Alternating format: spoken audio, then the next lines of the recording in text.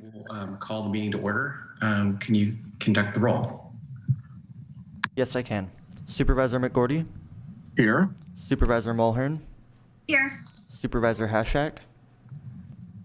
Here. Chair Jurdy?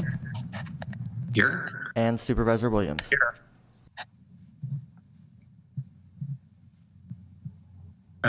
Supervisor Hashak, would you like to lead us in the pledge?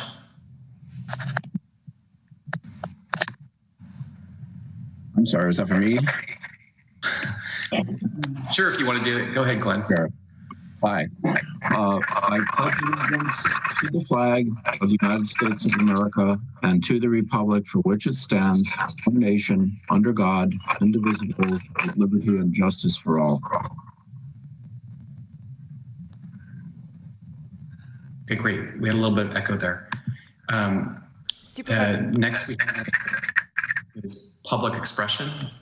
In order to speak via telecomment, one must submit a speaker's form, which is online. The link to the telecomment request forms found both at the first and last pages of the meeting agenda.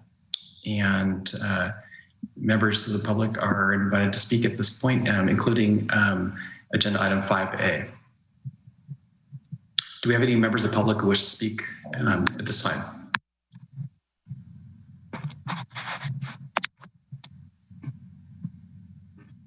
Yes, I believe we do. One moment.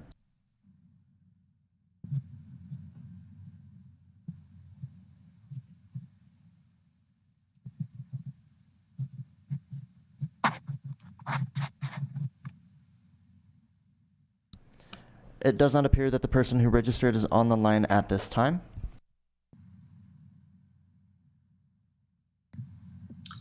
Okay. Well, this is a special meeting added to our calendar Monday. We'll meet again next Tuesday, tomorrow. Okay, then that takes us to item 4A, which is discussion and possible action regarding presentation from the West Business Development Center and the Community Champions for MOVE2030 on Mendocino County opportunities for business and a vibrant economy. Sponsors are Supervisors Williams and myself. Supervisor Williams, would you like to add something? Just that I appreciated having the opportunity to be part of this process, and it was to collect input from the community, from the public about where they see the county going, and it looks like there are some opportunities for county government to align with where business leaders plan to pursue next steps in development. So I think we should turn it over to Mary Ann. Okay, great. I see Paul Garza, Una, and Michelle, and James Roberts. I don't currently see Mary Ann, but maybe she is in the call.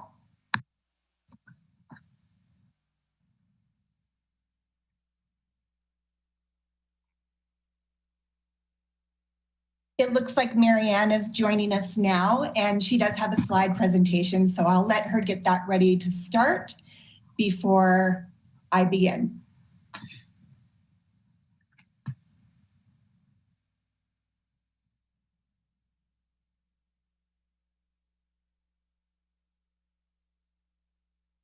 Mary Ann, are you able to share your screen? We can't hear you.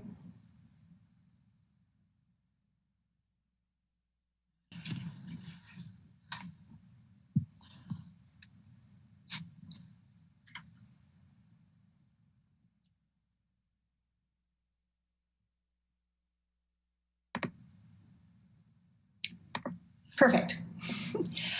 With that, I'll begin.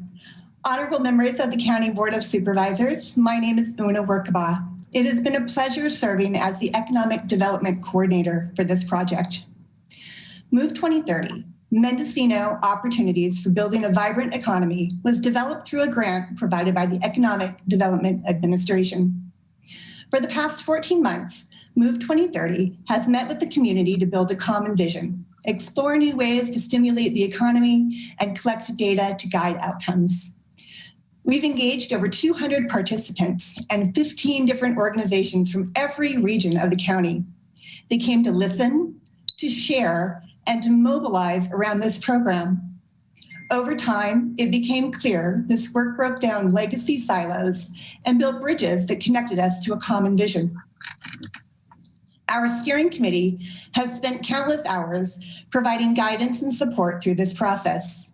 Their combined assets of local knowledge has been highly effective in encouraging dialogue spanning the region. The governance of this committee, the data they helped gather, along with community engagement over the past year, this is what brings us here today in the form of recommendations of how best to move MOVE2030 forward. Outside of these larger stakeholder meetings, there are regular interactions with our municipal advisory councils, giving voice to our rural communities, providing communication which spans our geographically challenged region, sharing concerns and ideas, forming relationships where none have been in the past, breaking down barriers to collaboration. These meetings regularly bring representatives from around the county to one call, where information can be shared and discussed and would not happen if not for MOVE2030. Additionally, MOVE2030 has brought great progress with the dialogue of community-wide resiliency, bringing a collaborative approach to resolving our regular power supply challenges along Highway 101 to Anderson Valley, Fort Bragg, and Covelo. These are just two examples of economic catalysts created by the MOVE2030 movement. Today, you will hear from a handful of representatives offering stories of how MOVE2030 has impacted their love of the region and commitment in working together for a shared vision, with the creation of an equitable and sustainable vision, providing transformational access for the greater well-being of all residents and businesses of Mendocino County. Paul Garza, Chair, Board of Directors of West Business Development Center, will start off with a snapshot of the data we have collected. Paul? Chairman Jurdy, members of the board, a major effort of MOVE2030 has been to acquire state-of-the-art data and associated analysis of the Mendocino County's economy.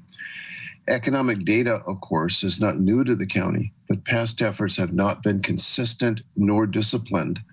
That is, tracked year to year, made readily available, and typically relied upon for decision-making. An important benefit of data is the creation of a common basis for discussion of economic development initiatives. Data provides the opportunity to shift the conversation from opinion, which typically expresses fear, to fact-based dialogue. Data also provides a means to measure the value and outcome of initiatives.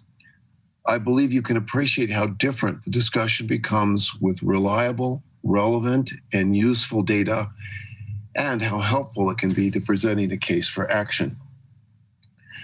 MOVE2030 has provided in-depth analysis of the county's industry clusters and their respective employment multipliers for the first time. These two indicators enable us to see high priority targets for business development, retention, and attraction efforts. The economic development strategy of many regions, in fact, is built around attraction and development of existing industry clusters. Employment multipliers provide an indication of how valuable an industry is in a region. That value is measured by the creation of additional jobs. An employment multiplier of 2.0, for example, means that 2 additional jobs are created within the local industry, each time 1 job is created in that industry. Additionally, we have consistently advocated for the creation of jobs that pay living wages. We can now identify, based upon the standard MIT calculation, that for Mendocino County, a living wage to support a family of 4 is $27.44 per hour. That includes health and welfare benefits for an annual salary of a little over $57,000. We are aware we face many challenges. The data, however, has enabled us to see these in a new way. I do not have time today to go into any depth, but I'm willing to expand this discussion with you in the future, should you have interest. Challenges include, first, high specialization in agriculture, forestry, and certain manufacturing sectors. For example, 4 of the 6 top industries are forestry related. High concentration in low wage industries. Only 5 of the top 20 most concentrated industries offer average earnings above the livable wage. Third, most top industries by size have employment multipliers of under 2. Relatively low employment multipliers indicate these industries have minimal impact on job creation in other industries. The takeaway is our economy is fragile, not because it is small, but because it's too concentrated. MOVE 2030, based upon our extensive engagement with the community, is advocating for an asset-based approach to the county's economic development. Such an approach focuses upon what is currently existing rather than what is missing.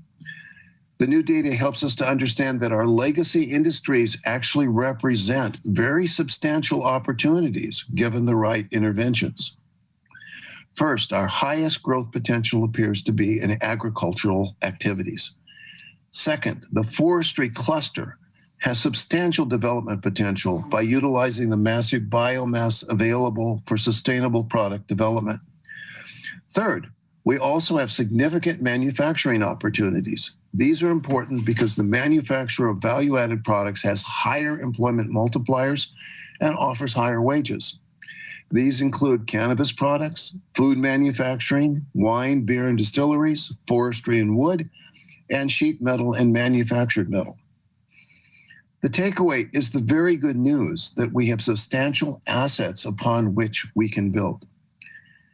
By understanding more fully the structure of our local economy and planning initiatives around objectively determined opportunities, all of us in our Mendocino community have the best chance to shape a stronger, more prosperous, and more resilient economy in the near future.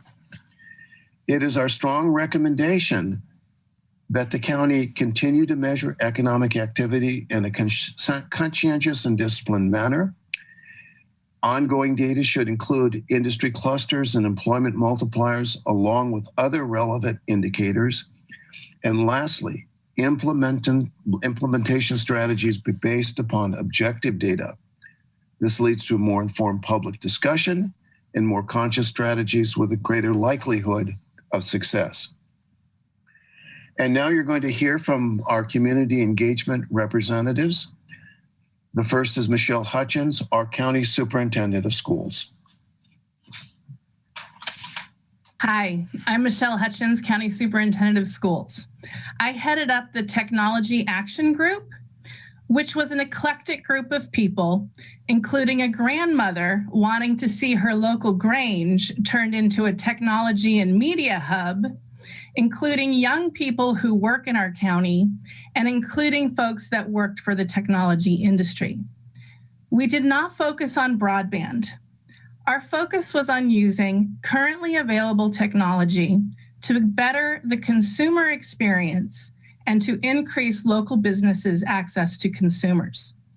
Touchless checkout is available at McDonald's, but not the local hamburger shops. Mendocino County consumers have difficulty sourcing local products online. 4 action items are being presented as a result of this team's brainstorming. More work is needed to refine these plans, but good foundational work did occur. For the last 10 years, I have actively sought to engage with the organizing body that aligned Mendocino's economic efforts. I wanted to ensure the career technical education pathways in the high schools I ran were aligned to the economic strategy of Mendocino County. I ran into dead ends for almost 10 years. It was not until MOVE 2030 knocked on my door that I was able to engage in strategic conversations about how best to align K-14 education to support workforce development in our local economy.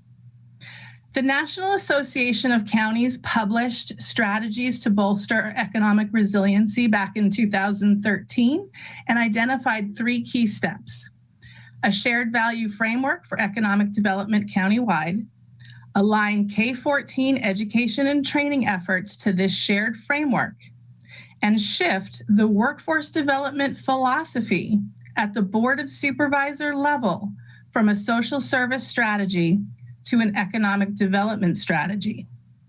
I witnessed this shift in Humboldt County when I worked there prior to moving to Mendocino. In 2009, Humboldt County drew $1 million a year in workforce development dollars and served an average of 50 people.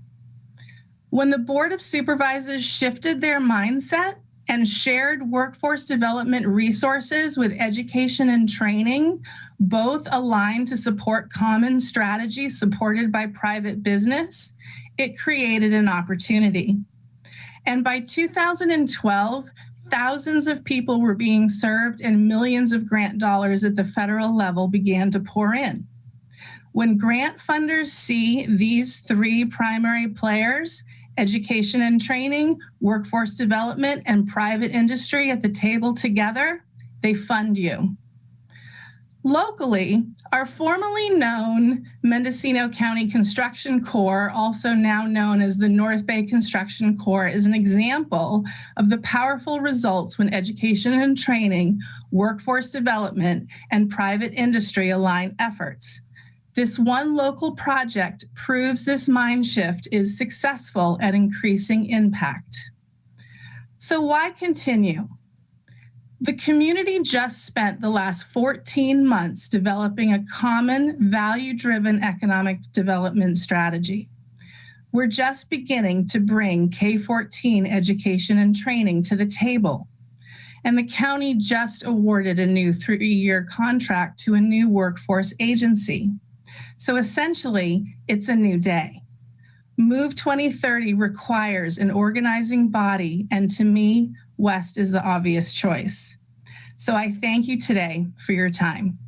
And I now yield my time to the next person's, Amanda Riemann. Thank you. Hi, everyone. I'm Amanda Riemann, and I am the Vice President of Community Development for Flow Cannabis Company. Thank you very much, Board of Supervisors, for having us today. It is always a pleasure. I am here to address the importance of an economic development hub for the health and support of Mendocino businesses. As you all know, I work in the cannabis industry, and while our industry has additional hurdles to clear and barriers to overcome, we also feel the same impacts and struggles as other businesses in this county. Lack of access to technology, staff, support services, and the outside business community has been a struggle. Of course, COVID has complicated things. Let's look at this as an opportunity to reimagine how business is done in this county. Out of necessity, we've had to move processes online and rethink connection. Businesses have rallied around each other in support during the pandemic to help each other survive and meet the needs of the community. But why does this always only happen during a crisis like a pandemic? When we finally move on from this stage of COVID, what lessons will we take with us and how will we shape our economic future? As part of the MOVE2030 process, we issued a survey to the Growing Business Action Team to rank barriers for businesses in the county. The #1 barrier was lack of access to technology, followed by regulation and permitting, the need for startup mentoring, training and retraining of employees, and lack of access to startup funds. Based on this feedback, we have created a strategy for growth and connection in our business community. We would like to see an economic development hub that offers technical and mentoring support and streamlines the process of becoming and maintaining a business in the county. West Company has worked to fulfill this role. However, what is needed is a true partnership with the county, working together to streamline the permitting process and assist local businesses in maintaining compliance and engaging in smart growth. Other businesses may be attracted to the area if they feel they will have a support system to shepherd them through the process of getting up and running. Furthermore, business development is about more than just licensing and compliance.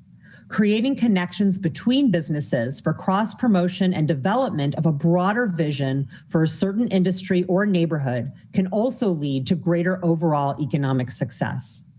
This could bring an intentionality to business development that makes Mendocino more appealing for businesses and visitors alike. The time is now. People are rethinking rural areas and have a desire to move out of the cities. If Mendocino creates a welcoming and supportive environment, we will see the businesses move here and more businesses thrive here.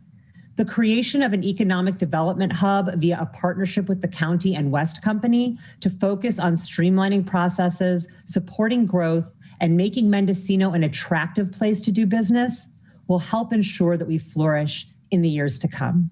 So thank you so much for your time today, and I will pass it on to Jim Roberts.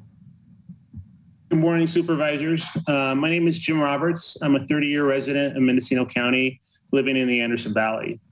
I'm the owner at the Madrones and the Brambles, which is a destination resort housing 3 tasting rooms, a restaurant, gift shop, cannabis retail business, and guest accommodations. Previously, I owned Taylor Roberts, which was a creative think tank and design center offering services to national production home builders. We employed close to 40 people at that time and garnered national awards as well as gained industry leadership. When I was asked to be a group lead for MOVE2030, there were several reasons why I said yes. One is that West Business Center was the organization leading the project. The other was my own struggles of being a small business owner in Mendocino County and the many challenges I've had trying to develop a thriving business here. There is a need for an economic plan for our county. And as a stakeholder, I support the work of MOVE2030 in creating a foundation for one. Making a positive contribution in a program that might benefit the community I live in is something that I felt I needed to get behind. With a focus on green infrastructure, our group took into account the county's history towards environmental concerns and the need for resiliency. With our community's culture leaning towards sustainability, protecting the environment, and responsible growth, we were able to start an active discussion on problem solving some of these pressing issues. These included locally grown food, fire protection, emergency power, solar power, microgrids, and green building practices.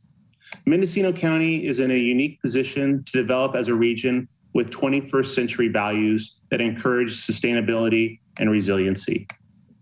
With a limited amount of time, we narrowed our focus to a couple items. One was developing small microgrids located throughout the county and powered by solar collection.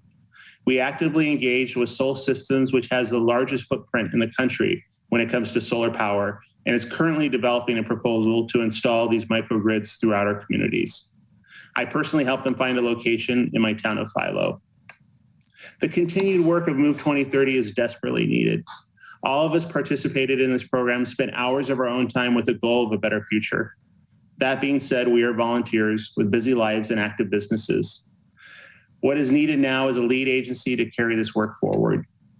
This is an opportunity to create a growth-focused economy that will provide living wage jobs, affordable housing, and retain talent. It is also an opportunity for the children that are raised here to have a promising future in a county that has more resources to pull from than we ever had. My hope is that you will consider moving this good work forward. Please know that we are now your partners for a responsible growth-focused economy. We will also be that grounded counterbalance to the other voices in the room that you so often hear trying to shoot down thoughtful and measured growth. I appreciate your time and I hope we'll be able to continue this work together. Thank you for your time, and I hand it on over to Sarah. Good morning, supervisors. My name is Sarah McCormick, and I work with the City of Fort Bragg doing implementing housing and economic activities. In recent years, the city of Fort Bragg has become increasingly dependent on a tourist-based economy, and this dependence created much uncertainty when it came to the COVID-19 pandemic. So last March, when the CARES Act allocated funding for the Economic Development Association for jurisdictions financially impacted by the pandemic, the city sought funding to develop a strategy to diversify our economy and become more resilient.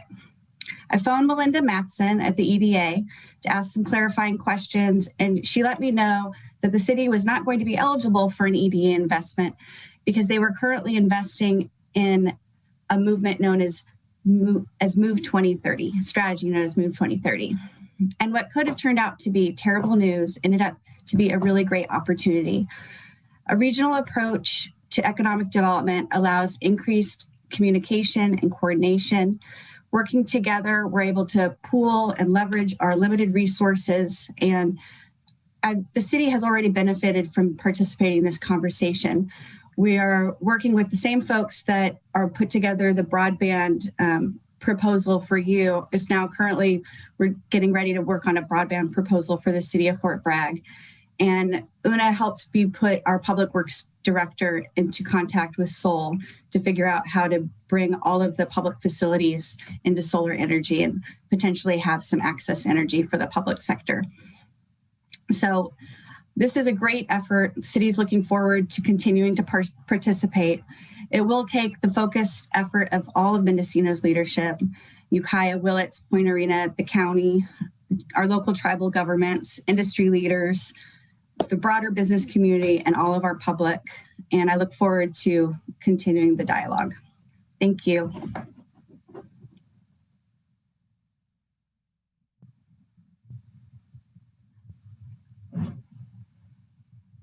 Marianne, does that conclude the presentation? Marianne was having some problems with her mute button. She should be joining us in just a moment.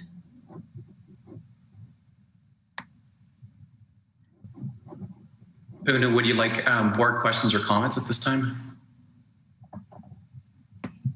Yeah, all right. Marianne is saying just 1 second. She might have figured herself out. Let's just give her a moment to see if she can overcome this challenge.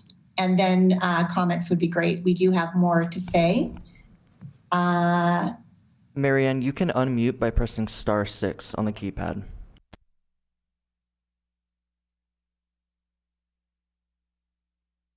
No, we can't hear you yet, Marianne. Clearly you can hear us, though.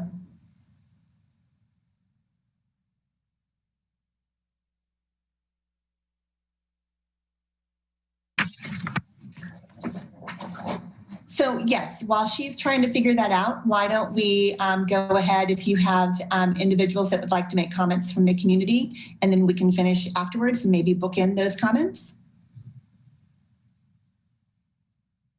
Do we have any board members with questions or comments at this time?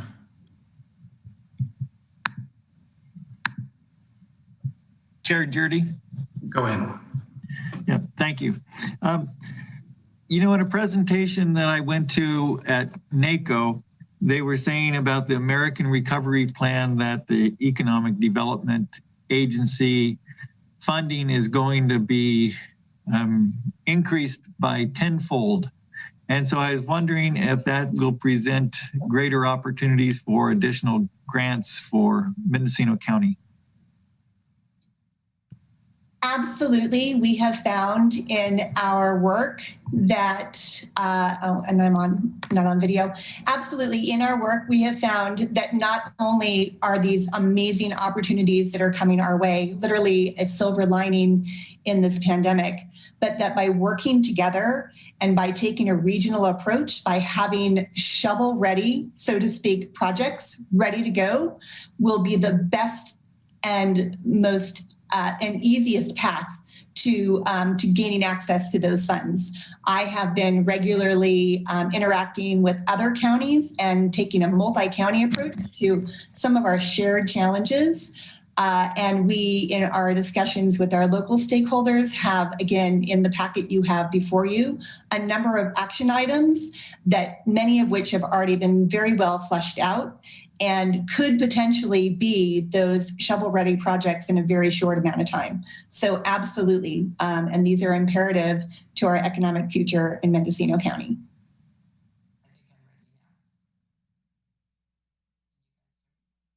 Thank you. Glenn or Mo? Okay, how about now? Oh, Marianne's back. Good. Hey, Marianne. But Glenn, you could go ahead and ask your question if you'd like, and then I'll continue. It's not a question. It's just a statement of how important this work is, and you know, having a cohesive, well-communicated plan that goes around the county so we're all pulling the same direction is essential. Because of historic isolation our community has had over a century ago, we've never completely, you know, evolved away from that. But now more than ever, I think it's very important for us to work on so many issues that affect all of us sort of collectively. And this is a really good step in the right direction. I participated in the program.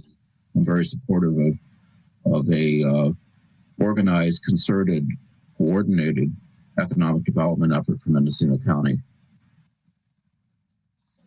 Thank you. Thank you for saying that. And my apologies for my technical difficulties. Of course, it would be the person that comes from Silicon Valley that would have the most technical challenges. But that being said, I'm Mary Ann Petrillo, CEO of West Business Development Center. And on behalf of the presenters here today, who were so incredibly generous with their time, and the steering committee and my colleagues at EDFC and Workforce Alliance, I want to thank Chairman Jurdy, the County Board of Supervisors, and CEO Carmel Angelo for this opportunity to discuss this urgent need for a comprehensive economic strategy.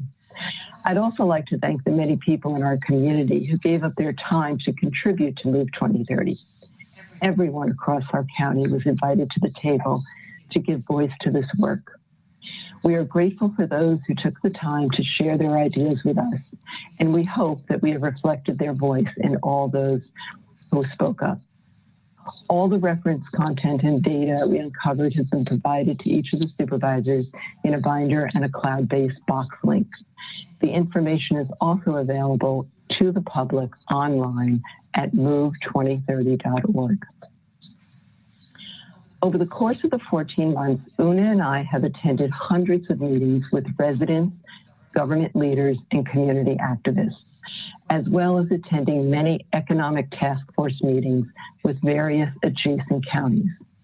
Throughout that time, I listened for reoccurring themes that were both challenges and opportunities for our economic growth. I present these discoveries to you today. Please bear with me as I'm going to speed through a few of these findings. And I know we are short on time, so I'll try to get through this as quickly as possible. Our findings are organized in two segments. The first is foundational. These include several actions like developing local talent. Can you hear an echo? Yes, Marianne, if you could mute your computer audio, that way we don't get the speaker feedback. Okay. How's that? Great. Perfect. So the first is developing local talent, because our future depends on a strong and diverse educated workforce. This only will be achieved when we look at our workforce development through the lens of economic development. Therefore, we must build strong alliances with our K-14 partners and the public sector. Opportunities to further develop our talent pool must, with intention, include our Hispanic and tribal communities.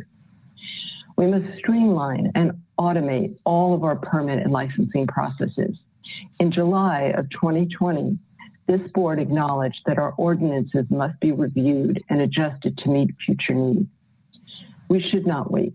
Our economy is in a vulnerable state right now, and it will continue to be so for the next decade, unless we act upon the urgent need to lower barriers for our entrepreneurs and our innovators so they may swiftly launch and expand their businesses. Every meeting I attended addressed some form of a concern for our ability to utilize technology to improve service delivery.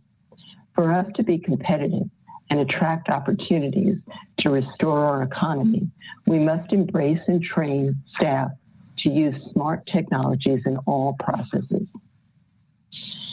The fact that MOVE 2030 Steering Committee began this work with a need to collect current, accurate data says that we need a common, consistent data framework with regular collection so that it can be accessed by all agencies and organizations serving our county.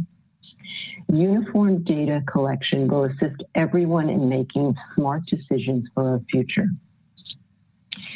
If we want to capture the millions of dollars available to recovery, we must have a coordinated effort to secure funding. We recommend a centralized approach to locating and securing grants and funding opportunities that can advance our economic vision. Now, if we can progress on some of these foundational needs, we will be able to, with confidence, move on to transformational activities. Some of these include uncovering and developing our assets. The past 14 months have shown me time and again that we have incredible undeveloped or half-developed assets with huge economic potential. Projects like the mill site, the Noyo Marine Center, the Great Redwood Trail, and our ever-expanding ag tourism all have potential. If these programs could be advanced, and if they were connected with our talented artistic community, our economy will flourish. It's now that we should be rethinking our approach to our assets, and they must be part of an intentional, monitored economic strategy. Beginning to revitalize growing communities of commerce can be seen in places like Ukiah, currently undergoing a streetscape project that, when completed, will advance their economic growth and bring joy to visitors and residents alike. However, it took over a decade to break ground. All of our cities and emerging areas of commerce, like Wallala, Anderson Valley, Laytonville, need assistance now in improving their business districts. Much can be done in this first step. Its a first step could be a collective and collaborative sharing of best practices, trends, and funding opportunities. The pandemic was as much an economic crisis as a health crisis, but there will not be a vaccine for the economy. Our mindset must change. We must shift from a focus on scarcity to an emphasis on what is possible. Our economy will only prosper when we have a rethinking of our existing policies and investments, when we leverage our assets for expansion, and when we foster local economic growth. This takes ongoing organization to administer the strategy, the structure, and the accountability. A common refrain we heard is to over-communicate. But communication complexity is a reality that will only continue to grow. At West Center, recently, we were caught up in the communication web between state, federal, and regional TA providers to communicate grant information to the public. Often the messages and instructions contradicted each other. We did our best to order and simplify the message to our clients and public, but it is an exhausting process. In today's world, however, we must keep our message simple, accurate, and consistent, but deliver it in a wide array of communication channels to reach every resident. On my final note, the most important aspect to transforming our economy will be building trust. Trust among county agencies, city jurisdictions, public sectors, nonprofit, regional agencies, and inter-county departments, so that we can co-create and collaborate to ensure that we build a sustainable, ecologically sound, and diverse economy over the next decade. MOVE2030 has shown the spirit is there to work towards this common vision. We now need to put into place the infrastructure to support this work, and then for you to monitor and celebrate our economic growth. I want to thank you again for your time today, and I turn it over now to Jim Mayfield, owner of Rainbow Ag and local entrepreneur, to have the final word in our presentation today. Jim? Marianne, hopefully you guys can hear me. I had a technical challenge this morning as well, and I'm actually working off my phone, so I appreciate your indulgence. My name's Jim Mayfield. I'm the owner of Rainbow Ag, and I've been hanging around this economic development, effort for 4 decades. And I wanted to bring my perspective to you guys just to kind of close this thing up. But part of it is I reflect on what happened last night.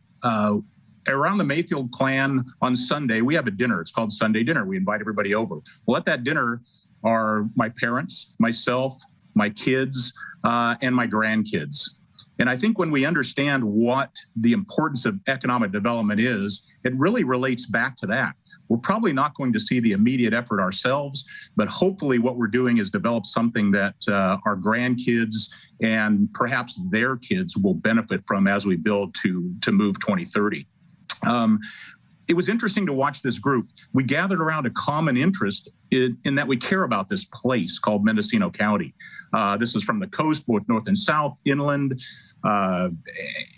just encompassed thousands of man hours that really produced this program. But really what's at stake isn't I've seen at least 3 or 4 of these programs that sit on the shelf, and we have to really fight against that tendency to accept this report and let it sit on the shelf. We have to take some action. Don't lose the momentum. 14 months, I think, was mentioned, and thousands of man hours. Let's not move the momentum. Let's move this forward. Let's begin to take this next step. It's time for the county, I believe, to take an additional economic development interest. We're asking you to take some leadership in this process. Number one, accept the report, right? But that's the real easy part. Accepting a report it takes no effort. The effort really becomes taking some action. As we know, I think a report or a plan without implementation is nothing but a wish. And we've got to move this into implementation stage. So we're asking you to take this action by developing an ad hoc committee that's really to do 2 things. Number one, we'd like this committee to think about how can you address not just 1-year continuation, but a multiple-year continuation of an economic development program and help fund that effort. And perhaps help us join with the other municipalities and other governmental agencies to do so. Number 2, I think, is in the subcommittee, figure out how to hire a specific staff member to coordinate, communicate, and focus the county effort. Not an afterthought to some existing job description, but somebody that we can rely on to carry this water forward in a number of decades and a number of efforts to try to keep this momentum going. So I think I support the MOVE 2030 effort. It's been, I think COVID worked to our benefit. It brought us all together. It allowed us to gather in the process and really create a dynamic here that's doing, but the ball's in your guys' court. And I would appreciate your support in moving forward with the recommendations that you have in your plan. So again, thank you very much, and let's move 2030.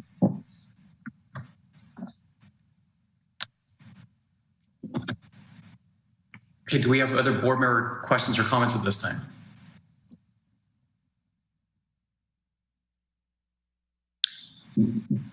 Supervisor Hashak. Yeah, thank you, Chair Jurdy.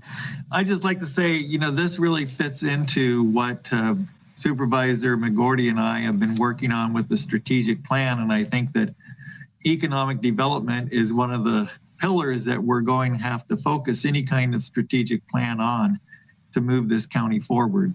So I appreciate the work that MOVE 2030 has done on this. And it moves us a ways down the road of where we need to be going. So anyway, thank you to everyone who's worked on this.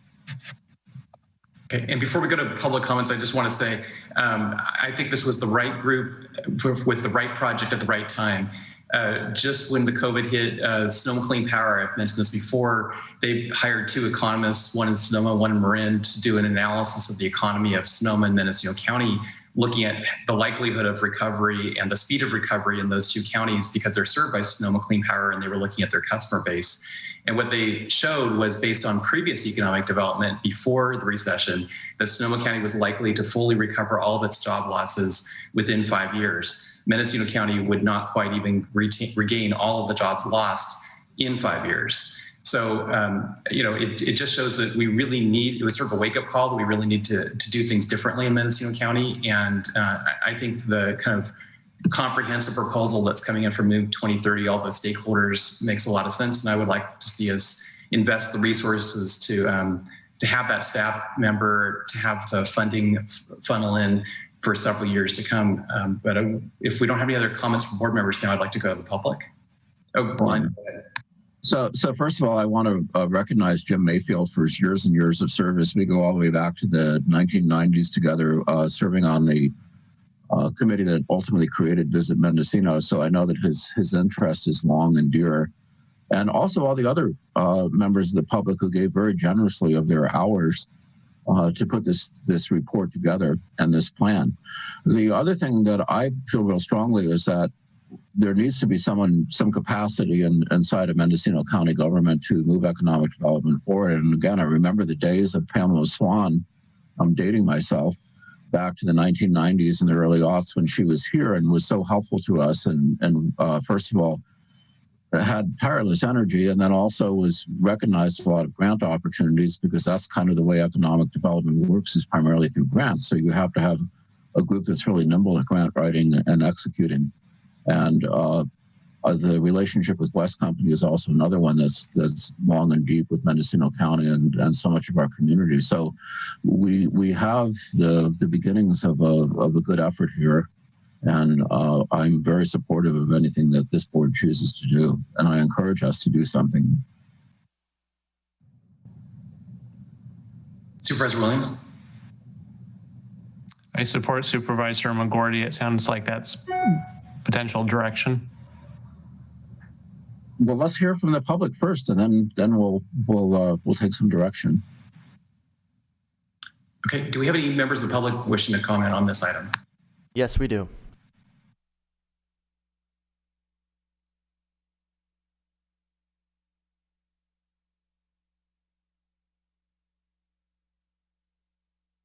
First on the line is John Bailey.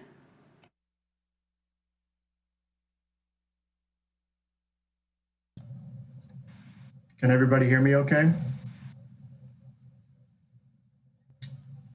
Yes, we can. Okay. Hi, I'm John Bailey, the director of the University of California Hopland and Research Extension Center. Thank you for the opportunity to comment on agenda item 4A. Here at the Hopland Research and Extension Center, we're part of the Division of Agriculture and Natural Resources, which also operates programs like Cooperative Extension, 4-H, Master Gardeners, and the California Naturalist Program. Evidence of the tight ties and longstanding relationship between the county and ANR is that one of our former Cooperative Extension advisors, Glenn McGordy, now sits on the board and has helped in previous economic development opportunities like developing Visit Mendocino. UC Cooperative Extension and ANR has a long history of supporting various clientele and communities within the county in a diversity of ways. Direct technical advising, research on issues relevant to earning a living on the land, education and academic and practical matters. In many areas of the state and county, this interaction has also included working on and supporting economic development initiatives. I have been involved in conversations with MOVE2030, the West Business Development Center, and Keith Taylor from UC Davis about ways that the Ag and Natural Resources Division and the Hopland Research and Extension Center can assist in ongoing efforts of economic development. These efforts could include providing a physical or digital forum for economic development work, gathering and presenting information from research and economic development efforts and strategies in other communities, collaborating with WBDC and the county on grant applications, providing technical, professional, or vocational training programs, bringing additional UC technical expertise to help advise on particular matters in specialized fields as needed. I've been working with MOVE2030 and West Business Development Center developing a draft MOU for how this relationship would be structured. I've talked with my former colleague, Glenn McGordy, about this work. I've reached out to the CEO office to meet and discuss this potential work with Ms. Angelo. I have been meeting with Sol Systems and Solatrack.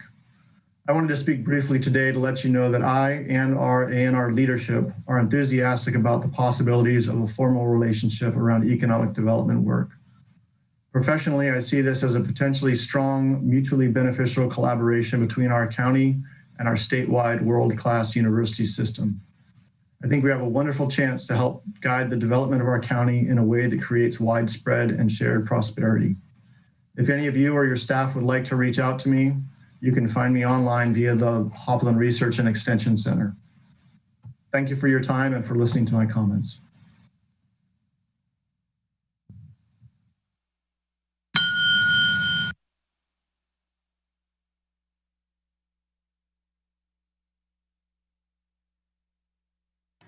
Next on the line is Diane Simmons.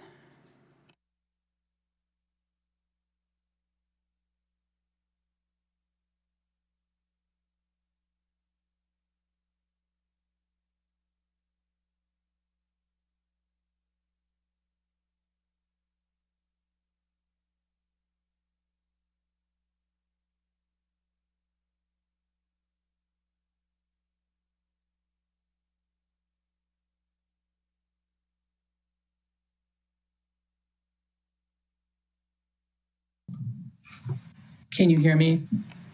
Yes, we can. Good morning, supervisors. I am Diane Simmons with EDFC.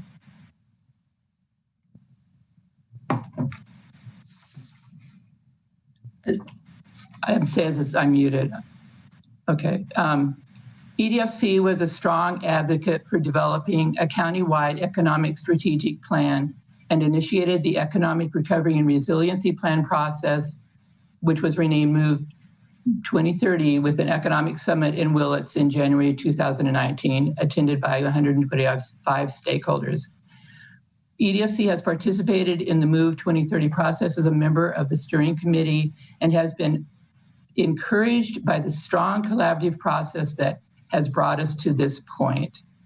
EDFC also serves as Mendocino County's administrator for the Sonoma-Mendocino Economic Development District that is also developing an updated economic strategy with specific projects at the regional level.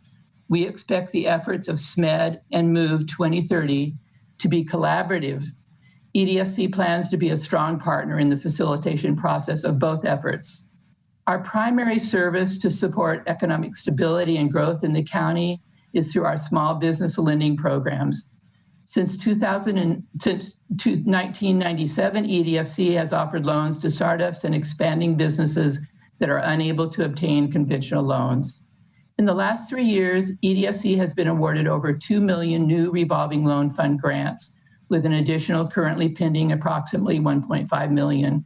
These revolving loan funds will support economic development in Mendocino County far into the future. EDFC offers microloans from $5,000 to $50,000 and small business loans up to $250,000.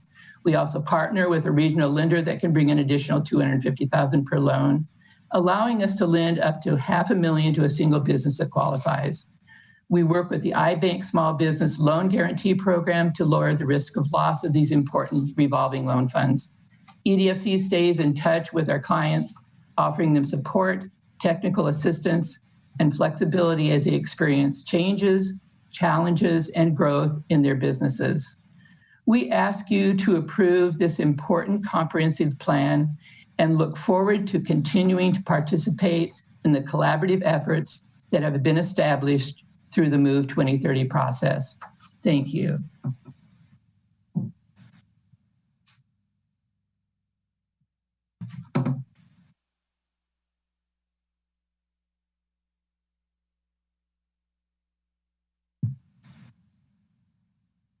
Next on the line is Stacy Kaikau.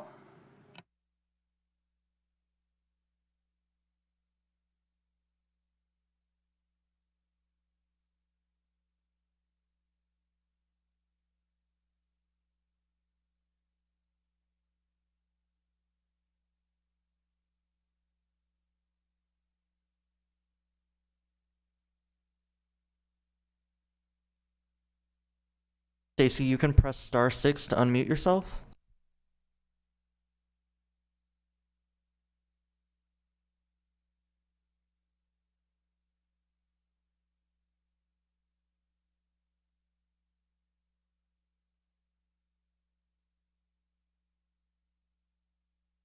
So we're going to move on to the next person and then come back to Stacy.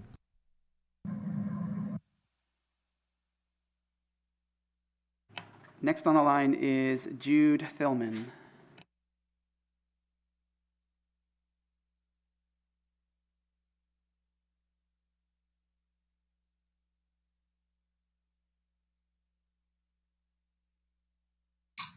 Can you hear me? Yes, we can. Okay. Honorable Chair Jurdy and supervisors, my name is Jude Tillman, and I speak today in support of an opportunity presented to this county that will cast us as a leader in workforce development across the state and around the country. I'm referring to the Cannabis Apprenticeship Program, developed under the guidance and support of the State of California's Division of Apprenticeship Standards and working closely with Don Merrill, the State Administrator of Workplace Standards. Ours is the state's first premier apprenticeship program designed for all sectors of the cannabis industry. Within MOVE 2030, MCA is playing a central role in crafting a cannabis-specific workforce development strategy that will take 2 years to complete, will be science-based, and will serve every sector of our industry.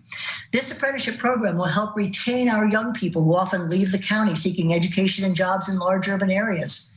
Because of our reputation here in the Emerald Triangle, the program has the potential to draw students from around the country coming here to learn about the craft and magic behind producing the finest cannabis in the world. While we're not yet fully launched and operational, the state's already referring other local jurisdictions to us for guidance, as we are the furthest along and can help others start similar apprenticeship programs in their counties. But what we've accomplished so far is solid. We have a formal codified partnership with Mendocino Community College to provide the science-based classes. We've created an initial draft curriculum that outlines 4 pathways: cultivation, manufacturing, processing, and distribution retail, each requiring 120 class hours. We've initiated regular meetings of stakeholders from within the cannabis industry to secure business interest in mentoring interns with on-the-job training. We're negotiating a trade union partnership that will ensure high levels of pay and benefits, thus raising the standard for similar jobs in other industries. We've secured support from 2 local banks to serve the project, and we have commitments from 2 large lodging facilities to provide housing for our interns that travel from afar to enroll in this program. MCA and MOVE2030 share a vision of benefiting the whole county through sustainable economic development, education, and public policy initiatives, to quote MCA's mission statement. Finally, this shared goal can also benefit from a recent opportunity in the form of a promotional tourism video that MCA, in partnership with Visit Mendocino, will produce and distribute this year. We're on the cusp of a tremendous step forward for Mendocino County's economic development. We urge robust and effective resourcing of MOVE2030's Cannabis Apprenticeship Program. And thank you very much for your consideration.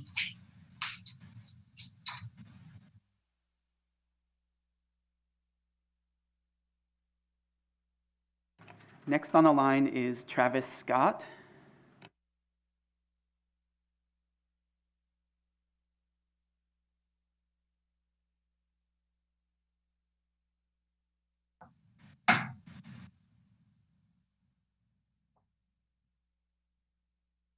Good morning.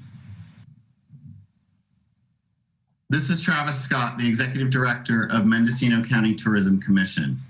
With tourism in Mendocino County being responsible for $484 million in revenue in 2019, a long-term planning approach, including tourism, from the county level seems appropriate. In the few meetings we've been included in with the MOVE2030 group, we have identified a few projects that seem appropriate to partner with the group and ultimately the county. Mendocino County Tourism Commission is currently engaged with the Coraggio Group to update its strategic plan, and one of the areas of need in Mendocino County identified is wayfinding. Considering limited cellular service is an issue, we could look at something like directional signage that would include parks, trail access, beach, shopping and dining districts, and so on. Tourism infrastructure is lacking severely, with reference to pullouts, ref stops, trash and waste disposal, as well as RV dumping stations. As we saw during the height of the pandemic, these issues need to be addressed, or the issues will only compound as time passes. And a third point to address is sustaining our tourism and hospitality employee base. We are a world-class destination and should look to the future and potentially partner with MOVE2030, Mendocino College, and the county to create hospitality and tourism programs at the underutilized Mendocino College Coast campus. We hope that MOVE2030 will continue and not get shelved to other priorities. The items referenced above are only a few of the issues that can be addressed by MOVE2030 to enhance our health as a county. Our long-term economic health relies on you. Thank you for your time today.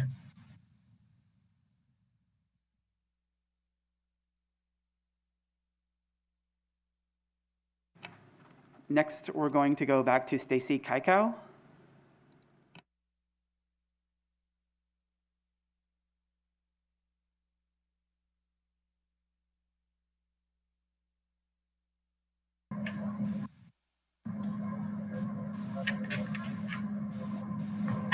Hello, Board of Supervisors.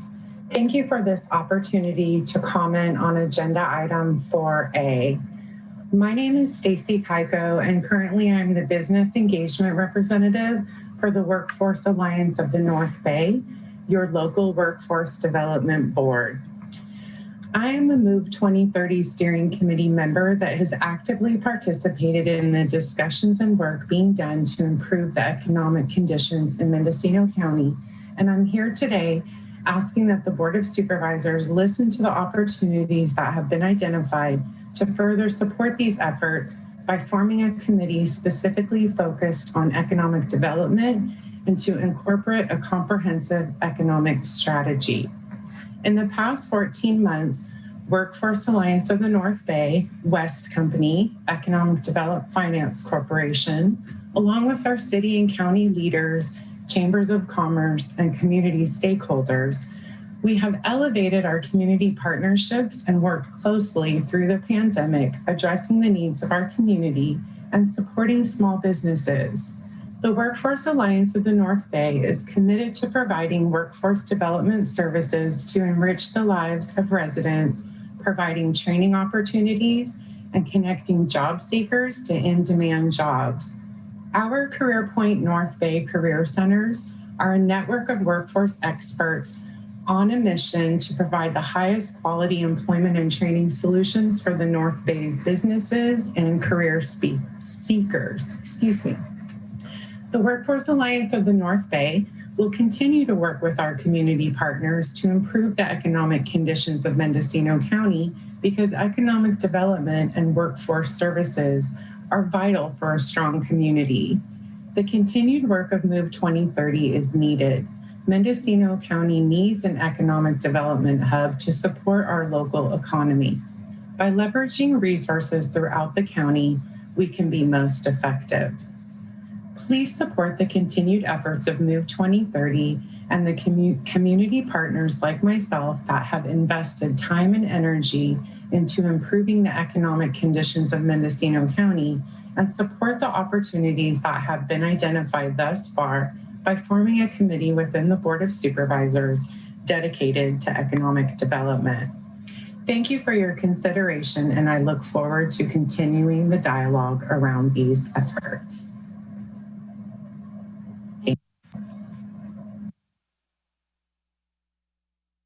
This concludes public comment for this item.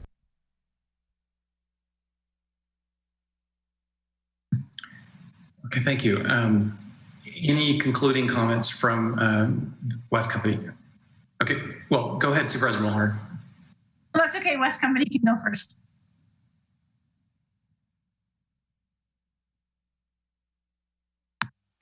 Looks like it's all yours, Mo.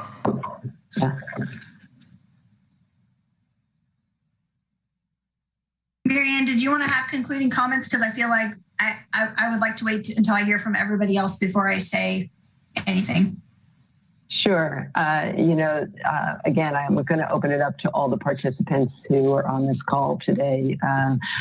I just want to express my gratitude really to so many people who came forward, who got interested, who got engaged, who really leaned in to this process. And as we have all been involved, sometimes it's not a direct path. Sometimes you have to learn things as they come along. Sometimes you think that you're going to go down one area only to discover there's a whole new other opportunity in another area. Una's done a remarkable job of keeping people together and keeping people informed. And I hope you will be able to take a moment to attend some of what we introduced as a speaker series, because part of this is also educating our community and building their capacity for leadership. So what we're doing is trying to bring outside voices to the table about challenges like housing issues, broadband issues, etc. And let people be informed to hear what's going on and what's happening in other areas of the state and across the nation. So that's just one example of all the different facets that MOVE2030 has really opened up and made available to the public and to our community. As I said, the economy is what's in crisis, and we all need to pull together down one common vision. Any of the participants on the call would like to add to that? And again, my gratitude to all of you. This is Jim Mayfield. I just quickly like to say, again, the illustration of this big table is really important, that we're gathered around it. And it's really up to, I think, you guys as the county leaders to help provide that big table to continue these discussions. I'd also encourage you to act today. I know there's been some discussion of your strategic planning process, which I heartily endorse, but this can't wait. This strategy is in place. It's ready to get going. We have tremendous momentum with the team that's behind this thing. And I hope we can just move this along quickly. So again, thanks for your ear and for this opportunity. And I hope to give another decade to this effort if I can make that happen.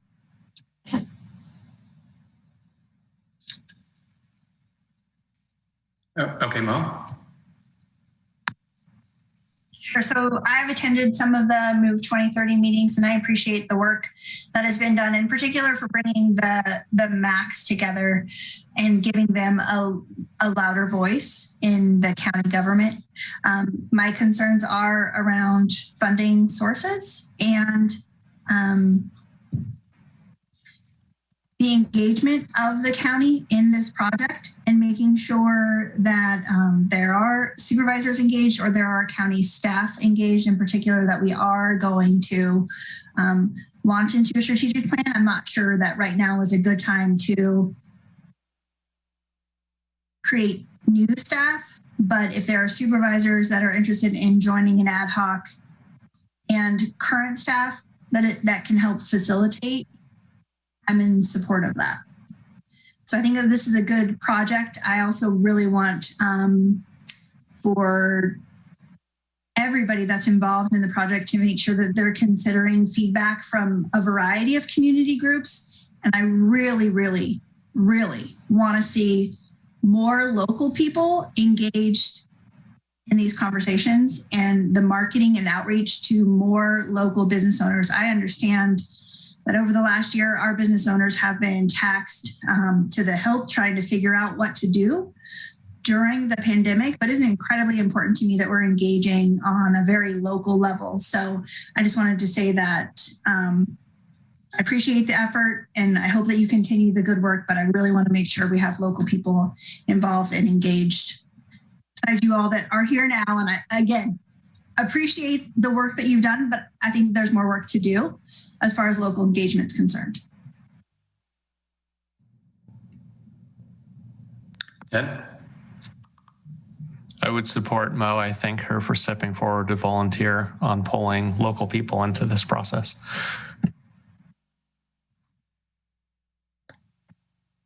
Okay. Well, I would add that, you know, obviously we don't want to create staff positions that we can't fund, but really Mendocino County is at a unique position right now. We have settlement funds from PG&E.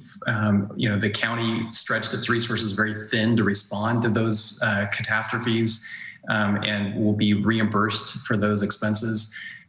We also have money from the CARES Act.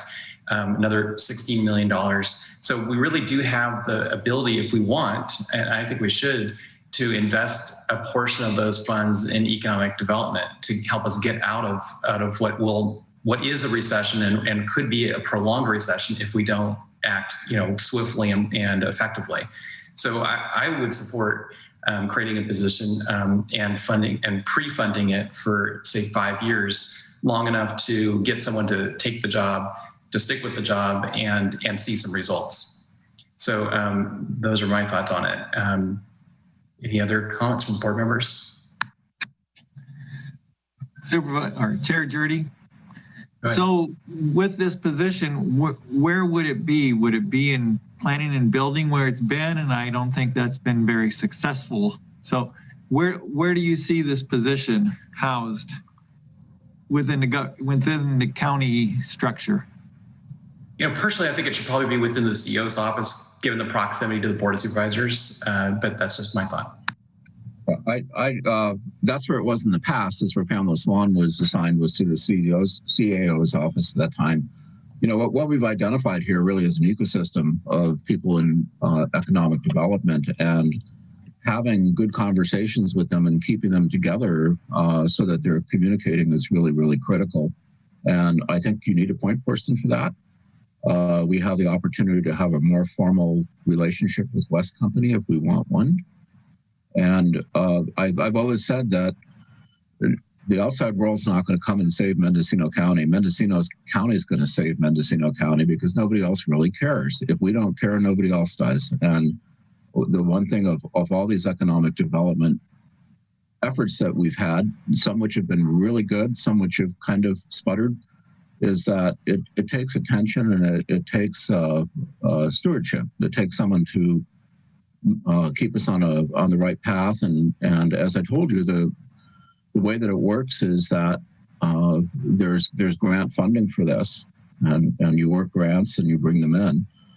Within the county, we have 3 possible points of collaboration that are available to us. Also, don't forget UC Cooperative Extension, because they also have people within their system who do economic development, like Keith Taylor. And I think every one of the UC Farm Advisors has been involved at one point or another on trying to help their clientele, such as there's a meat processing facility that John Harper worked on that has never been funded. I worked on what ultimately it started out as Mendocino County Promotional Alliance and morphed into Visit Mendocino. So there's capacity inside of the county, but what we need is kind of an organizing, coordinated effort. And even if we can't commit to money today or formal relationships, I think we could commit to an ad hoc. Is there an existing one? Haven't 2 of the supervisors been working on it? So at the beginning of the year, when we made committee assignments, we were looking at Supervisors Williams and Mulhern on the EDFC West Company Board. There was a question about whether that was really an appropriate appointment, given the fact that the county's involvement of the 2 groups, whether or not we really had a seat on those boards through an arrangement of a joint powers authority. So that's being looked at by County Council. In the meantime, Supervisors Mulhern and Williams are the board's ad hoc on COVID response. And I'm kind of hoping that the 2 of them would be willing to serve on this ad hoc specifically to economic development, but not specific to West Company or EDFC or any one particular organization. Yeah, because it seems like we need just a little bit more time to plan a response. I think today we should accept the MOVE2030 report, and I'd make a motion to do that. But additionally, I would ask the ad hoc to come back, in 2 to 3 months and give us some recommendations about next steps forward and how we can formally firm up our relationship with the rest of the community on having a cohesive economic development work group that continues to tackle this subject, because it's something that is critical for the well-being of any community, especially ours. Thanks. Supervisor Williams. So, one of the most valuable aspects of this is the collaboration, that the county government will not solve this on its own, right? We're one small player, but there is some opportunity for us to facilitate small business activity. And I know there have been multiple attempts to, let's say, streamline our permitting process. Whether you're talking about a business license or use permits or cannabis permitting. And yet, what I hear from a lot of constituents is we're not a small business friendly county, and that it's very difficult to get through our process. People spend months and lost paperwork and they can't file online. And I see some nodding heads. And I know Wes has made recommendations before, and we had a change in planning director, so we may need to revisit some of those recommendations. But I guess I would like to see that be part of this process. The small role that we do have, let's make sure we do a really good job supporting small business. And then I think as part of the strategic plan, we need to talk about, we say we want broadband, but then when we have a telecommunications carrier come forward, we fight them on it. And we want housing, and somebody brings a housing proposal, and well, maybe we're against it. And so it seems like there's a lot of instances where maybe not having, documented vision with roadmap we say we want something, but when it comes time, we cave to minority voices and opposition to sort of anything that comes along. And I think long term, that doesn't put us on the best trajectory. So I'm curious, do you see the ad hoc taking on some of that, or is it more under the strategic planning? Do you want the ad hoc to look at what needs to change in the business licensing and planning process?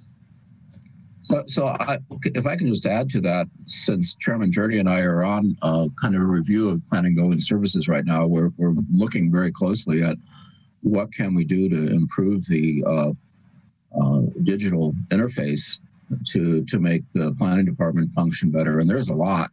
So I think we're addressing that. And you bring up a good point about how we act kind of schizophrenic about development and improvement in our county. That's, back when we had an overall economic development plan, that was really helpful when we went to planning decisions, because if we got into a situation where the Board of Supervisors were kind of trying to figure out a path forward, you could always hold that up and it says, it states right here, we adopted this plan that says we're going to do this, that we want to promote tourism businesses and value-added agriculture products. So if someone's looking for a permit and the neighbors don't like it, at least we have a basis to stand by and say, this is the adopted policy of Mendocino County. We said we will do this. And that's where these economic development plans are really, really helpful. So is the strategic plan. They guide you. There in a clear moment, you sit down and think together about what are we going to do? And here it is. It's in paper. And that's why these processes are so important. So I wouldn't get lost in the details today, but I think it would be really good for the ad hoc committee on this subject to come back with some basic recommendations about, this is how this can work, recognizing the county is just one part of it, but an important part, because we can bring policy forward and then figure out how that's going to be designed and implemented. Yeah, I would agree. I think the short-term assignment for the ad hoc is to look at what should the funding stream be, what's the financial commitment, and what's the staffing commitment to the county. And I certainly wouldn't duplicate what Wes is trying to do. That's why long-term I hope we have an agreement with them, because they're specialists in this, and there's no sense creating our own version of that. But there is a lot of sense in having to be able to do things that Wes can't do, which is implement policy on a county government basis. Supervisor Hashak. Thank you, Chair Jurdy. I agree with that goal of the ad hoc committee to kind of figure out how to make this work as far as the staffing, where it's going to be, how much it's going to cost, all that, those kind of considerations. I think this relationship with West Company is, and the MOVE 2030 has done great work, and that should be kind of the strategic plan for our economic development. And also, we're doing this strategic plan process overall for the county. I think that has a role in it too. But I'd like to see this thing moving quicker, sooner than later, because I think that the ad hoc should come back within a month and have a plan for us about the staffing.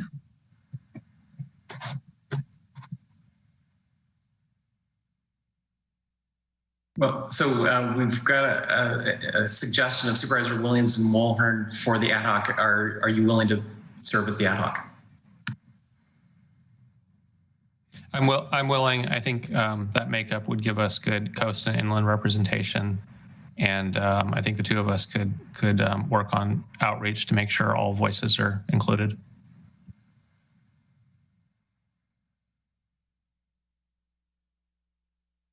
Sure, I'm willing as well. Okay, thanks. So perhaps we could have a motion to accept the report and appoint ad hoc committee of Supervisor Williams and Mulhern to work with MOVE 2030 and county staff to develop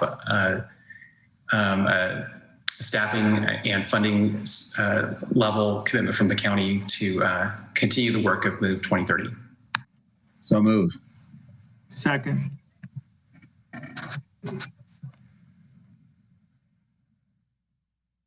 I'll look to the clerk of the board. Did you capture that as a motion? Yes, I did. Supervisor McGordy? Yes. Supervisor Mulhern? Yes. Chair Jurdy? Yes. Supervisor Williams? Yes. And Supervisor Hashak? Yes. The motion carries unanimously. Okay. I want to thank all of you for all the time you've put into this for many, many months, and I hope the work continues, and I think it will. Thank you. It's almost 10:30. Perhaps we could just take a 10-minute break before we have the broadband presentation.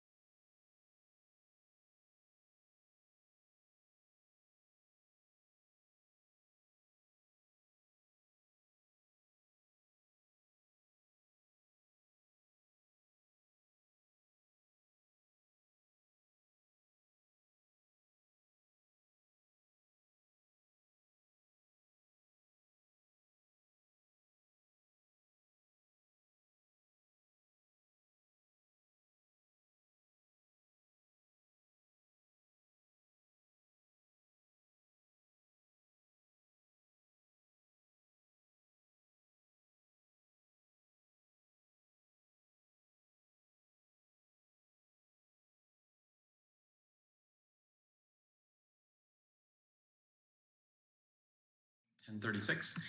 And the next thing on our agenda is item 4B, which is discussion and possible action regarding presentations by the North Bay North Coast Broadband Consortium and Broadband Alliance of Mendocino County, and adoption of plan goals for those groups. Sponsor is Supervisor Williams. Yeah, so part of this effort has been compiling specific plans for broadband deployment, all the way down to fiber connections to the home, the line items for the cost. Today, there's 3 specific plans, and with the governor talking about a broadband for all, we're perfectly aligned. We have the plan, we just need the money. And there's also some next steps and mapping efforts we're going to discuss. I'm going to hand it over to Jeff.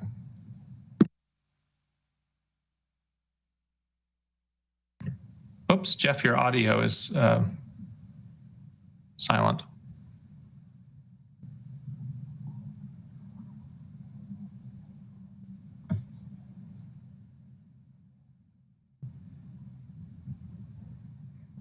Now, we had this problem earlier with Marianne. Perhaps the clerk could advise what worked for her. So there are 2 options. One would be to call in via telephone. The other option is to go down to the left-hand side of your screen where the camera or where the microphone is. There's a little arrow next to it. Go ahead and click on that arrow and make sure that you're selecting the right audio input.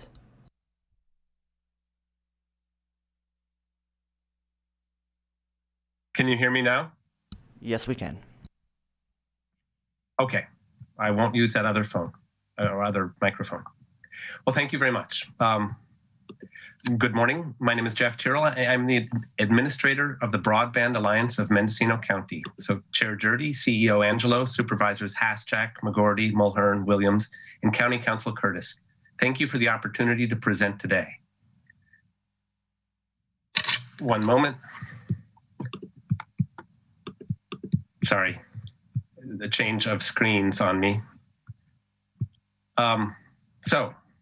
The Broadband Alliance of Mendocino County, along with the North Bay North Coast Broadband Consortium and other partners like the Community Foundation of Mendocino County and MOVE2030, have been diligently working to bridge the digital divide and have designed a broadband implementation plan for Mendocino County, overseeing grant applications and developing new broadband data mapping tools to facilitate comprehensive build-out needed for reliable broadband availability to 98% of our population.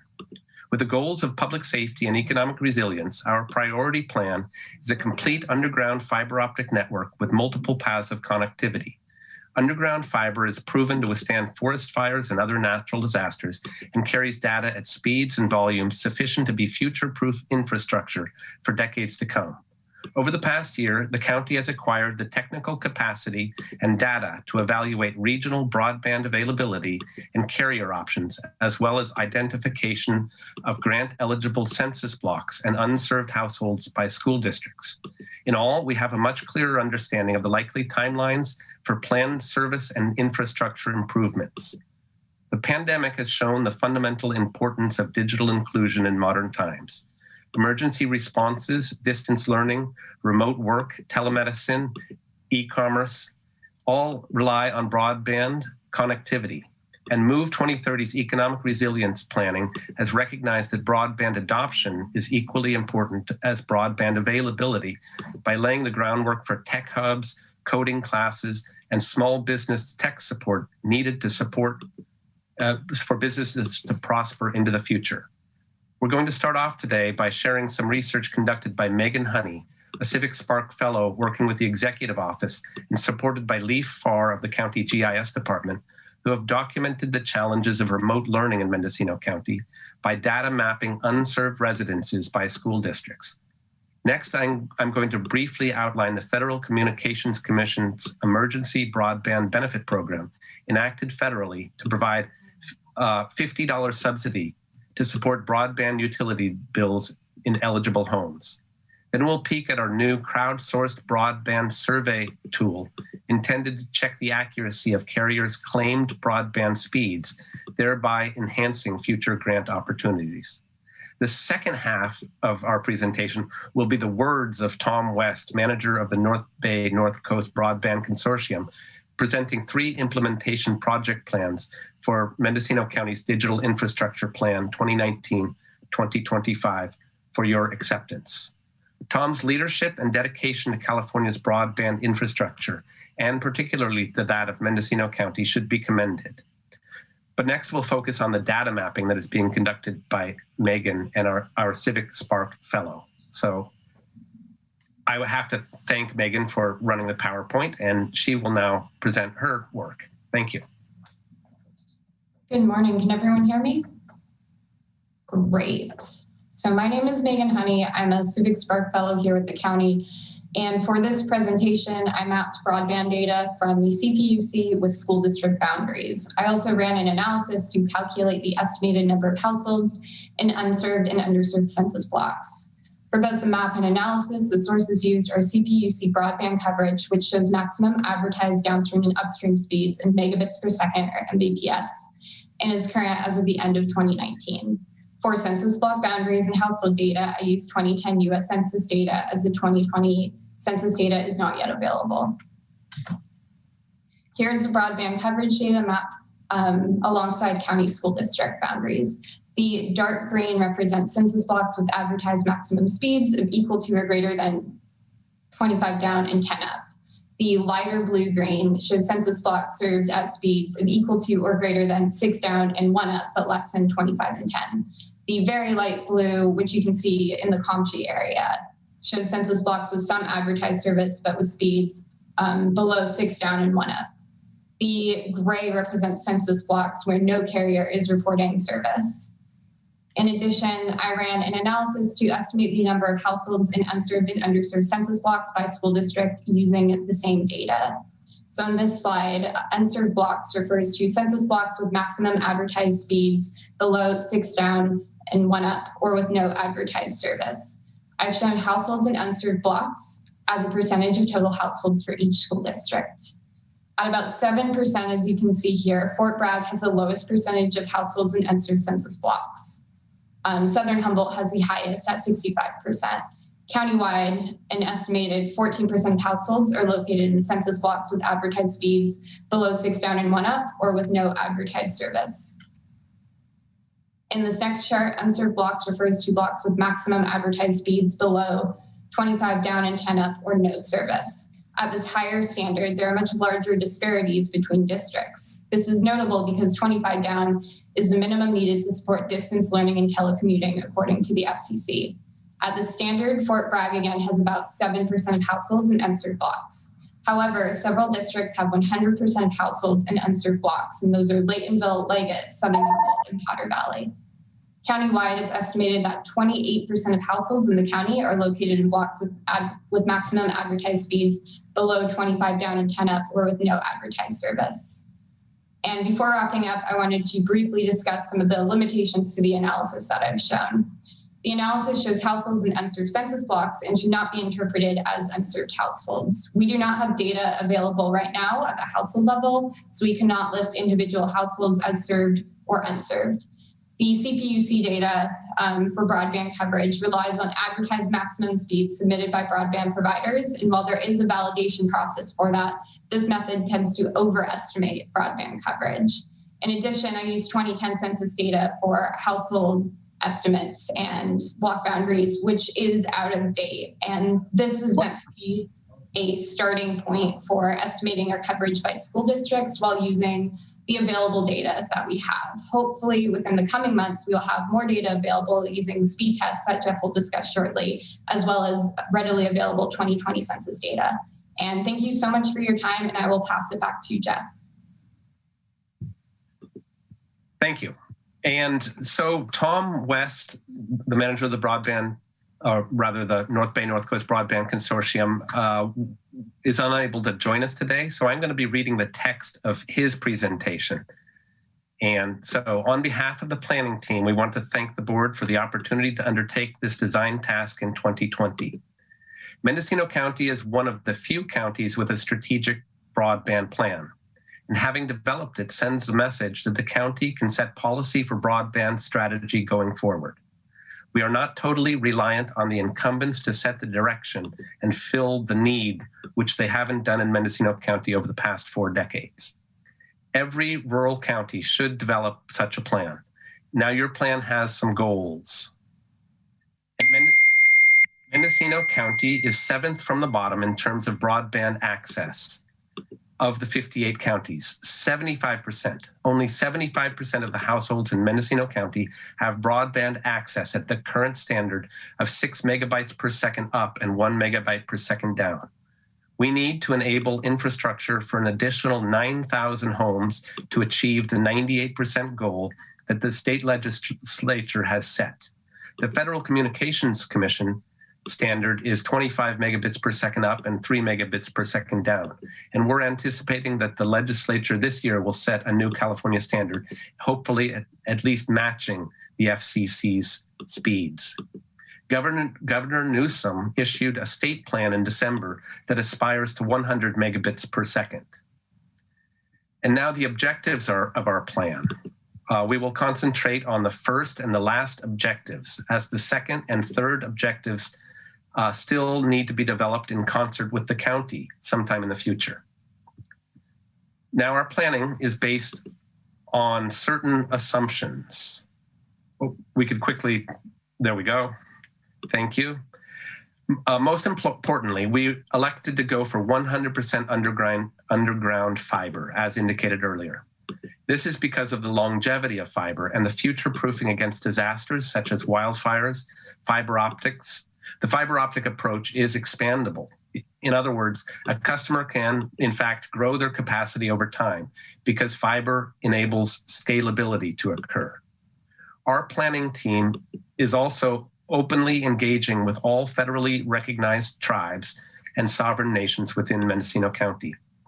And thanks to the requirements of the CPUC, California Public Utilities Commission provisions, we have a special feature for low-income users. Our standard offering will be 100 megabits per second up and down. And at a steeply discounted rate, there will be a 25 megabits per second and 25 megabits per second up and down speed for the low-income folks. So let's now turn to the projects. Each of the 3 projects, each of the 3 implementation projects have 3 components. There is a county-wide backbone, which forms the base. In each community, there is a last-mile distribution system that takes the fiber from the backbone into the neighborhood. And then finally, off of those distributions, we go fiber to the home. In Project 1, you'll see that there are close to 4,000 homes. And the total cost, and it's expensive, is $158 million. For Project 1. Project 2, please. Project 2 is even more expensive, but you can see by the map that what we're doing is we're putting a lot of the cross routes in the county to increase the resiliency and redundancy. It's vitally important that individual users, whether a business, school, anchor institution, or a home and neighborhoods, not be isolated into a single point of failure. Project 2 is over $250 million. Project 3 was originally part of Project 1, but we trimmed back for our grant application to the California Advanced Services Fund. And as you can see, it's sort of a cleanup east of 101. So now we'll turn to the current status. Our grant application for Project 1, one more slide, thanks. Our grant application for Project 1 is awaiting a decision, and we were told that that would happen by March 31st, but it's very unlikely because of the activities that are going on around the Rural Digital Opportunity Fund, which I'll speak to in a minute. Project 2 is now being finalized and being prepared for submission as a CASF grant. The current due date is April 1st, but it's very likely that that deadline will be moved backward to May or July. But we will be submitting Project 2 within this calendar year. And finally, Project 3, you can see on the web link provided in the agenda summary, and I hope you have taken the opportunity to scan them. Project 3 will be considered for submission in the following round, probably next year. At the same time, we're looking for other sources of funding, primarily federal, as they are starting to dump a lot of money out for broadband nationally. And we perceive that it might be helpful to our projects to apply for those additional funding sources. So let's now talk about the fact that just as we were finishing these 3 project plans for implementation of the Mendocino County Digital Infrastructure Plan, the Federal Communication Commission launched a $20 billion Rural Digital Opportunity Fund, or RDOF as they referred to it. And they used a reverse auction process. The slide shows that there are 5 RDOF winning bidders in Mendocino County, but now there are actually only 4. And these RDOF winners cover 9,336 locations in Mendocino County with a total of $46 million of federal dollars. Given that our 3 projects cover the same territory and totaled over 500 million, we aren't convinced that they can deliver, and determined it was in the best interest of the residents of Mendocino County to vet these RDOF winners to make sure that their plans can deliver the same results as our projects with the money that they have been awarded. Here's our status to date.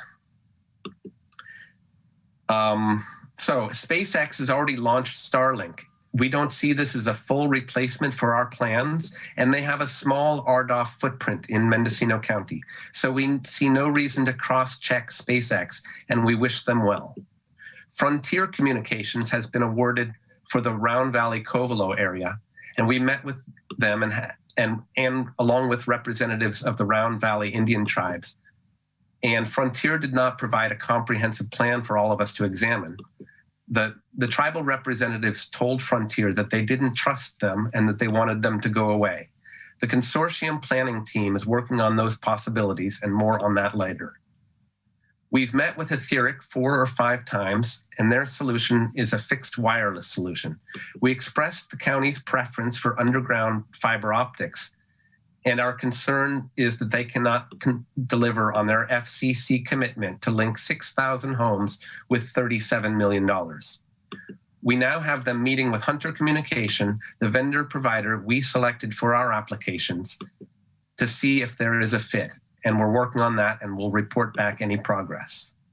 Finally, there is LTE Broadband, a small outfit out of Minnesota that has won several RDOF awards across the nation. We've contacted them, but they have demurred on meeting. They say they can do nearly 2,000 locations for $7 million, but we're quite skeptical. So in summing up, unless the board objects to your planning team continue to vet by drilling down on each of these RDOF winners to determine if they have a viable broadband solution that meets the expectations of the residents of Mendocino County, we will continue to research the strengths and weaknesses of their plans.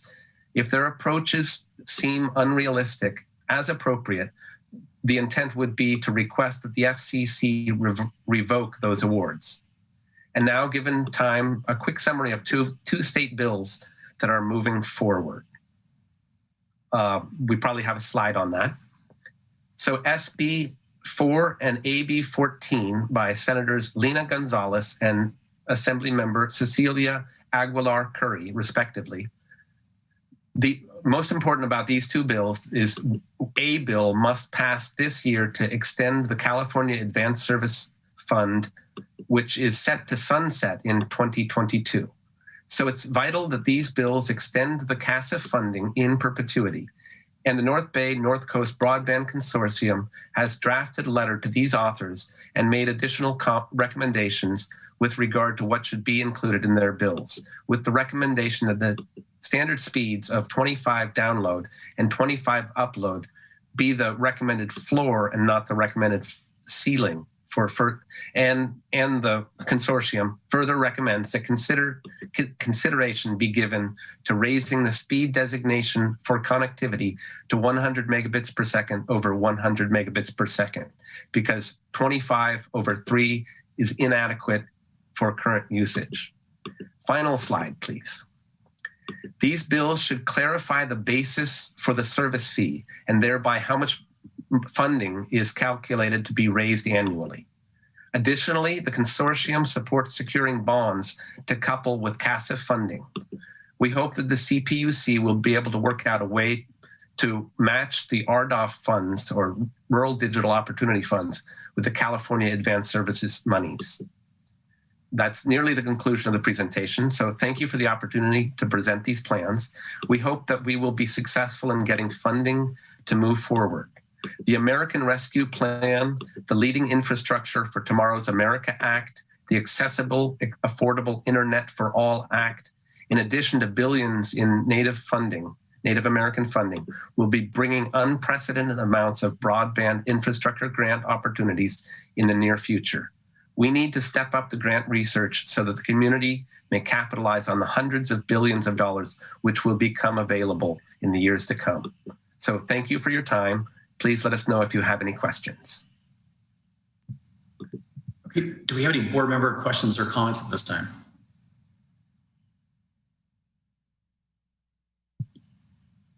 Not seeing any. Let's go to public. Oh, I see Glenn's hand. Okay, go ahead, Glenn. So I first of all, I want to thank Jeff and all of the people working on this because it's so critical.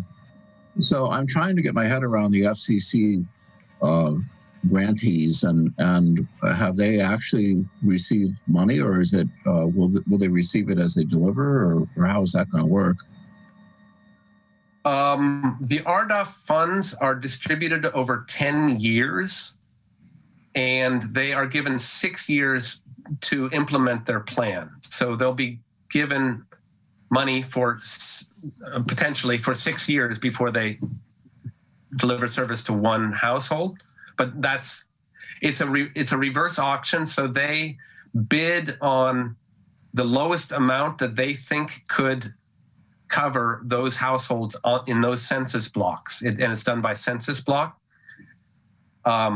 So we've been talking with each of the RDOF winners, holding meetings and asking what their plans are, so we can understand whether or not they will actually deliver services within 2 years. I mean, several of the RDOF winners think that they're going to be able to hook up homes on a shorter timeline. I don't know whether or not they have cashed a check. The one RDOF, the reason we now have 4 RDOF winners in Mendocino County and not 5 is one of the 5 decided that they withdrew. They realized they might not be able to deliver the services, and so they didn't cash that first check. Okay, thank you. Supervisor Heshak. Thanks, Chair Dirty. Thank you, Jeff Terrell. It's a great presentation. My question is about the timing for, in a perfect world, if we got the funding for the phase 1, 2, and 3, what are we looking at as far as, is it 5 years down the road, 10 years, or what? For each phase? By recollection, right. I think that the plans can be delivered on like a 2-year timeline on the Mendocino Broadband.org website. You can look at the 45-page documents, and there are 4 of them. And in there, it seems as though the timeline for delivery is around two years, and that I think implies that they make half of the progress in the first year, so they're ready to roll. The Hunter communication team is confident that they could deploy fiber on a short timeline where they're given money. Does that answer your question? Yeah, thank you. Sure. Okay, any other questions or comments? Okay, not seeing it. Do we have any members of the public who wish to comment on this item? Yes, we do.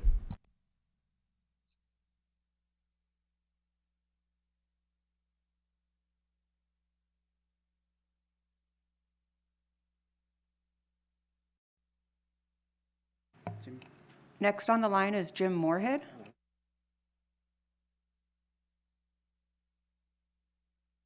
Thank you. Can you hear me? Yes, we can. Okay, as some of you know, I'm the founding chair of the Broadband Alliance in Mendocino County, and I'm in full support of this proposal.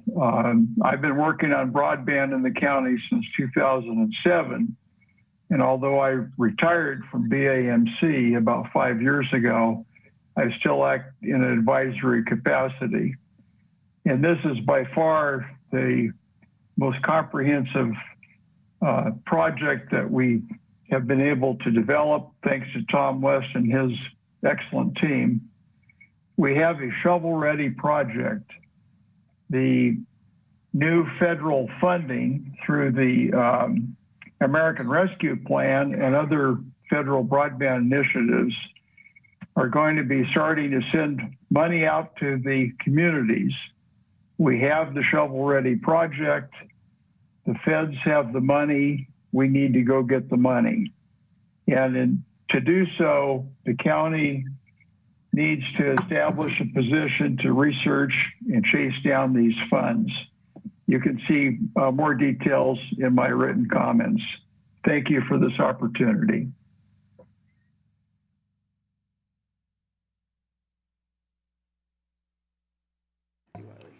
Next on the line is Kathy Wiley.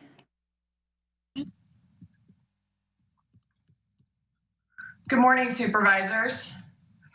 My name is Kathy Wiley, and I currently chair the Broadband Alliance in Mendocino County, and I am a member of the board of directors for the Community Foundation of Mendocino County. My Mendocino County broadband odyssey began 25 years ago when I attended my first school board meeting here and heard about an intriguing new school-owned internet company, Mendocino Community Network, for this thing called dial-up. Fast forward 25 years today, I am here in support of broadband fixed wire plans that you see here today. I would like to thank Tom West, Mitch Drake, and Victor Broad, who created this shovel-ready plan for the county. And I would also like to thank support staff Jeff Tyrrell and Megan Honey, supervisors Hashek and Williams for their continued support, and specific thanks to Jim Moorhead for his persistence and support of broadband projects in this county. The term shovel-ready broadband project was bandied about frequently during the heady days of the ERA fund distribution. Unfortunately, Mendocino County had no projects planned, so the county was bypassed. In the 12 years ensuing, we have all experienced the stagnation of the widening digital divide during an era when work, school, commerce, and social life has become increasingly dependent on connectivity.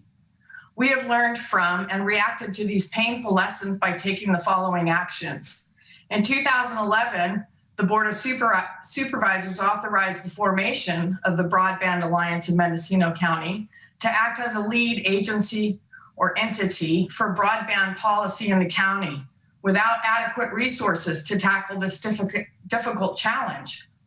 In 2012 through 14, the Alliance and the county participated in a 16-county Golden Bear broadband project, but the CASF application was not approved by the CPUC. In 2013, we partnered with MCOE and MCAAC to apply for a Caltrans Environmental Justice Grant. That grant would have funded approximately 11,000 MCOE students, faculty, and staff. The results would have shown the extent of the digital divide problem for the first time. That grant wasn't approved. In 2014, Banff and the county joined with Marin, Napa, and Sonoma counties to form the North Bay Broadband Consortium, NBN-CBC, which is authorized and funded by the CPUC. That manager, Tom West, who with local support from Banff, has played a pivotal role in the creation of the plan being presented today. With these and other initiatives, we are now in a strong position to access the broadband provisions of the 2021 America Rescue Plan, recently signed into law by President Biden. Furthermore, an unprecedented...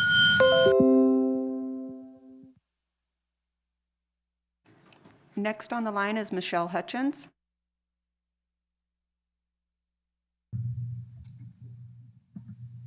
Can you hear me? Yes, we can. Great. I'm attending today's, so my name is Michelle Hutchins and I'm the Mendocino County Superintendent of Schools, and I'm attending today's meeting as a regular participant in the quarterly meetings of Broadband Alliance of Mendocino County. The county's ongoing support of Broadband Alliance and MOVE2030 should be commended and redoubled annually. The Alliance meetings provide a unique and necessary opportunity to collaborate about broadband with the directors of other departments. The challenge of the pandemic has clearly demonstrated that functional internet connections must be recognized as an essential utility.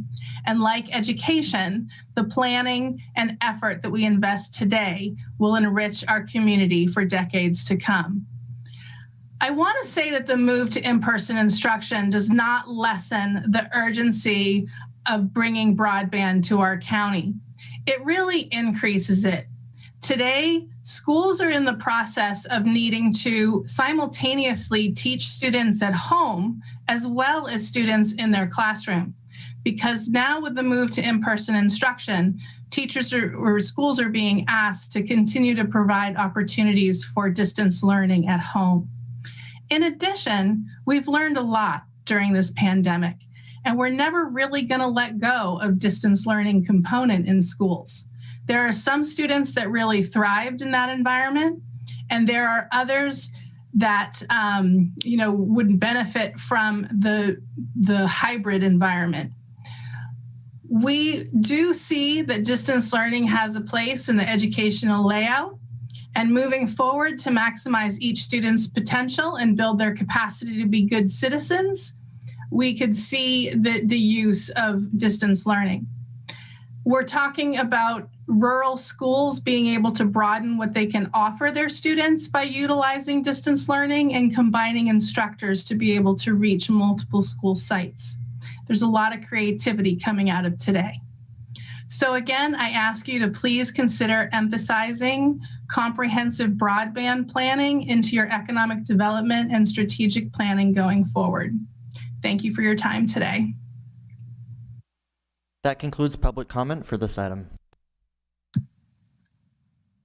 Okay, thank you. Any additional board comments before we have a motion? Jeff, go ahead.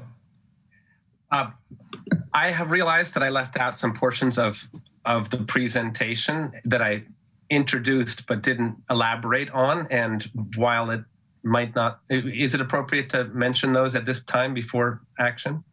Yeah, go ahead. Okay, so I introduced the Emergency Broadband Benefit Program, which will be putting $3.2 billion out to support households with a $50 subsidy. And there are some details about how to, we're hopeful that most of the carriers in Mendocino County will opt into that program, so low-income households will be able to take advantage of it. There is a national lifeline verifier system and the Lifeline accountability database that will be able to help identify the households that will be able to utilize that grant fund. And there's more money being put into it additionally that is now being considered at the federal level. Also, I alluded to the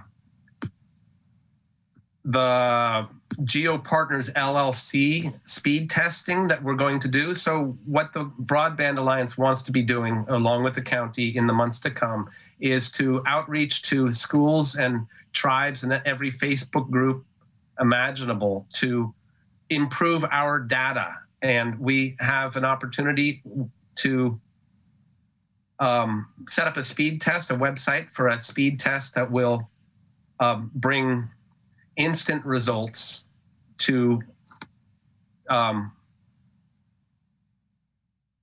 measure what the real speeds are in every region of our area. And so I hope that the Board of Supervisors, and with the continued participation of Supervisors Williams and Haschak on the Broadband Alliance, will work on that outreach.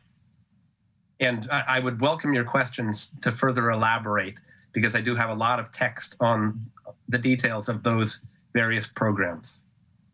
And I also would love to demo the GeoPartners LLC to anyone that wants to see more about its functionality, because it's more than just a speed test. We now have the capacity to highlight any area of the county and instantly know all of the carriers that deliver service to that location, what their claimed speeds are, and the road feet that it would take to connect each household in that region with underground fiber. So it's really sophisticated software that we are being given as a pilot program for 2021. And that shortened my presentation, but I welcome your questions. Thank you.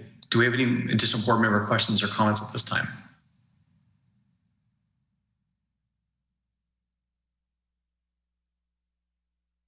Supervisor McGordy?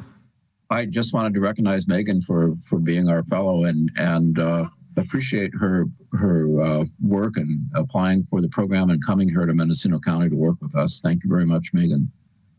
Thank you so much for having me.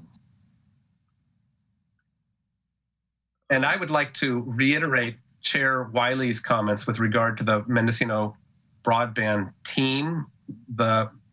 Tom West has done an exceptional job, and along with Mitch Drake and Victor Broad, and really appreciate the input of the supervisors as they have participated. Okay, I'm looking to Supervisor Williams or Hashak for a motion.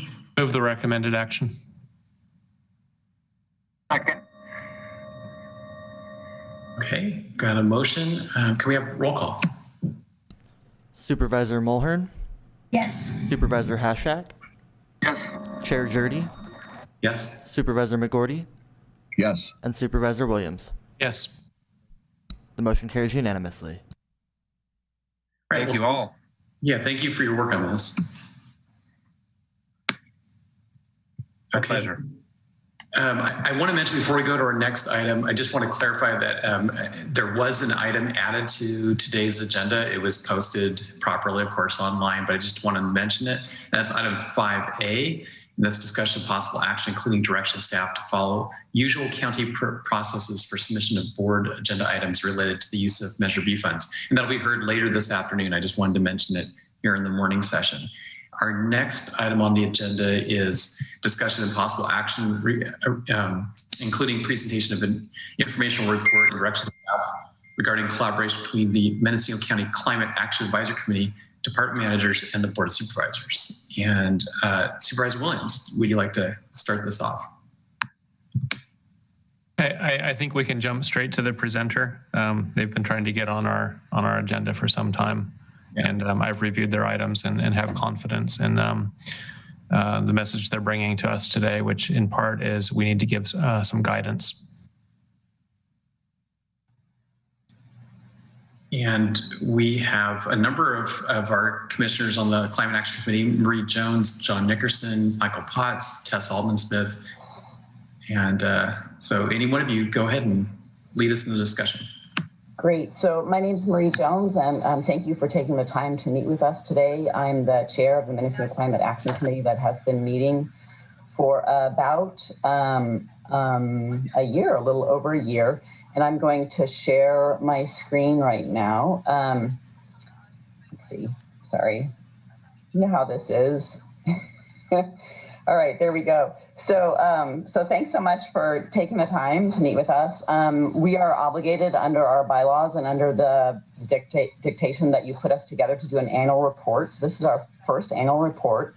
We have a pretty quick agenda because we mostly want to hear from you rather than have you hear from us. We're going to have a quick overview about climate change, our first policy recommendations, which are some ideas to help the county adapt to and adjust and react to climate change, a little overview of baseline analysis, an opportunity for us to volunteer with grant writing, and then really the meat of the program is to get ideas from you about how we can serve you the best. So who are we? So we're 15 members. Right now we're down to 10, so we have 5 vacancies. So I would encourage all of the board members to check in and go ahead and appoint new members, because we'd like to have a full active body. We have been meeting actively over the past year. Of course, we've been hindered by COVID because we did want to do a number of community education activities, but those obviously are difficult now. But we have been proceeded with meeting pretty much monthly. We're doing this without any staff support or funding from the county.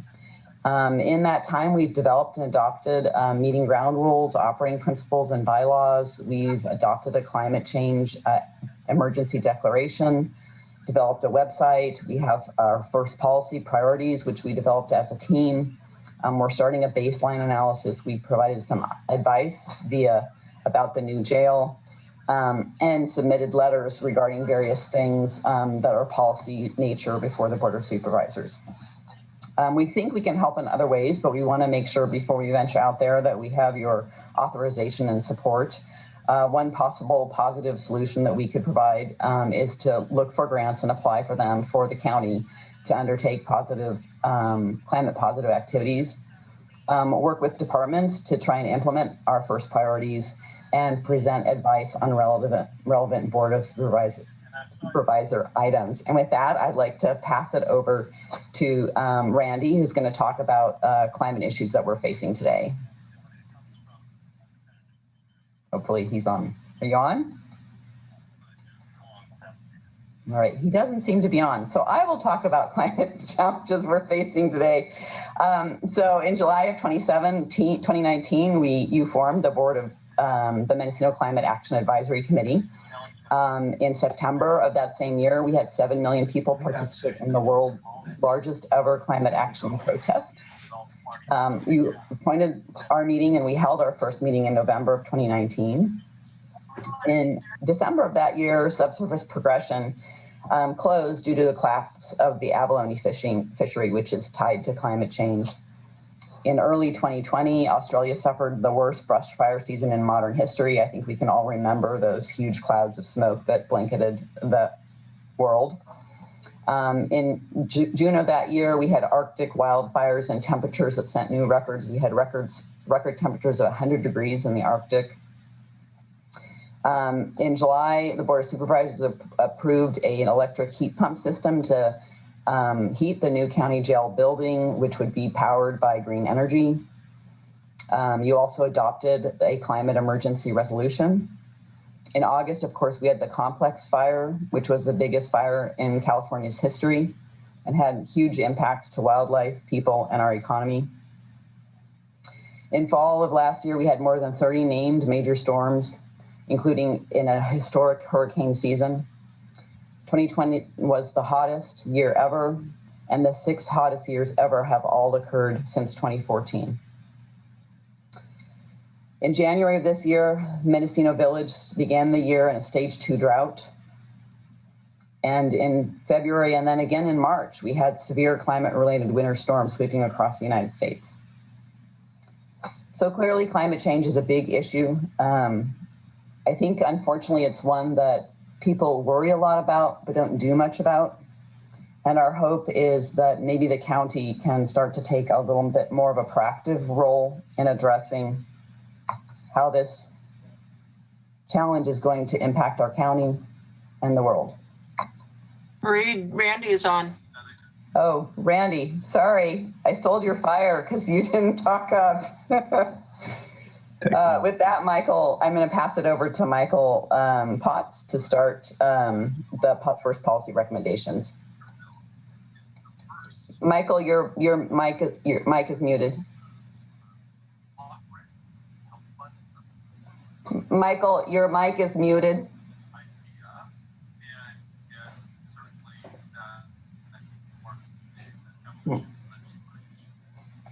Now, can you hear me? Yes, thank you. Okay, good. Now I've lost my notes. Thank you very much, Marie, for doing Randy's work there. I'm very glad that we have this opportunity to get together with the board. We've been trying to do it since July of last year. We think that we can help, and we think, as Randy was pointing out in those items that Marie read, this is a very urgent matter. It's an easy one in the light of all the urgent immediate issues such as COVID to ignore, but it is roaring down upon us and we need to be capable of taking care of it. Now, I would want now to pass it along to Susan Scher, but I do not believe that she is online. Is Susan with us? I don't believe she is. Okay. Well, the first thing that we wanted to talk about is the first slide. Marie, can you put up recognize global climate change? I can't see whether it's there. Yeah, it's up. It's on. Okay, good. That was a win for us, and I think for the county to join the party with Sonoma County and Humboldt County and most of the rest of the counties in California to declare an emergency in the face of climate change. Thank you very much for that endorsement. Next slide. And Susan just joined us, but I think the next slide is going to be presented by Tess Albin-Smith and John Nickerson. That is correct. Thank you, Michael. My name's Tess Albin-Smith. I'm a licensed professional forester and a retired CAL FIRE division chief. And my contributions to this committee have been directly related to my education and background in range management and CAL FIRE career. And I was on the ground floor developing policy and the actual programs in prescribed fire, reforestation, and land use conversion. So from my point of view and on behalf of the MCAAC, there's a lot the county can do to address climate change right now. So prescribed burning creates smoke, certainly, and but it's controlled and it reduces the chance of wildfire, which is a serious air quality hazard. There are many ways besides fire that fuel loads can be reduced, but CAL FIRE and several federal and other programs are around to assist landowners with fuels management. And the thing I wanted to mention about fire is that there are many barriers, both politically and logistically at every level with fire. Nobody wants the liability for an escape from a prescribed fire. And the scariest areas to tackle are the highest priorities, such as thick vegetation in unmanaged oak woodlands and coastal pygmy forest. Lots of homes in there. So while fuel reduction by fire is a great tool, these areas require more risk-taking. So not much change without full support from the governor on down to assure confidence in agencies will happen planning prescribed fire. So counties can ask for that. They can also ask, work on providing financial and other incentives to landowners and fire safe groups to encourage reducing fuel loads. The county can work with the air quality management districts to divide into coastal versus inland burn areas where the coast may be perfect for burning when the inland is not. And a county liaison should be appointed to become familiar with and facilitate land stakeholder access to available fuel management programs, which I'm very familiar with. The county can join with other counties, for example, to address what the state can do, such as encourage fire insurance incentives, or to greatly augment the CAL FIRE prescribed burning program. And now we're on to the next slide. Prescribed burning creates, we're on the next one. With this looking like another year of drought in this county and others, our state faces more devastating fires. The Mendocino Council of Governments, MCAAC, arranged for a Mendocino County Fire Vulnerability and Evacuation Plan, which you all saw. Beyond that, the county can do everything possible to facilitate getting out the plan so that every resident, news media source, innkeeper, and campground owner knows what the plan is, what zone they are in, and where residents and tourists should go in case of evacuation. Do you know? Next, many county residents have only one road in and out, which makes evacuation unlikely if a fire blocks the exit. These areas already identified as high fire hazard vegetation zones, and the county should now be on the course of creating secondary evacuation routes. In some cases, eminent domain may be the only course available to the county. Next slide. Good morning. I apologize for my technical glitches.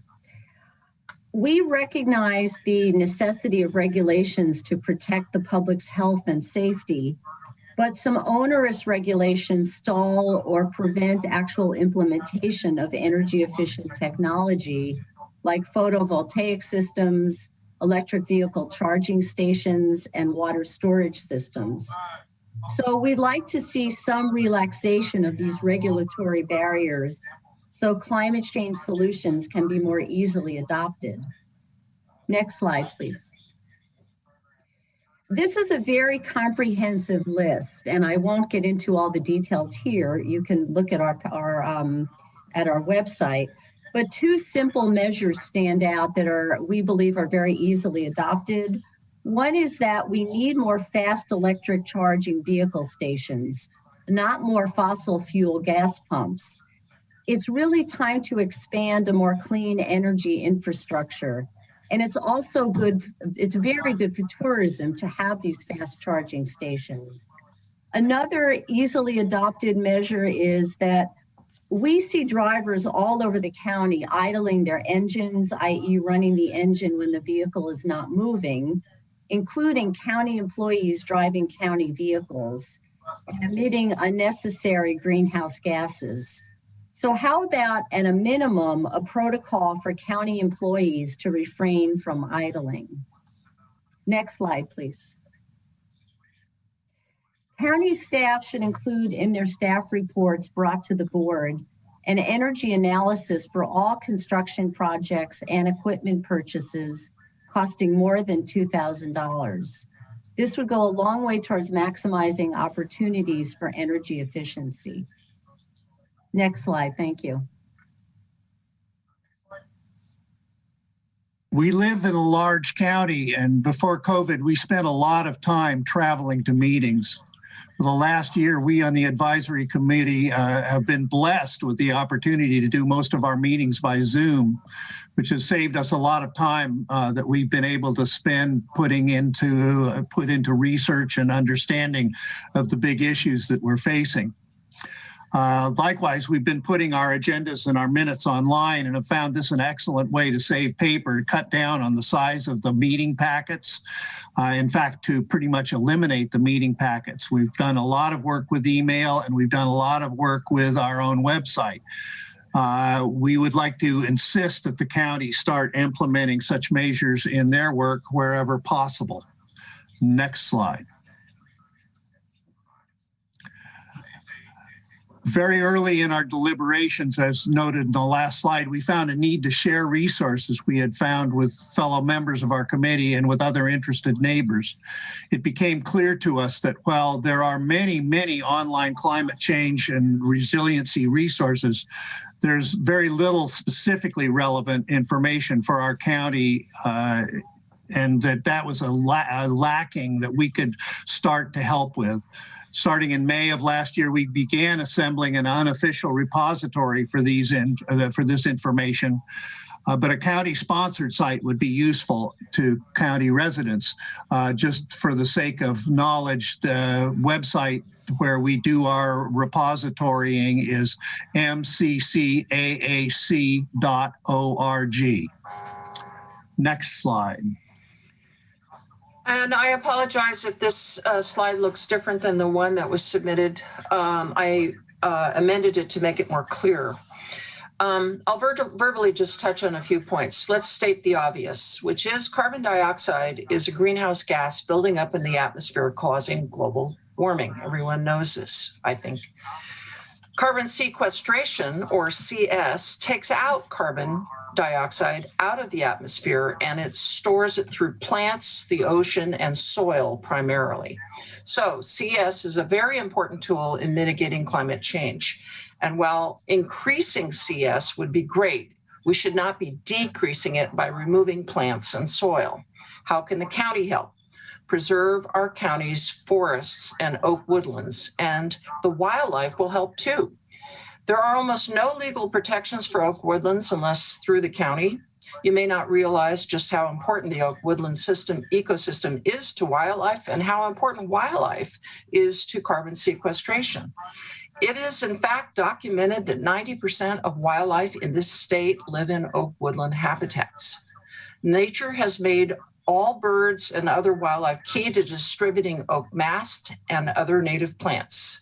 And big animals reduce ladder fuels through grazing. Even grazing trails reduce erosion and help maintain the integrity of slopes. Next slide.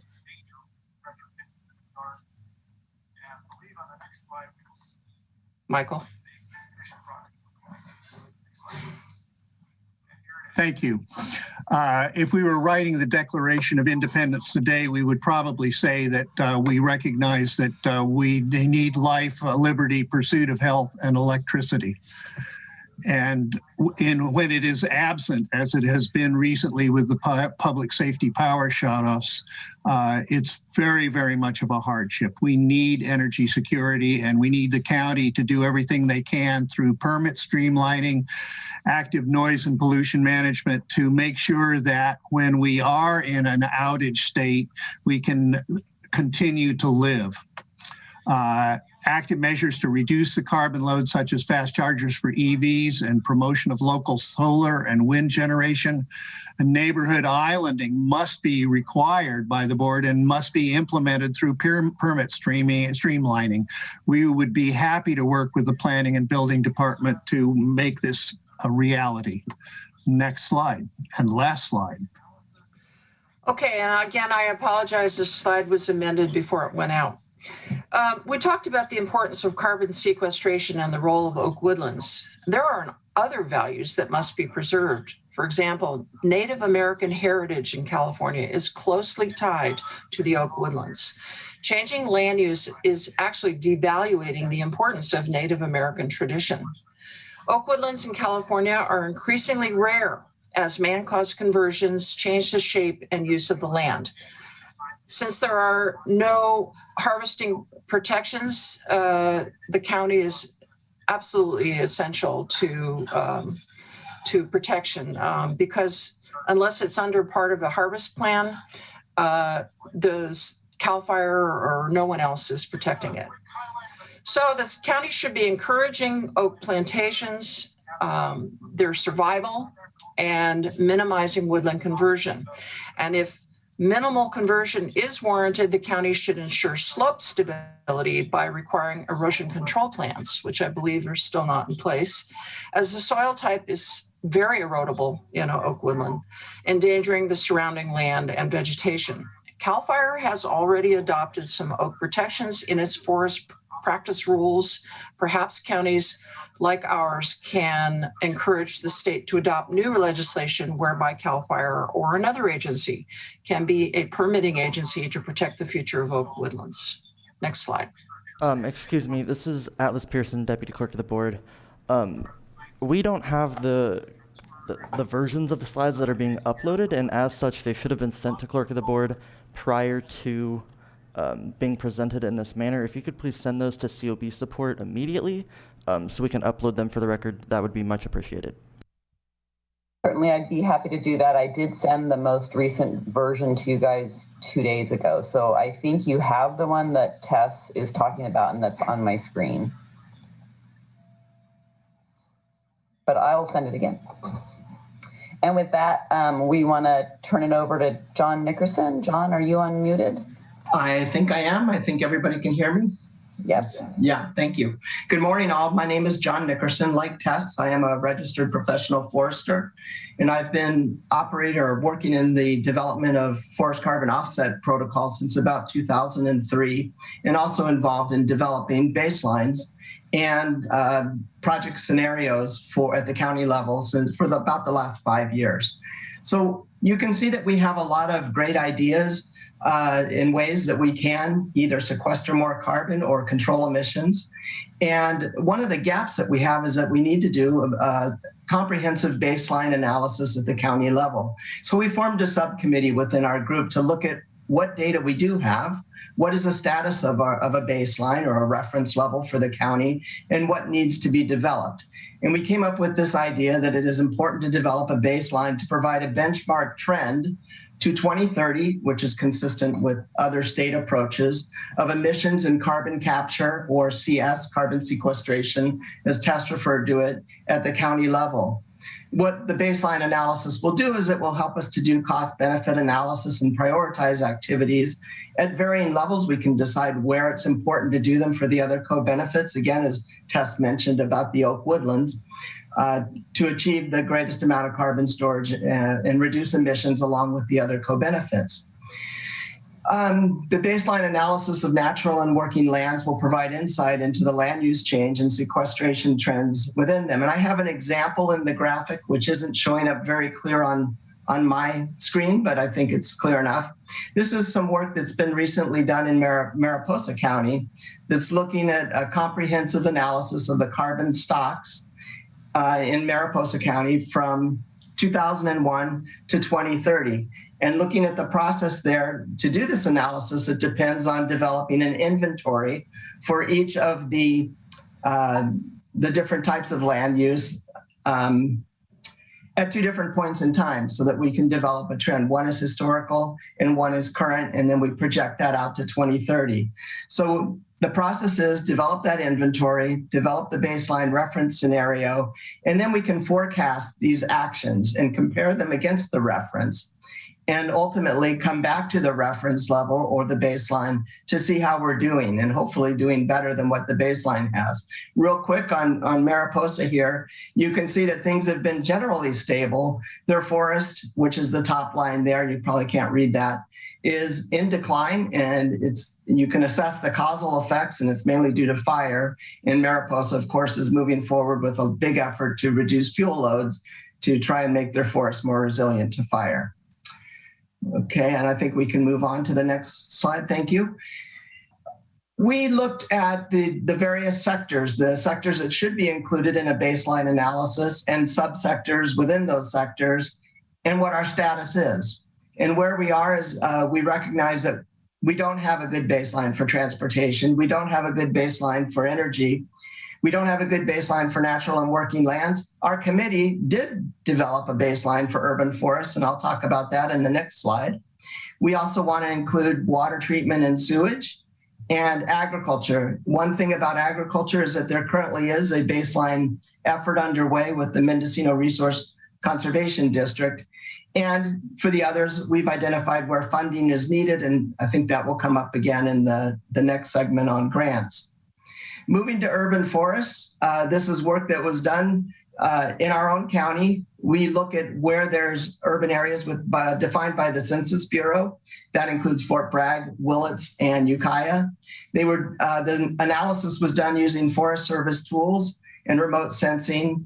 And shout out to Shai Larson, Kathy Monroe, and Walter Smith for doing the work. But you can see that there is, across all of the urban forests in Mendocino County, a gradual increase in carbon stocks within that sector. Thank you. Great, and now we're going to talk real briefly about grant writing and then close up. We have a number of committee members that are active grant writers and have an excellent grant writing history, myself including, having raised over $30 million in the past 20 years. I will just point out that today in the New York Times, the Biden administration is releasing a new climate agenda. They're proposing $3 trillion in spending to boost the economy and address climate change. So it's undoubtable that there'll be a lot of financial resources to help the county, both with infrastructure improvements and other activities to address climate change. We'd like to make ourselves available to help you with that effort by helping with grant writing. And our experience includes both researching what opportunities are out there, working with the appropriate department to put together a scope of work, preparing the grant report, and then even submittal and grant administration. So but obviously this isn't something we're going to do without your say-so and without collaborating with the county, but it is something that we do offer, which is, I think, pretty valuable and unusual for a committee to offer, to bring you money rather than spend your money.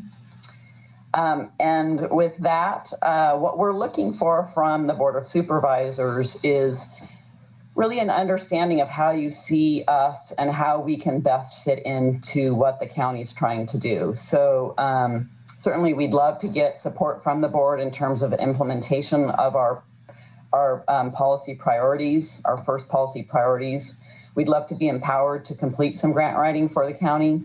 We'd love it if you'd welcome our research and input. And also we'd love it if you'd fulfill our complement and get us 5 more appointees so we have our full complement of 15 people. So with that, I'd like to open it to the board to get your input. We've kind of told you what we've been up to. We'd love to hear your reactions and how you might support us and how we might better support you. And with that, I will stop my sharing. Well, thank you, Marie, Michael, Tess, Randy, Susan, John, and probably missing someone here. But you guys have been doing fantastic work, and I really appreciate the way you've concisely put together the next steps for all of us. As you mentioned, the jail expansion project, the wing to the jail, did have some energy enhancements made to it at the last minute. Ideally, we would have had direction to staff before the project got that far along so that they would have known to be looking for energy efficiencies early on. And I think that's partly what you're looking for, is for the board to be really explicit. I think the board fully supports these things, but if we're more explicit, I think staff will know that they need to be looking at these issues early on at the development of projects. And also, I would also endorse the idea of them general services, working facilities and fleet, working with the Climate Action Committee to look at county facilities and grant opportunities to enhance existing facilities and any new facilities the county's acquiring and remodeling. So those are my thoughts, and so I'm looking to the other board members for their thoughts and comments. Supervisor Hashak. Thank you, Chair Jurdy. So, you know, with climate change and the heating up of the earth and the drought conditions that we're experiencing, do you plan on doing any kind of research or collaboration with UC Extension or RCD about water in our county? Because it's a concern for pretty much everyone at this point. Okay, so what I'm hearing is you would like us to look at water and collaborate with these other entities. I think that's definitely something that we could do, and we could bring forward a policy recommendation if that's what you're seeking. Would you want us to be working with particular departments to do that, or it'd be good for me to get a better sense of exactly who you'd like us to work with? Well, I'd like you to be working with the experts who have been working in the water field, you know, because I think the anxiety around water is just prevalent wherever you go in this county. Agreed. If I could add on to that, so I spent a good chunk of my career working on issues associated with climate change, especially the last 10 years on healthy soils, which is focused on sequestering carbon into soil and farmland. And we've made some great strides in Mendocino County with so many of our growers using cover crops and compost. And we have a fairly large composting facility, which is a really good way of recycling carbon. And I agree with Supervisor Hasjak that water is something that is so critical. And what you could help us with is kind of a fairly quick checklist on what's going on in the different communities around our county, because I don't know. I know the Russian River system really well, but I don't know what's happening with other parts of the county. And I think it's important for us to have some county policy on that. We don't have a real strong functioning county water agency, which other counties do that are quite involved, but to actually deliver water to customers. But because of the nature of Mendocino County's rather large area. We just don't have the infrastructure for it. So you're one of the most important committees that we have, and we have so many committees that just don't get recognition. So thank you from sincerely for what you're trying to do, because it's critical to our future. My own observations when I was running for supervisor, one of the things that I thought we should do is totally streamline people who want to put in any type of alternative energy system that actually works, like solar panels. I would even go so far as to waive fees as far as permit fees. You may have to pay for the inspections, but and then also not tax people for the first 5 years on their improvements to get some of these things up and running, particularly in the form of solar energy. We really need to rethink energy generation in the United States. We're still working on a model that was set up around 1890, which was that you'd have large central energy generators, and then you disperse that power over a grid that goes all over the place. And we've been seeing the disasters with our power interruptions with PG&E. Seems to have two switches, one for Northern California and one for everywhere else, and they shut it off and all of our power goes down. We really need to have a much more nimble system to isolate power, so that when there's a fire in Potter Valley, it doesn't mean Fort Bragg can't have any power. That doesn't make any sense. And so it's one of the things that, as a policy statewide, they should happen. But I also think that it'd be very smart to generate smaller power cells that are more community based, so that they can disconnect when they have to and still have some level of power. I also would hope that the county would start moving more towards an electric fleet. We're getting to where electric cars are useful, particularly if the driving is limited, to under 100 miles a day, which a lot of our county vehicles do that. So I'm hoping that we'll start to have an active conversion towards that. But I'll put the emphasis always on practical. I don't want to make the county get locked into something that just doesn't work that well. So I've kind of lathered on long enough, but I just want you to know I'm very supportive of addressing climate change, and like Supervisor Hastrack, water is something that's really critical as we're going. I mean, it's the first real indication that we see. I'll also be working with you on, I've been tasked with addressing oak woodlands, and I'm convinced we have to do that on a landscape level, not on a tree by tree level. And you have to be sure any ordinances we put together. I don't think ordinances are necessarily effective. I think we need to do something a little bit grander, which is actually create planning layers for our oak woodlands. We have some real problems because we don't really have good inventories at this time. So it's going to take a while to work through that. But really appreciate your support, and count me in as somebody who is a supporter of the things that you do. Michael, it looked like you had a comment. Yes, I do. First, I want to say thank you so much for those words. That makes us, we've been feeling a little bit like the Lone Ranger out here. I do want to make the point that originally the 11 issues that we presented to you this morning, we flippantly called the low-hanging fruit.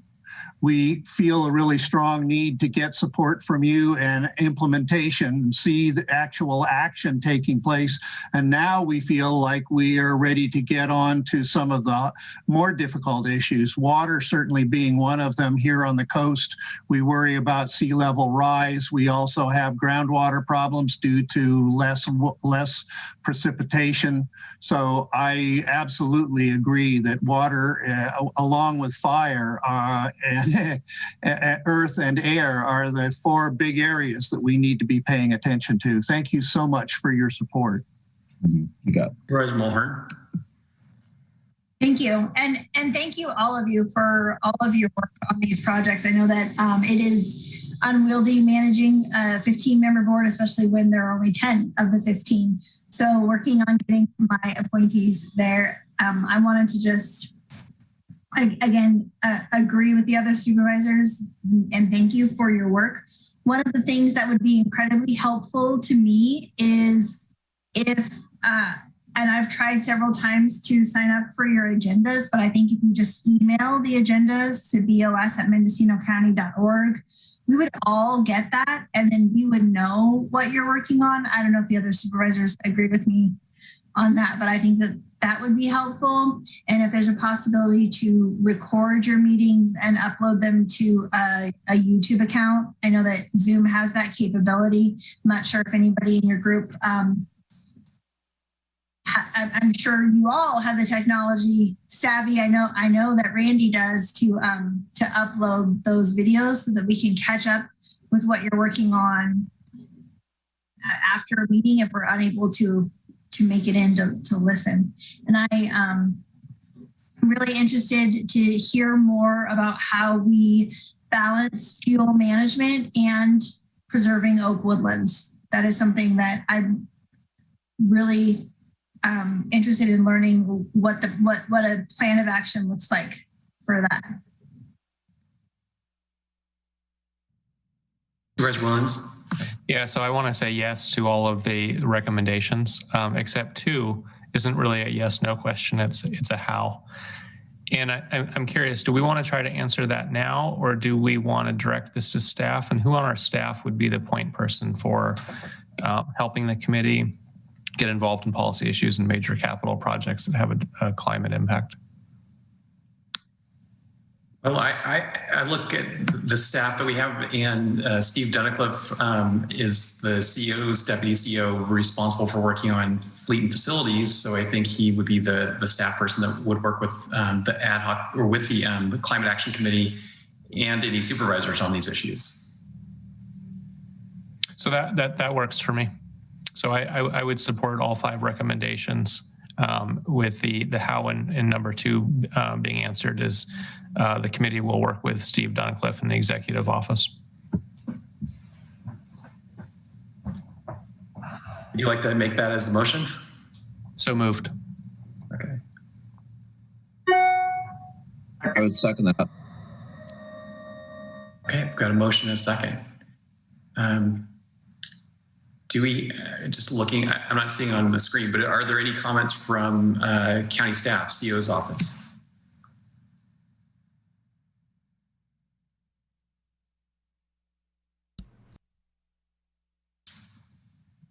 Okay. Perhaps the clerk could conduct the roll call.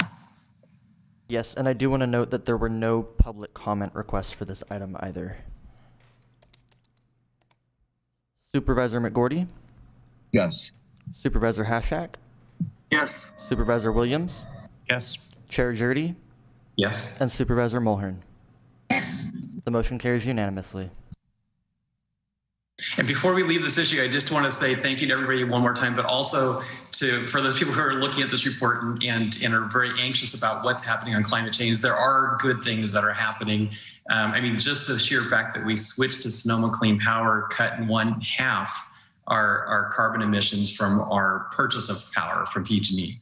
So that was significant. And Sonoma Clean Power has a number of programs that are helping people. For example, they're effectively giving away electric car chargers to people. If they're a Sonoma Clean Power customer, all they have to do is hook up the charger. So things are happening, but much more needs to be done. Thank you. Thank you. Well, with that, I think we're ready to go to lunch break, and we'll resume at 1:30. Mr. Chair. Chair Jordy. Oh, go ahead, Randy. Yeah, I just want to say I apologize for the technical glitch, my not being able to participate in the presentation. But I want to say that I know each of you well enough to know that each of you takes this really, really seriously. It's not just another issue for you, and I appreciate that. We appreciate that. And we look forward to working with you. Having been an elected official myself of a significant jurisdiction, I know how many other things impinge on our constant struggle to keep up with the challenging responsibilities. So leverage us, use us in any way you find fit to help you keep climate as a priority, and use us. We don't have any staff, you don't have any personal staff, so we got to make do with what we can, but we're here for you, and that's the message we really want to leave with you today. Well, thank you for those words. And for your action. Thank you. Okay, I think we'll adjourn to 1:30.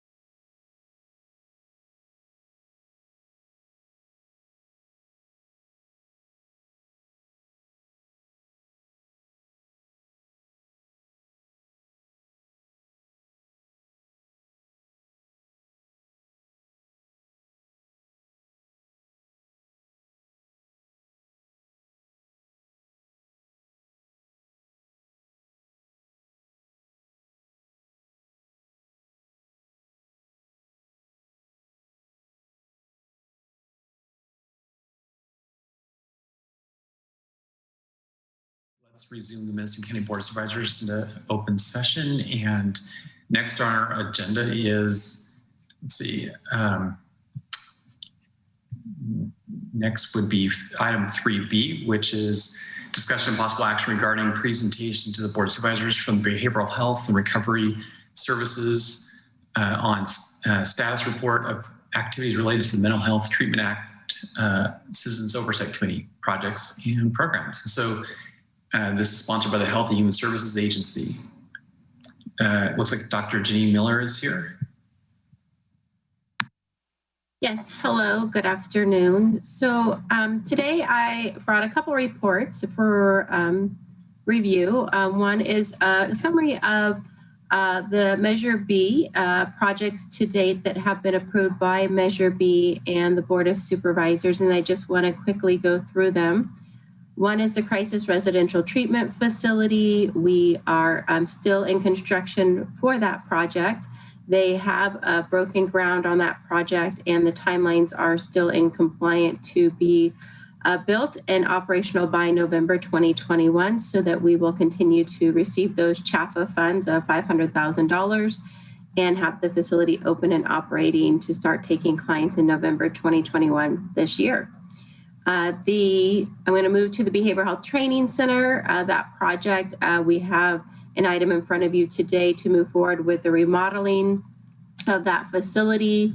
As you know, it could be used today, but we are still in COVID, and so it's not a viable option to be used right now, but we are trying to remodel it to bring it up to make it more fit what we would like in a training center, and we do need to add some ADA compliant parking spaces and the parking lot. The Mobile Crisis and Response Team is, we have been working with the Sheriff's Office and Ukiah Police Department. We have hired our first staff for that response. The agreed upon amount was to be able to hire 3 teams. And we have started, we've gotten 1 team member on board. We have been working with both law enforcement agencies and finalizing an MOU, a training plan, and steps going forward. Our first team member will actually be working with the Sheriff's Department, and we are hopeful to get that person on board quickly and training and get them out within the field with the Sheriff's Department. The Crisis Assessment and Psychiatric Hospitalization Aftercare Program, we are working on a contract to finalize that with the crisis provider that's currently provides services for crisis in Mendocino County, which is Redwood Community Services. And we are finalizing that contract and should be bringing that in front of the board, hopefully in April, to get those services started. The Community Education Awareness and Support Program is going out for a request for proposal. That request for proposal is proposed to be posted on the 29th of this month, and we're hopeful that it's in the final review stages, and then that should be posted, and we will get some requests for proposals and hopefully get that project off the ground and start providing those services to our community. The other project that we've been working on is, as you know, the psychiatric health facility. Really looking at a 16-bed model for Mendocino County where we can provide the 24-hour care services and not have to transport clients out of county to get those much needed services. There has been a lot of different exploring of options for where a psychiatric health facility could go within Mendocino County, and there's been a lot of things considered. One of the original things was that we had contracted with Nocton Lewis to do a feasibility study as part of their whole contract, which included the CRT, ACSU, and a psychiatric health facility. While Nocton Lewis has been working on the with the Crisis Residential Treatment Facility, there was a decision, I think last year or the year prior, to sort of put a hold on Nocton Lewis's contract from moving forward to looking at doing a feasibility for a psychiatric health facility in Mendocino County. And so one of the questions I think is important is, are we going to continue with that hold on Nocton Lewis, or is it really time for Nocton Lewis to go forward and do a feasibility study on a psychiatric health facility in Mendocino County? The remainder of the big report just kind of goes through the Mental Health Treatment Act for the last 3 years, looking at items that were reviewed and approved by that committee, things that came to the Board of Supervisors, and the approvals that happened through the different entities. I also included a fund update, sort of fiscal review of what we're looking at, our summaries, our revenue, sort of our budgets, what we've expended, and sort of where the projects are to date. Lastly, I've included is Nocton Lewis's, a review of Nocton Lewis's contract to date on how much money has been spent on the crisis residential treatment facility. They have not spent any dollars in regards to their contract related to the CSU or the psychiatric health facility. All dollars have been spent on the crisis residential treatment facility. You will see that there was a 10% contingency in this contract. A portion of that contingency has been spent in relations to building the CRT, and that was due to when we originally budgeted their contract for the CRT, they proposed that based on remodeling a single family home and not doing design and construction. So that is why you'll see some of that contingency was, some of the 10% contingency was actually moved up and is being used in the crisis residential treatment facility section to complete that project. And if you guys have any questions, I am happy to answer them. Supervisor Williams. Yeah, so this is my take on the situation. Measure B was passed without a financial plan and overpromised. Every community I talked to tells me they voted for it because they were going to get blank. I don't know that we can fulfill all of the promises that the community feels were made. We don't have much to show on the psychiatric hospital front. I know Supervisor has checked, put on a presentation in Willits, and I think the community maybe was mixed, is a good way to say. And I guess I'm wondering, I got a copy of this ranch proposal, and I understand that the parcels that were suggested may not be available. I'm not so concerned about the specific location or parcels, but I would like to hear more about the ranch proposal and specifically see the financial feasibility and whether the state has any additional funds to pull it off. It looks like an innovative model, given the inherent NIMBY attitudes around mental health facility. Locating it in the unincorporated, far from neighbors, seems like maybe some potential. Curious if my colleagues would support asking staff to come back with a more definitive plan and financial projection.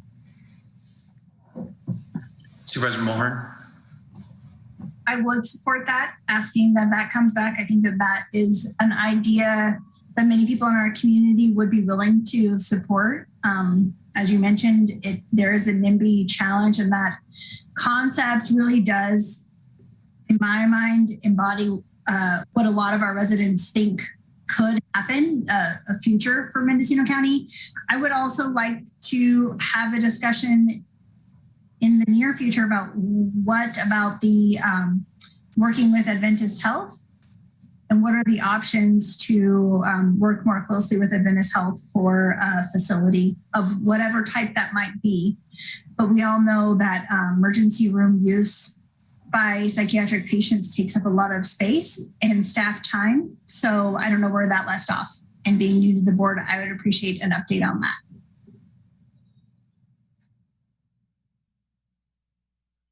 Supervisor McGordy. So the idea of having a facility that has a continuum of care is always an interesting one, because typically what happens when people are sent to a PUF unit is they're stabilized and then discharged. And the way we treat mental illness is really interesting. If you had cancer or a broken arm, they don't typically kind of give you aspirin and kick you to the curb and say good luck.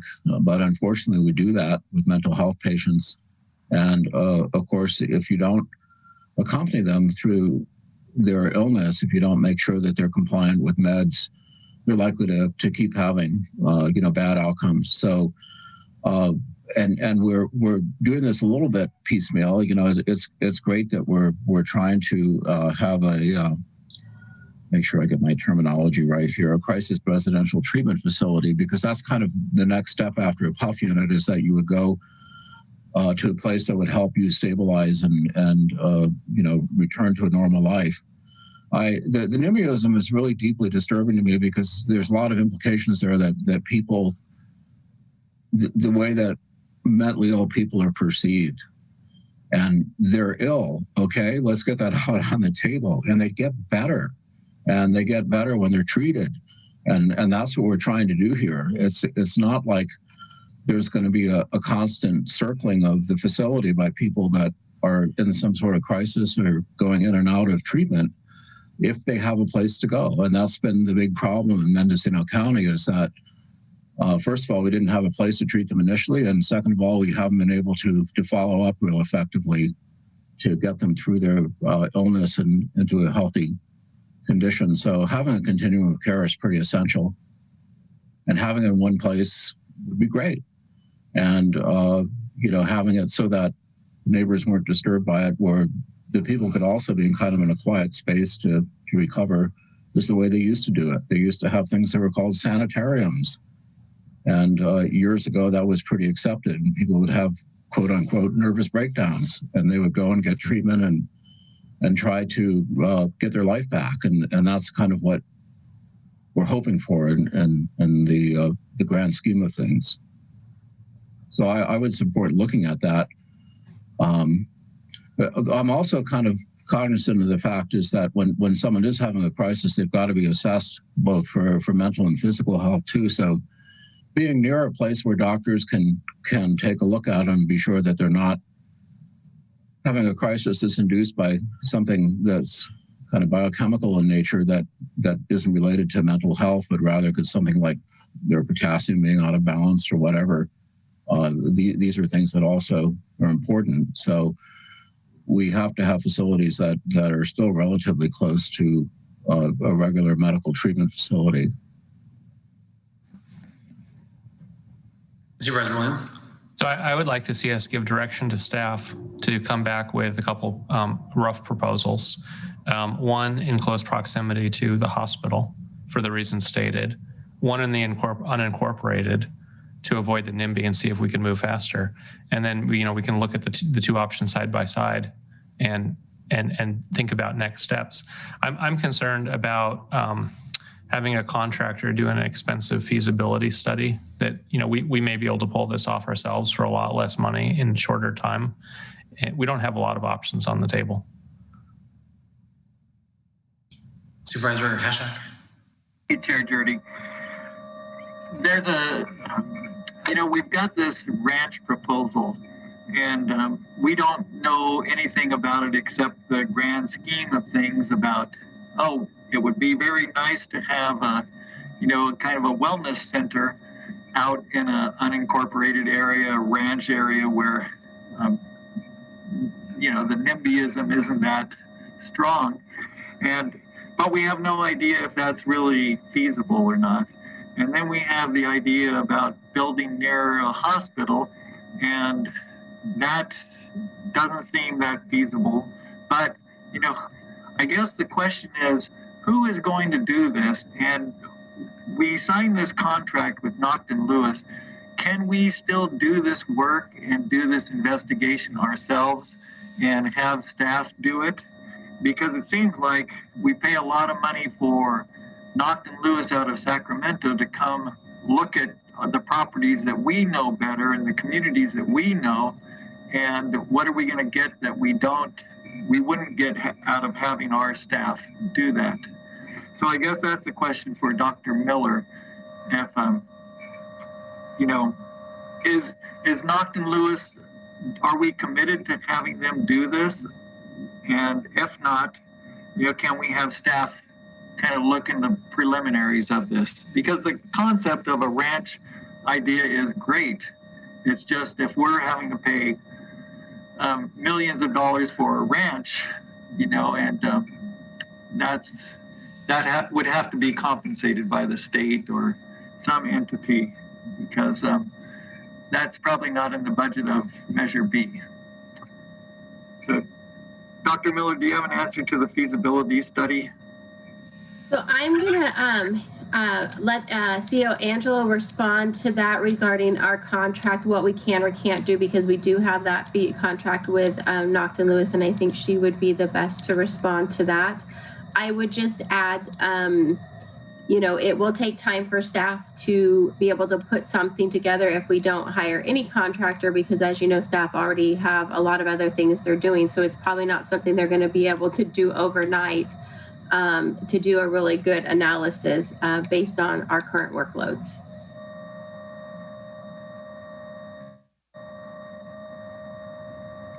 And I know as part of the ad hoc with Supervisor Williams and myself, you know, we have looked at a lot of the commercial properties around that are available in the Ukiah area, the Willits area, the inland corridor.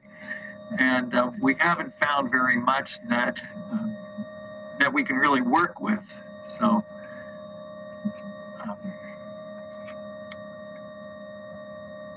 So Dr. Miller, you were referring a question to CEO Angelo. Is she on the Zoom meeting?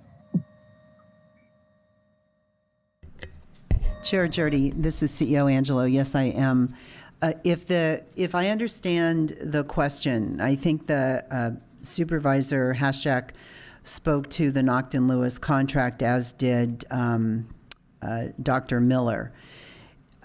I'll give you the best answer I can, and it may be we need to do a little research and then get back to the board. But if the question is, we have the contract with Nocton Lewis to do a analysis for a PUF, and the board has stopped that process, and so they're not getting paid. They're not doing this.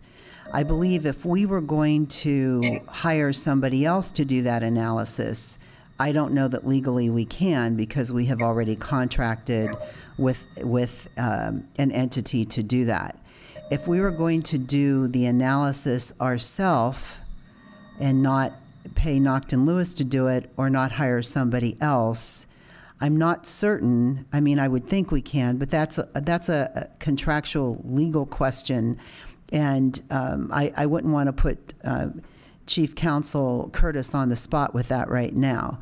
Am I answering the question you asked, or have I missed it? Is there something else? well, you are answering the question as far as you can. And I guess that the question is also, what is a feasibility study? Is it looking at all the reimbursements that we get from the state, feds? Is it looking at the land value, the sewer systems, all that kind of stuff? The financial viability of a PUF. So what is a feasibility study and what would it entail? So Chair Jurdy, I will start that answer and then turn it over to Dr. Miller. But, we this is year 4 of Measure B, and year 1 and 2, there certainly was some work done.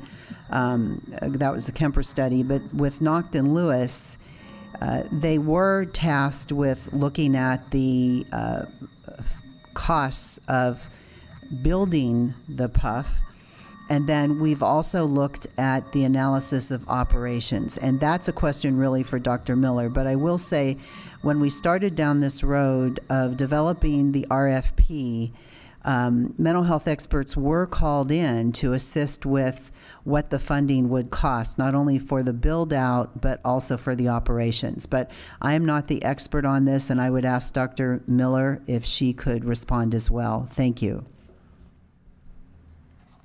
So I would add in that I know their main focus of the feasibility was similar to what CEO Angela said, really focusing on the cost to build, finding options within Mendocino County that would be feasible to build a psychiatric health facility. So looking at not only like, here are the options, here's approximately what it would cost.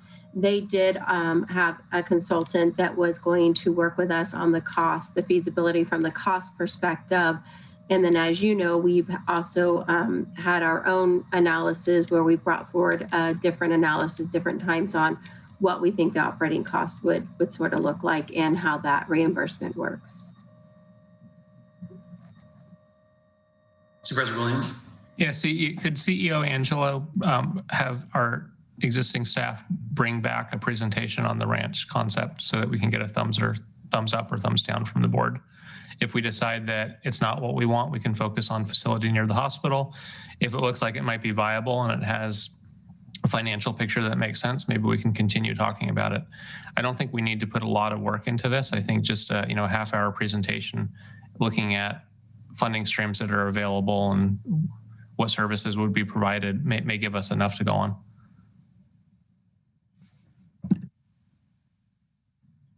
Supervisor McGordy. So I support that, but it also feels like we're kind of getting into the 11th hour on this 5-year cycle of funding. I don't understand in the sense why this wasn't looked at earlier on in the game. And I appreciate how, as I said, the continuum of care is really important. It's nice if it's in one facility. It probably isn't essential, but I will agree with Supervisor Williams. We should at least take a look, and see if it's even feasible. It's frustrating because it seems like this should be pretty straightforward. Psychiatric PUF units aren't that big. They don't have to stand out that much in the community. Most of the time they're secure, so nobody, goes in or goes out who isn't supposed to. So the impact on the community should be pretty minimal. But having it for as far as the people around it, but the impact on the patients is huge. When you have someone who can get treated locally, it's so much better than having them shipped off to Woodland or Vallejo or St. Helena. So, I think it's imperative that we end up with something. And it may not be the perfect solution, but at least something that's functional is where we need to go. And we need to be kind of somewhat expedient about it, because I think there's an expectation that after 5 years, we would take care of this. People have invested a lot of money in the county to make this happen. So I don't want it to take forever. Dr. Miller, could you address the question raised by Supervisor Williams? Regarding whether we can bring a ranch proposal back and with the financial analysis of what that would look like? Yeah. Okay. Yes, we could definitely bring something back that sort of outlines similar to what we had proposed in the ranch property and what the financials could look like. Okay. Chair Jurdy, this is CEO Angelo. If I could add to that, I appreciate Supervisor McGordy's comments, questions, and quite honestly, I'm perceiving some frustration there. This is year 4, as we said, and I can say that before Chief Counsel Curtis was with us, when we had County Counsel Kit Elliott, and she would be our attorney in the Measure B meetings, there were questions that were asked, and she did give us a legal opinion as far as what we could do with the Measure B funds going to Adventist Health or not. And I will say that the hospital has been very supportive and certainly willing. This was Jason Wells and now Judson Howe, very willing to assist the county and the community, work with us.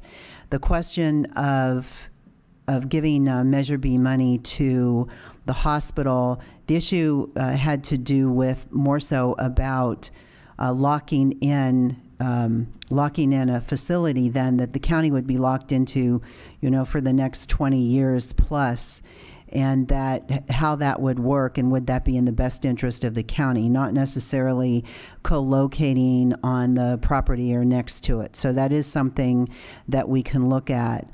Additionally, again, we looked at working with the hospital. We looked at working with just doing a standalone. But I think that really, I'm not too sure there's 11 votes on the committee to even move forward with a PUF. So I think that a lot of what you're seeing now in year 4 is recognizing that, we're at the end of this 5-year cycle, and if we're going to move forward with a PUF, it needs to be soon. But I'm not certain, and I would go to Dr. Miller, if we ever had a vote that we absolutely would move forward with a PUF. It's been the feasibility study of a PUF. And obviously, we stopped that when we stopped the Nocton Lewis contract. So if I'm wrong, please, Dr. Miller, correct me. Thank you. No, you're correct. Supervisor Williams? Yeah, I think we've been a little bit off track on expectations of the Measure B committee. The committee's job, what the language that the voters passed was to have the committee read and contemplate the annual audit and provide recommendations. But I don't think there was ever an expectation that we need to get 11 people in agreement, right? The people told us when they passed this, they wanted a psychiatric health facility. It's our job to pull that off. So, my attitude is pick a couple locations, let's look at them side by side and choose one and then stick with it. There's our plan. And somebody can figure out, can we afford to build it and can we afford to operate it? And hopefully the answer is yes. If it's no, then we'll look at additional funding streams. But I think I'm with Glenn. Coming up on 5 years, we just need to do it. And it doesn't have to be the best plan. What we can't have is year 6. We haven't broken ground. We still don't know where we're going to put it. My attitude is put it in the 5th district. I will vote for it, right? If the issue is the NIMBYism, we just have to move forward. The voters have already spoken.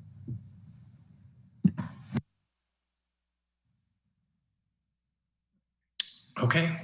Well, it looks like we have the beginnings of some direction to staff. Supervisor Hashak.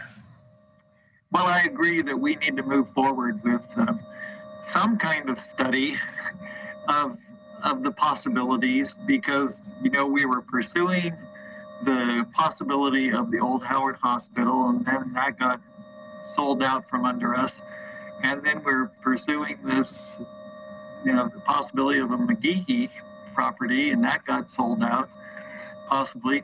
And so where are we with properties? Let's look at, let's put them all on the table. Let's kind of figure out what makes sense and what's the best option we have. And with that information, we move forward. We can't let this drag on another year. So I hope that staff can get ahead on that and start doing that. Do a presentation on the ranch, and then if the ranch concept doesn't work out, let's just keep moving and try to figure out what property does work. As far as what Supervisor Williams was saying about the role of the Measure B committee, Dr. Miller, on your report, it says that the role of the committee is to do this annual audit. Has that been done each year for the 4 years of existence? That it's officially been done, that we've had an outside person review it or the committee's reviewed it? No. And do you know why that is? No, I'm sorry, I can't answer. I don't know why that is. Well, what can the board do to make that happen? Because it seems like that's one of the key roles of the Measure B Oversight Committee. So does the board need to give direction to make that happen? Yes, I think that would be great if you guys gave direction to make that happen, and we can make sure it gets added to the agenda next month as a direction for the Measure B agenda. Okay. Supervisor McGordy?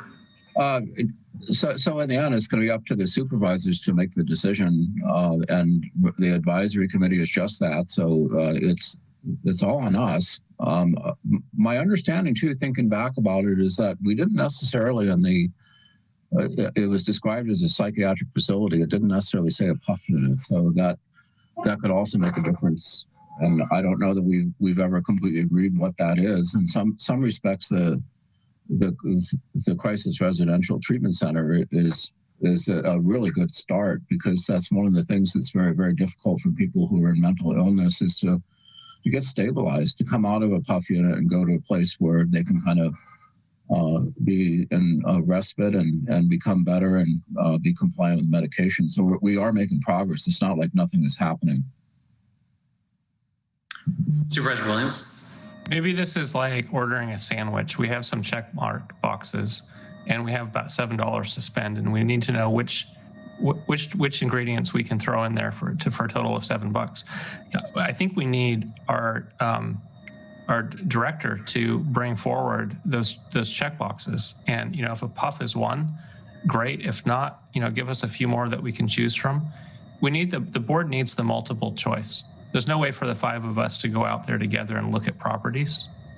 We don't want to spend another year and hundreds of thousands paying somebody else to do that. I mean, it's like pick a location, tell us what the options are, and let's vote on it. Supervisor Hashak. Well, as far as the sandwich analogy goes, is that we've been told, and I think that there's pretty much consensus that the sandwich needs to be a puff. And that, let's see what kind of puff we can get with the money that we have, and if it is viable. And so let's move forward with that, because if we send Dr. Miller back to figure out what all can go into the sandwich, then we're kind of back to square one. Let's just move forward with this idea that we're going to do the puff. And then if it's not viable, we go to plan B, which we don't know what it is right now. So I kind of go back to that original statement that we should look at the ranch and then look at what other options are out there for a puff. And I'd like to see an annual audit done. Can we give that as direction? Look at the ranch, bring a fallback if that doesn't look feasible, and bring us a proposal for an audit. Chair Jurdy, this is CEO Angelo. I just want to say that given your desire of this board to look at the ranch and then look at a fallback, if this board would like, we could bring Whitmore Lane forward when we bring the ranch forward. So then this board has 2 options. Again, there is no board approved plan for Whitmore Lane. What we know is that whatever we do with that building, we need a new roof. And so we are working on a roof. We've used that building for isolation and quarantine. No general fund has gone into that. It's like a free fixer-upper. So if this board would like, we could bring Whitmore Lane forward as an option when we bring the ranch concept forward. And regarding an audit, if you're talking about an audit of the Measure B funds, if that's your direction, we can give that direction to the auditor. So again, if this board would like to throw Whitmore Lane in as an option, we could bring that forward when we bring the ranch concept forward. So please advise. Thank you. Yeah, Supervisor Williams. Yeah, I would support that ranch proposal and presentation, Whitmore Lane presentation, and a proposal for an outside audit. Second. Just a question on clarification to CEO Angelo. The Whitmore Lane property is big enough that it could have not only a secure puff unit, but also some residential treatment as well. Is that correct? Through the chair, yes, it is big enough for a 16-bed puff and other services as well. I have a question on the audit. When we talk about an audit, there, relatively few Measure B funds have been spent. So is there really a need for an outside auditor to look at the expenditure of the funds? It seems like the auditor's office could provide that information on it. I don't think there's any big secret. Yeah, Chair Jurdy, I just think that, explicit in the role of the oversight committee was to perform an annual audit. And if that's not being done, then that's an issue with me. I get it, but I also heard about hiring an outside auditor, and I think the auditor's office can perform that function. There doesn't seem to me there's that many dollars to track down that have actually been spent. Well, does it say that it should be an independent audit in the language of Measure B?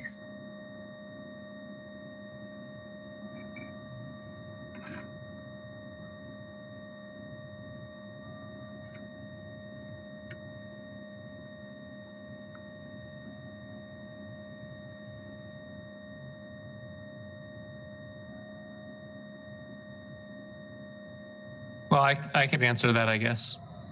In the language voters passed. C, conduct an independent annual audit and develop a performance management strategy. And then D mentions the oversight committee, which shall review the independent annual audit of expenditures and performance. So for me, that kind of says that it's something that needs to be done every year and by an independent audit. And it, you know, we're talking millions of dollars here and it hasn't been done.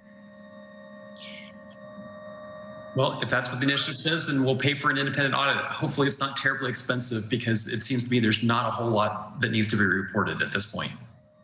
Dan, is it your perspective that this is a requirement, but it doesn't make sense at this stage because we haven't done anything with the funds? Yes, essentially. Yeah, so I mean, I would be okay holding off on this. I agree. There's not a lot to review. You know, if it's maybe there's not a lot to audit and there's not much of a cost involved and we should follow it. But if it's, I don't know how much money we're talking here. Is this pocket change or are we talking tens of thousands? I don't know. Hopefully staff could follow up on that. I mean, there's probably different kinds of audits, and given the limited expenditure of the funds, it seems to me it should be not terribly expensive, I would hope. So the direction would be to bring back 3 proposals with presentation, and we could decide at that point on all 3. We're not committing to anything firm here. Sounds good to me. Okay, Chair Jurdy. Another way of looking at it is this is supposed to be the role of the oversight committee. So they should be deciding on this. This, you know, maybe this is explicitly stated that this is their role. So let's send the direction to the oversight committee that, you know, we want to see this audit done. So, sorry, raise my hand here. So I think there's a mix-up. I don't think it's the language doesn't specify that the oversight committee will perform the audit or decide whether to perform an audit, right? So that's Board of Supervisors. So the oversight committee's role is to review the audit. The independent annual audit. Yes. Right. So we decide whether to perform the audit, and if we do, then the oversight committee can review it and provide feedback. I'm thinking that probably originally they thought that there'd be services being rendered to patients by this time, and that could be some of the reason that they wanted an audit. Given that we're really sort of not off the ground yet treating patients, I kind of agree with the idea that this is not. However, you know, when you make an agreement in an ordinance or in whatever it is, you do have some obligation to follow through. Yeah, I agree. If it's in the initiative, then we should follow up on it absently. I just hope it's not terribly expensive. I hope not too, but at the same time, we are spending, you know, millions of dollars on the CRT. We're spending, you know, hundreds of thousands of dollars on the training center. We're spending, you know, money to Knockton Lewis, you know, and so let's make sure that the people are getting what we believe we're getting. You know, we've gone through a couple project managers. Now it's back in the behavioral health. So let's just, I think it's time for an audit. And I think it's a commitment that the people expected when they voted for Measure B. Okay, well, definitely hearing consensus of the board on all 3 items. So is there a 4th item we'd like to add to the list? Chair Jurdy, CEO Angelo, again, I apologize. I don't want to interrupt your dialogue on this, but I do want to say that our auditor does do an outside audit, does have an outside auditor come in. I believe it's every 2 years So it's quite possible we could check with the auditor to see if there was an outside audit most recently, and if the Measure B dollars were done by the outside auditor. If this board would like, we could do that. Additionally, one other comment is that as we move forward, looking at the options of the ranch versus Whitmore, is there, would you like Nocton Lewis to do any part of that? I mean, they were contracted to do an analysis, a feasibility study. Would you like some study done by them on those two options before we bring them back, if we could still rush to bring them back? Thank you. Before Supervisor Williams, my concern about Nocton Lewis is they seem, excessively expensive. And I don't understand why they're as expensive as they are, and why their projected costs for buildings are so expensive per square foot. So I'm curious if there are any other maybe local vendors out there who could provide some assistance. Supervisor Williams. I'm not worried about the cost of construction. We have enough funds to build a facility. I'm worried about whether we can operate it. So I don't think they're in a position to do that analysis. If we can do it, that's great. If we can't, we need to find somebody who can. It doesn't need to be to the dollar. It could be to the nearest 100,000, and I think that would give us a good enough sense. If we find that we have $1.5 million to work with, and it'll cost us $3 million a year, we need to have a serious conversation about whether we plan to use our general fund to subsidize the facility, or maybe we don't do it because we've promised more than we can deliver. So that's what I'm looking for, is for the ranch and for Whitmore, what does it cost to staff it and operate it as a PUF?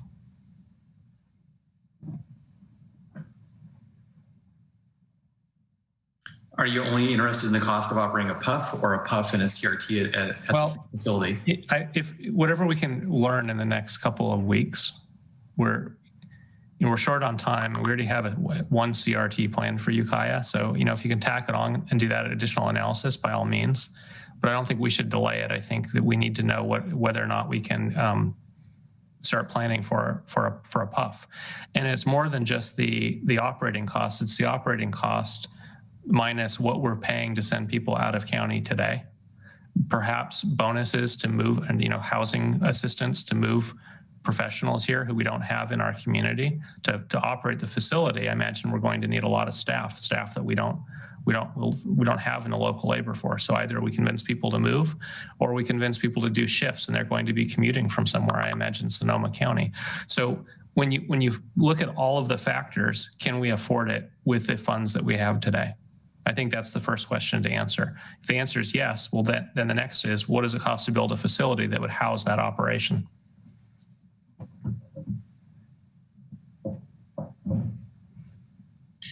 Okay, Dr. Miller, do you feel that you have clear direction from the board? Yes, so I'll just make sure I have it, and anyone can correct me if I don't. We are going to bring back a proposal on the ranch, looking at the ranch model versus Whitmore Lane, the feasibility of operating a facility, a psychiatric health facility, on either one of those options. And then making sure that Measure B moves forward with an audit. Okay. Supervisor Mulhern. Sure. CEO asked if there was another option. And again, I want to know, because Adventist Health, 3 areas of our county, I want to know if that option is off the table, and just have it asked and answered, either yes or no, as we're going through this process of reviewing Whitmore and the ranch. Sorry for being so direct, but I want to make sure that that was heard. Thank you.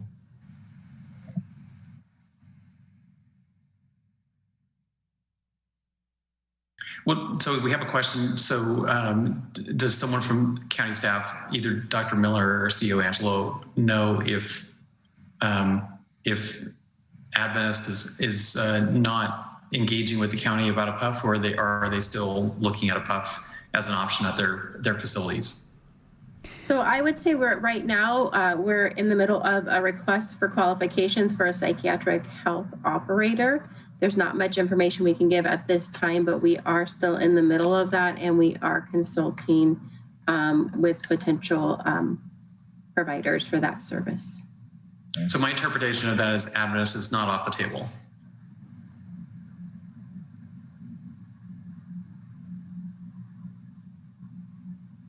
And all I can say is we're in the middle of it, so that's all I can't provide. Supervisor Mulhern, did you get your answer or your question answered as much as you can get it at this point? Apparently. Thank you. Okay, Supervisor Hashak. You're muted. Okay, so the question goes back to doing this feasibility study and having staff or Knockton Lewis do it. And the question is for Dr. Miller, can staff do it in that amount of time? Or do we need to employ Knockton Lewis? Because it doesn't sound like we can go to other outside vendors who would do a feasibility study because we're contracted with Knockton Lewis.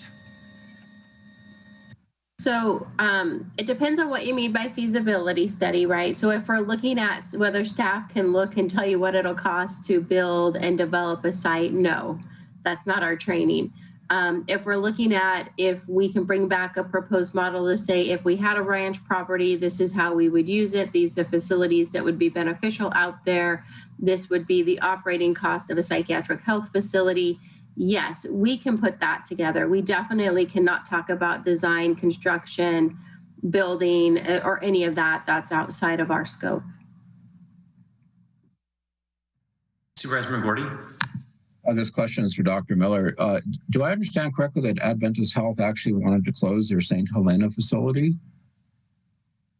Yes, there was conversations, I think about a year and a half ago, I can't remember the exact time, that they were looking to close their St. Helena facility. That is correct. Mm-hmm. So, you know, that begs the question, if they're narrowing their own facilities down, they want to take on one in Mendocino. So just saying.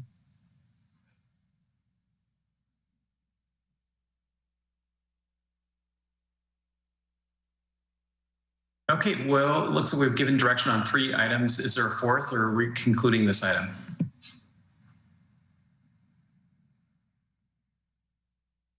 I'll throw out a fourth. Why don't we have Knockton Lewis look at other sites besides the ranch proposal at the same time that Dr. Miller and her staff are looking at the ranch, and will provide that presentation.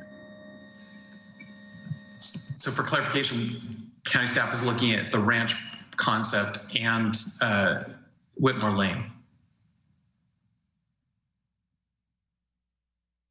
They can do, that's the question for Dr. Miller. They can do both? They're doing the both. So are you looking for a third site or a third structure, I guess?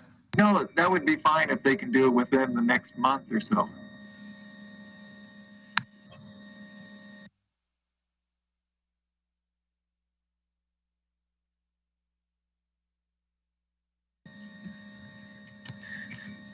Chair Judy, I just think that we need to keep moving on this. And the longer we wait, and the months roll by, and before we know it, 5-6 years are going to pass. So. Yeah, so I guess another way of rephrasing your question, Dr. Miller or Steve Angelo, in addition to Whitmore and the ranch concept, are there other sites that you're aware of outside of Adventist properties where a PUF could logically be considered?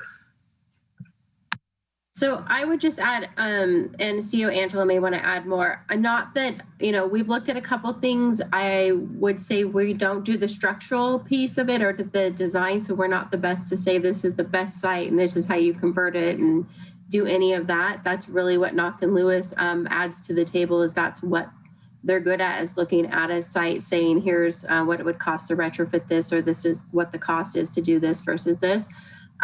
So no, I think the sites we've looked at, you guys have talked about, they're not on the table anymore. We'd have to go back out and look again at what other sites exist out there. They're nothing that we have right now in front of us besides what we've talked about, the Whitmore Lane and the ranch property. So I'll just say I'm not clear what is so special about Nocton Lewis.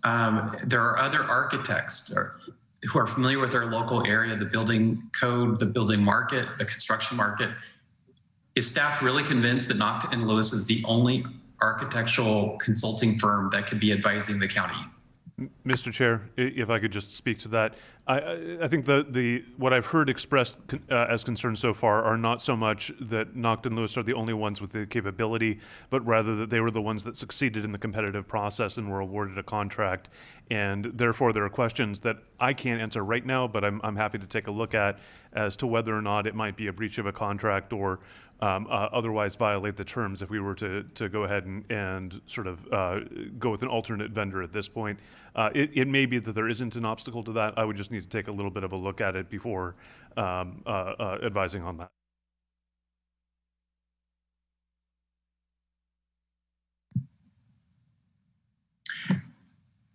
Well, I'm just putting it out there. Personally, I'd rather be considering other architectural firms myself before we spend more money on that. But anyway, that's my opinion. So we have 3 directions to staff. Do we have a 4th? Or is that it? Are we ready to go on to our next agenda item? Chair Jurdy, this is Atlas Pearson, Deputy Clerk of the Board. For clarification, can you please confirm the following directives?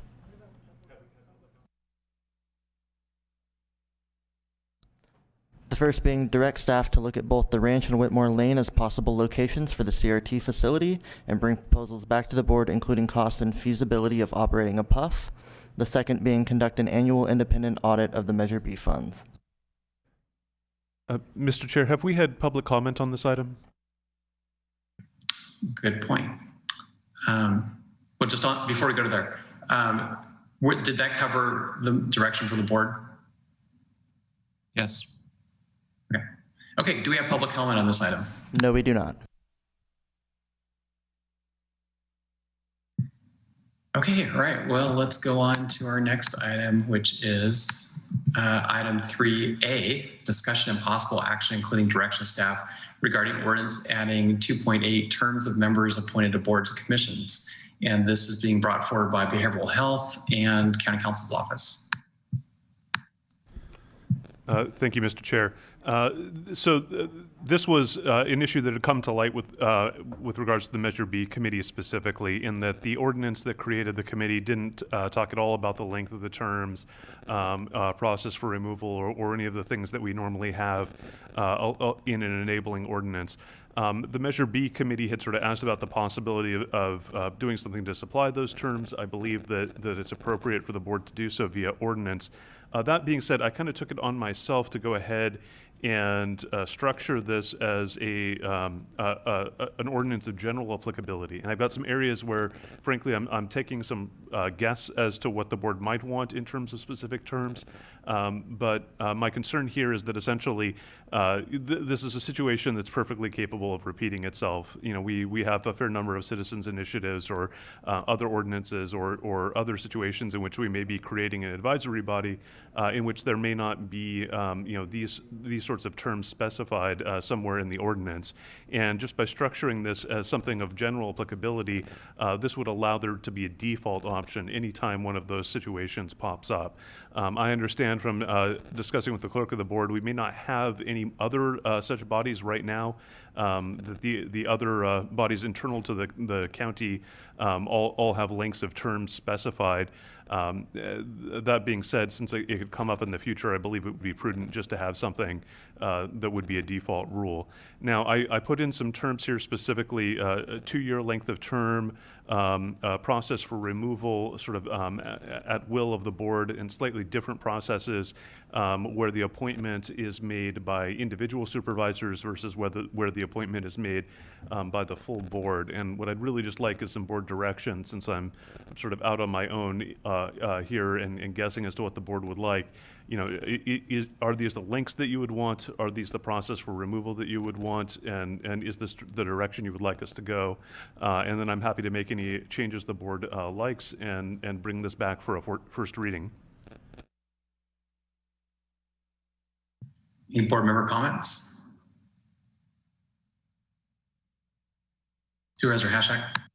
Thank you, Chair Jurdy.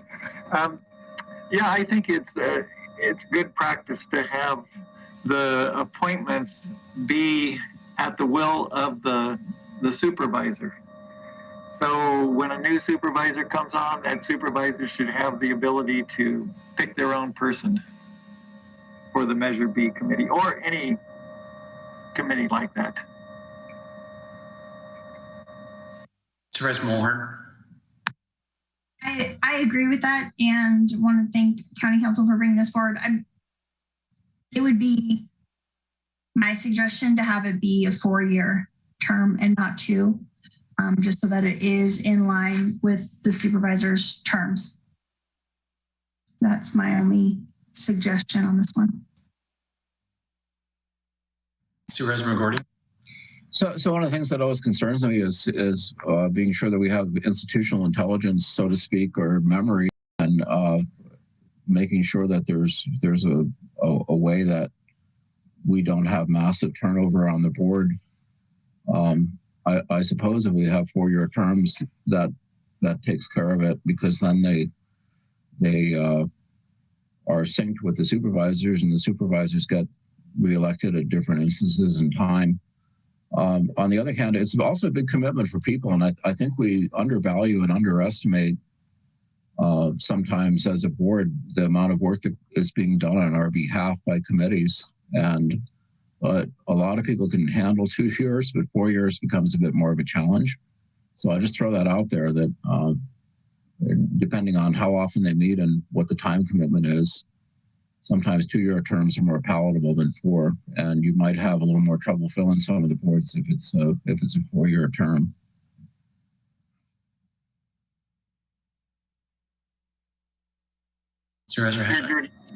Yeah, I just like the idea of, these 2-year terms, and then they can certainly be re-upped. And if the person wants to stay on the committee for 4 years, they're still into it, great. If not, then they have the option of just bowing out gracefully too.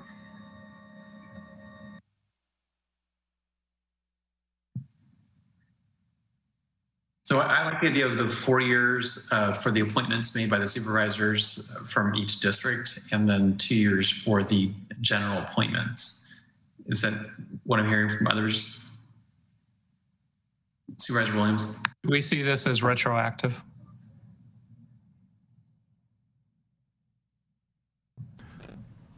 Through the chair, I'm not quite sure if that was a question for me or for the board. It's whatever preference the board would like. Certainly, if you're talking about the existing positions, the way it's structured is that it would give the existing supervisors the ability to make a sort of a replacement at any time if it's of a position that is appointed by an individual supervisor.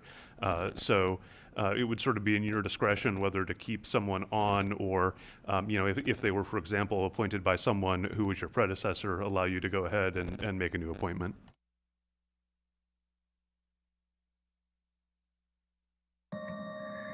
Now, so Chair Judy, your question was about whether the difference between an appointment by the supervisors and one by the general public.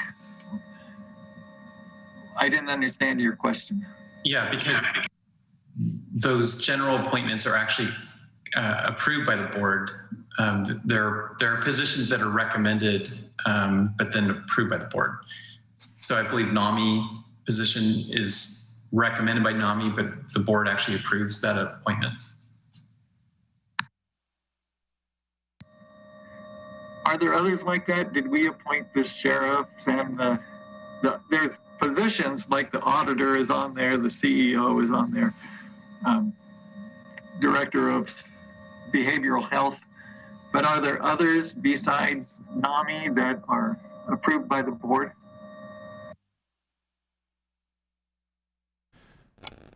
If I may, through the chair, with respect to Measure B, I don't know that there's much in the way of other general appointments. The ordinance calls for the designee of the sheriff, the CEO, the head of behavioral health, and the auditor. There are, my understanding is that when these initially came up, the board did purport to sort of have ratified all of those appointments.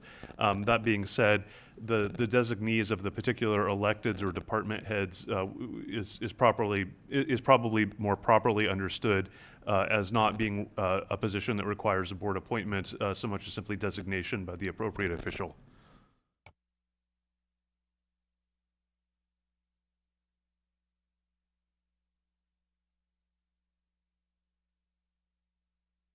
So the question that was put out there, is this retroactive? So that's up for the board to decide if they want to make it retroactive or not.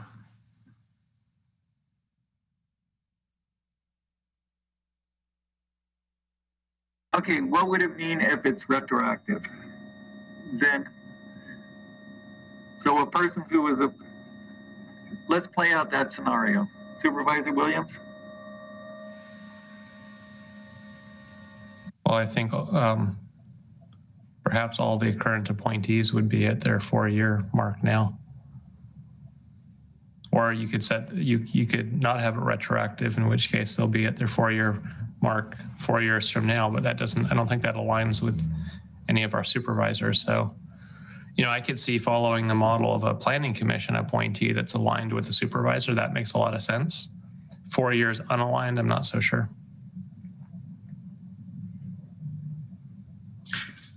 Yeah.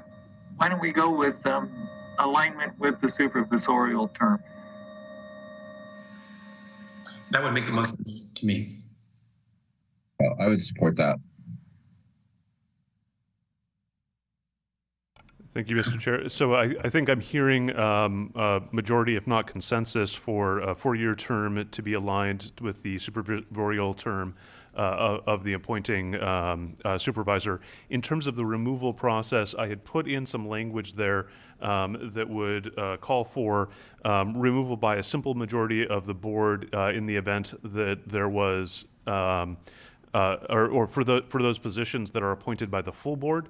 And then 4/5 for those that are appointed by an individual supervisor. I didn't know if the board wanted that or not. So with the 4/5 removal, that would allow essentially the other 4 members to remove someone over the objection of the appointing supervisor.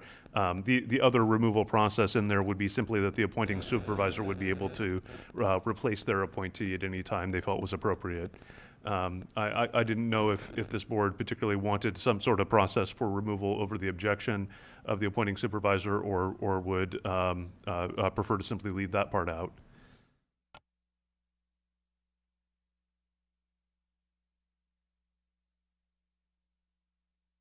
Any thoughts? I mean, I suppose it's good to have as an option if it were to become necessary. I don't see the harm of putting it in there. I think it'd be really extreme circumstances for the board to remove someone from the committee.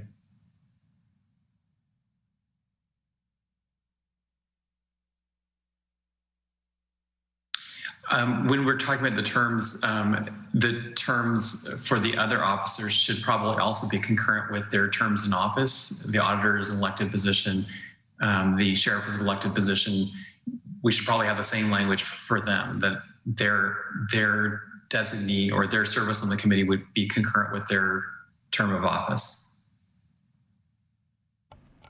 If the board would like, Mr. Chair, what I could do is simply leave in language that says essentially that the designee must be the designee of the current office holder.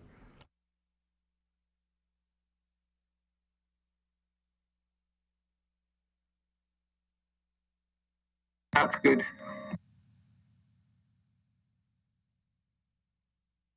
Do we need any other feedback to county council? So my only other question is that I had some language in there that sort of assumed that upon a new supervisor taking office, there would be an ability to go ahead and remove and replace with that supervisor's preferred appointee. And additionally, I put in removal would be without cause. I just want to confirm that both of those are in line with the board's desires and expectations. I would also just note one situation that could arise, although it's relatively uncommon, is that if there is a vacancy in a Board of Supervisors position, you may have a new supervisor appointed by the governor before the the next election. So my understanding is that this board would essentially want that new supervisor to be able to appoint their own representative. However, if that's not the case for any reason, please let me know. I would think we would want that to grant that ability to the new supervisor. They may have other things to deal with that are more important than filling some already filled appointments.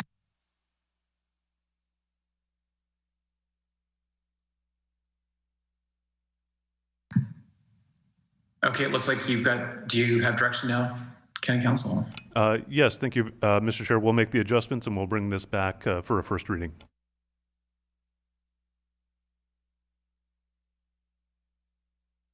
Okay, that takes us to item 5A, which, as mentioned in the morning, was added to the afternoon session. And that's discussion. Excuse me, Chair Dirty. Oh, did we? We need public comment for that item. Did we have public comment on that item? Yes, we do.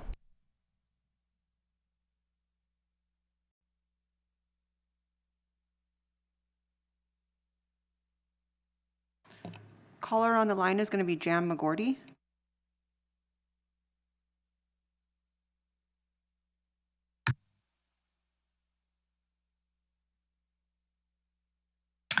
Hello. We can hear you. Hello. Yes, thank you. Thank you for allowing me to speak. I do have something to say about term limits for all board members, which is necessary. It's really necessary, and it's applied to all of your other committees and commissions. I think a lifetime assignment is not in the interest of the county, particularly in view of the lack of action for this particular commission. I think you should note that 6 of the 11 people on Measure B are county staff, and they're not appointed by supervisors, and that perhaps you should think of having a representative of that department, not necessarily the directors. The B have had 3-year appointments, and they kind of rotated between supervisorial elections. So you might think of following that model. Also, I think you should really think about including a supervisor as a representative on the board in an advisory non-voting capacity. I know that you've had an ad hoc committee looking after this, but it really impacts the perspective when 2 people are able to consult in detail upon this and other people are excluded, instead of having just one supervisor noting things and being able to report back to your full board. So that's what I have to say, and I think that you really should think seriously about term limits and having a supervisor in an advisory capacity. Thank you.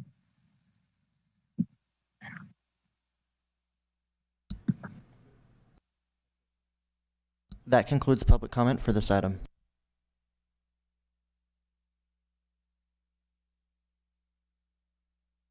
Okay, all right. Well, that takes us to item 5A, which is again added this morning to this afternoon's session.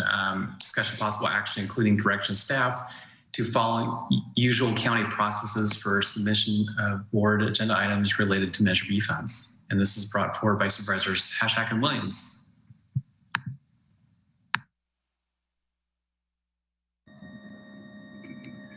Well, Chair Dirty, I think that the reason we're bringing this forward is that it seems like the Measure B Oversight Committee has been dealing with some minutia that they don't need to be dealing with as an oversight board, and that really some of those questions should just be brought up to the Board of Supervisors, because we're ultimately going to have to make the decision about if it's an expense, such as we have some issues about the lighting or the gun locker issue. And so their recommendation is fine, but sometimes it needs to just go to the board so we can get some action done. Supervisor Williams? Yeah, I would say this isn't really a change of policy. We're just asking that we follow the existing policy that the Board of Supervisors oversees the budget, and these are budgetary expenses. And I don't know how we got on this track of, asking the Measure B Oversight Committee to debate the potential energy savings of LED lights, or, how much landscaping to do in the parking lot. Like, those are decisions that should just be facilities that we don't need to have a long public meeting. The amount of people we have in those sessions it's an incredible amount of cost. And, what I would like to see the Measure B Oversight Committee focus on is the big picture. What are we trying to solve? In addition to a PUF, what are the other services that would provide a continuum of care in line with the Kemper report? And we can't have an hour discussion about light bulbs. And it sounds critical, and it's not. I'm just thinking about how to make the best use of everyone's time. I think we already have the right policy. We're just not following it. Okay, any other board member questions or comments?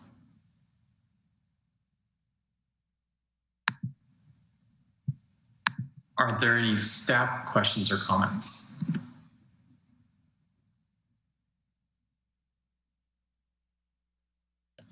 Any public comments? Yes, one moment.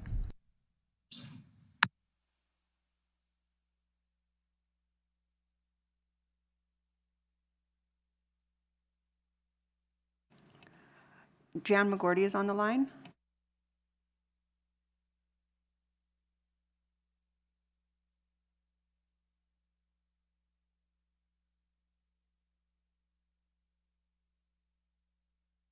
Hello again.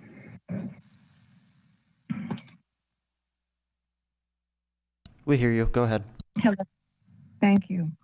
So I did want to make a comment upon a gun locker, which I think is terribly inappropriate for the mental health facility that's supposed to be used for educational purposes. Guns don't benefit behavioral health patients in the least, and they shouldn't be associated with it. Now, I know at the last CIT training, the officers were carrying, which, I think surely they could stash their guns somewhere and act like normal citizens when they come into an educational institution. And if they need to have a gun locker, it should be at the sheriff's substation, and the sheriff's office should pay for it. Maybe they could charge rental like you do in any other, like a bus locker or something. But I think this is an important thing when you're talking about a mental health facility, and that the Board of Supervisors should be aware that a gun locker does not belong. And if it was snuck in under the budget, that you should be careful not to approve it. Thank you.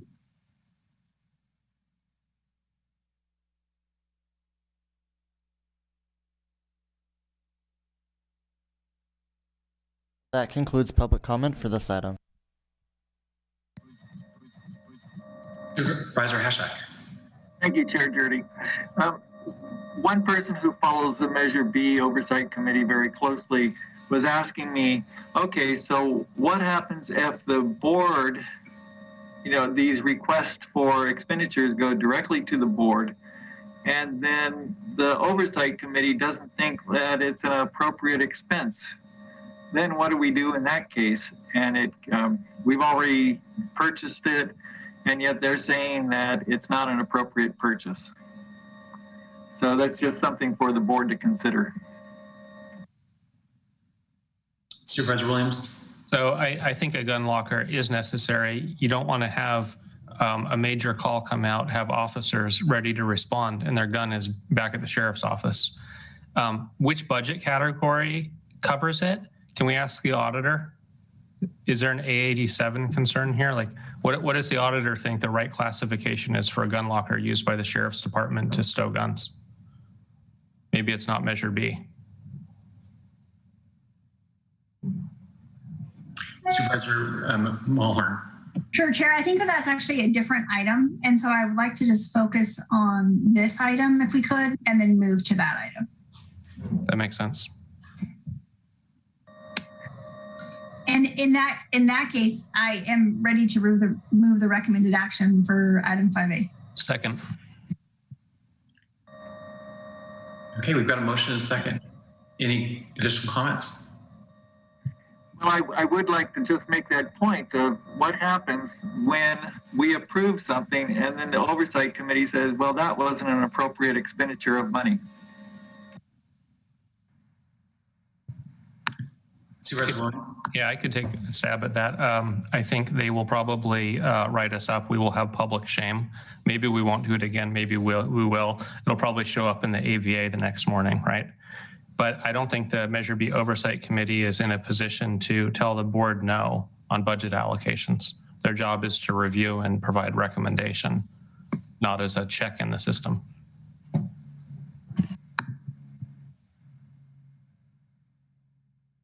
At least that's my read. I mean, if I see two hands, if somebody else reads the ordinance different, now's a great time. Supervisor Mulhern? I don't read it different, and I think that's the entire intent of the audit and why the Citizens Committee is tasked with auditing to make sure that the Board of Supervisors is allocating the funds appropriately. That's our job. And that is what we are here to do. And if we're not doing it right, then there's more to be held to task than our friendly editorial commenters. You know, that we have a role and responsibility, and we need to just make sure that we're keeping that clear, especially for the folks that have volunteered so much of their time, so that again, they're not making decisions that really it's not their role to decide whether or not LED lighting or not. They don't need to spend 4 hours talking about that. Supervisor McGordy? Yeah, I'm hoping that we wouldn't be in that position. The point is, though, in the end, we're responsible no matter what Measure B Advisory Committee thinks. It's us who makes the final decisions and takes the responsibility. So we want to be sure we're well informed. And hopefully we wouldn't be in a situation where we're really cross purposes with what they think is the intent of the measure. So, and we also have a staff that I hope would advise us if we're headed for, you know, a major pitfall. And I hopefully it's not a big issue, but Supervisor Williams is right. And, you know, we have the responsibility to spend the money and the authority to do so with everything associated with it. But we also have oversight. So hopefully we're going to be making good decisions. Mr. Chair, if I may. Go ahead.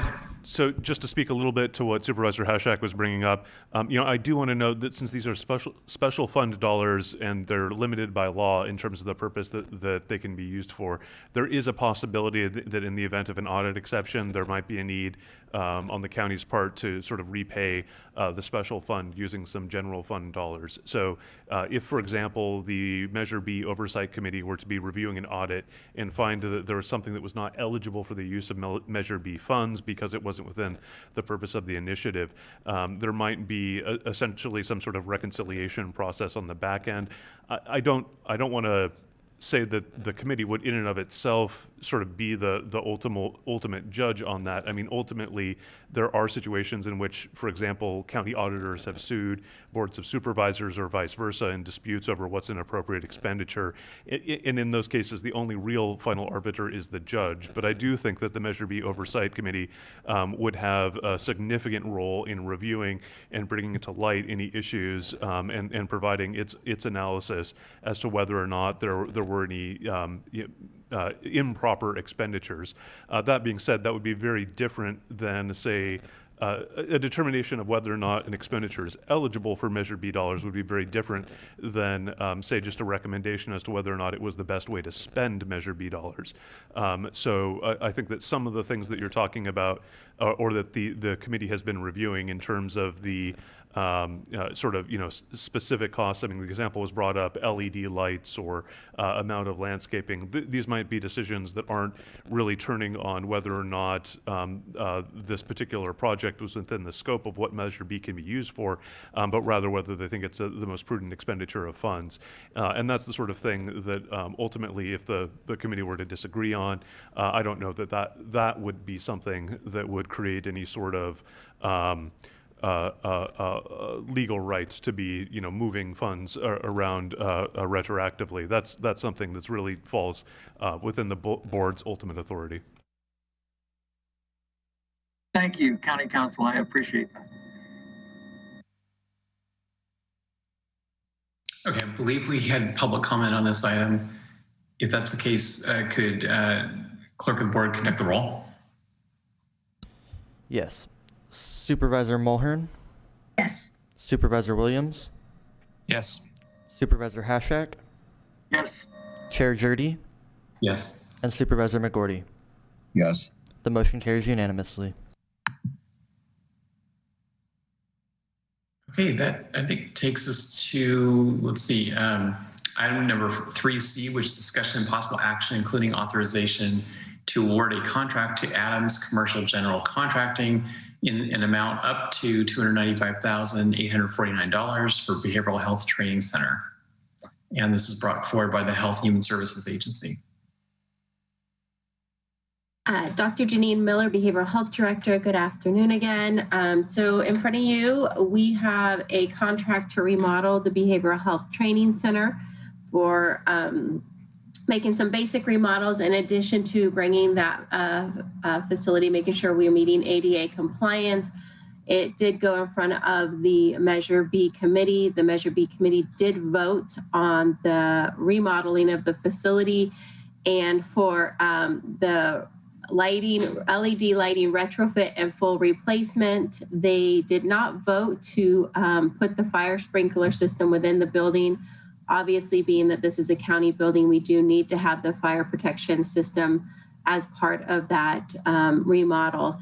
And so we are here today to talk about that remodeling. Doug Anderson from Facilities is going to give a brief update of what we're remodeling within that facility. We need approval to move forward with the remodeling cost and also how we want to pay for the fire protection system. Are we moving forward with Measure B dollars, paying for those as a Measure B facility, or are we looking at an alternative funding source? So I'm going to hand it over to Doug just to give a brief update of what the remodel looks like for that facility.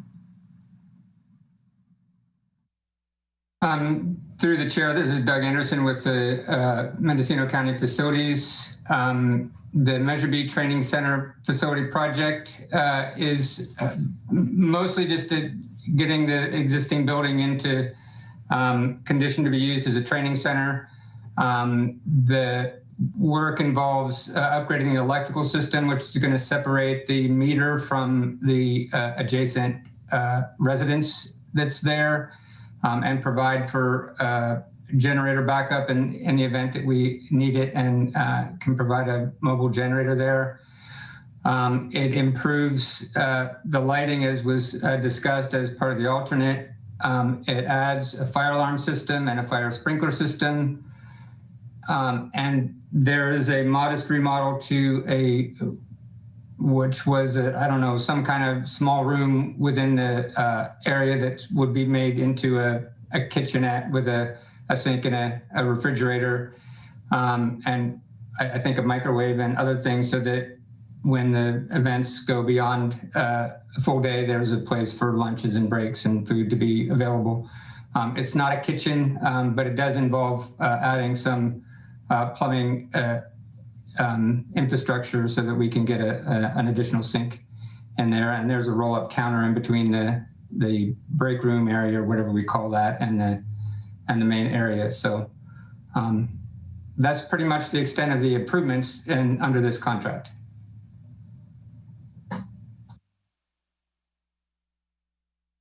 So if anyone has any questions, we're happy to answer them and then provide any additional information. I guess I have a follow-up question. So the Measure B committee did not want to spend Measure B dollars installing the fire sprinkler system? That is correct. They didn't think it was a necessary feature for that facility. Well, my comment is the fire code is part of the building code, and the building code has to be complied with any building, whether the county owns it or a private citizen owns it. And if you make an expensive renovations of a building, the fire code will automatically trigger sprinklers in the building. So if it's a condition of occupancy, I don't think we can say, oops, it's not a Measure B related facility. It's necessary to occupy the building. Supervisor Williams? Yeah, I guess I have it in the category of needing windows and doors and a roof. This is just part of, I mean, this is a public facility. Of course it needs sprinklers. Supervisor Mulhern? I think I wasn't able to watch this meeting, but does the Measure B only pay a portion of the training center? Couldn't we use a portion, the correct percentage of Measure B funds to pay for that in correlation with however much they pay for the training center, or no? So the remodel, specific to the fire protection system, it's only for the training center. It's not for the substation. So the fire protection system would be specific for the training center. Thank you for that. Supervisor Hashak? My question is about who is making the decisions on the remodeling, and who are we still working with Naughton Lewis on that? Who has come up with this remodeling plan? So the Measure B has an ad hoc committee, the Behavioral Health Training Center ad hoc committee, and they worked on a plan on what remodeling should be done to the facility to make it the training, more of a training center that we would want. So that committee made the recommendations, worked with the Measure B project manager. They put out a request for proposals, and this was the winning bid that responded. Supervisor McGordy? So I just have a question. As a county facility, will this be used by other groups besides people involved in training specifically for this task, or what other purposes is the building going to be used for? There's still a lot of questions on all business activity that will be used in that facility. Definitely trainings. There's a lot of talk about a regional model, so outside counties, other entities, agencies could rent that facility and use it for trainings or conferences. We're working on a business plan to what that will look like, but that's sort of the thought right now. Mm-hmm. So it may be used by other departments too, possibly? That is correct. Okay. Chair Jurdy? Yeah, go ahead. CO Angela, I apologize. It's difficult to know when to speak and when not, and I know you don't see our hands over here, so my apologies. The sprinkler system was brought to the Measure B committee, and in my opinion, that was in error, and that should have never been brought to the Measure B committee. The sprinkler system it's a risk issue, and obviously we want to put in the best sprinkler system we can. The training center is a regional training center. It's a mental health regional training center, which means not only people inside of Mendocino County will use it, but regionally it's quite possible that people outside of Mendocino County will use it. In fact, if the sheriff's office does or mental health does trainings that would extend through the region, I mean, I don't think it's impossible to think that somewhere down the line over the next 3 to 5 years that the training center could be used statewide. So it's my opinion as a risk manager and the CEO that the sprinkler system should be paid for. It would seem to me that it should be paid for out of Measure B dollars. And again, it is a regional training center. It's a safety issue. Particularly, it's not only a training center that's going to be used by county staff or even people within Mendocino County. It's a regional center. Thank you.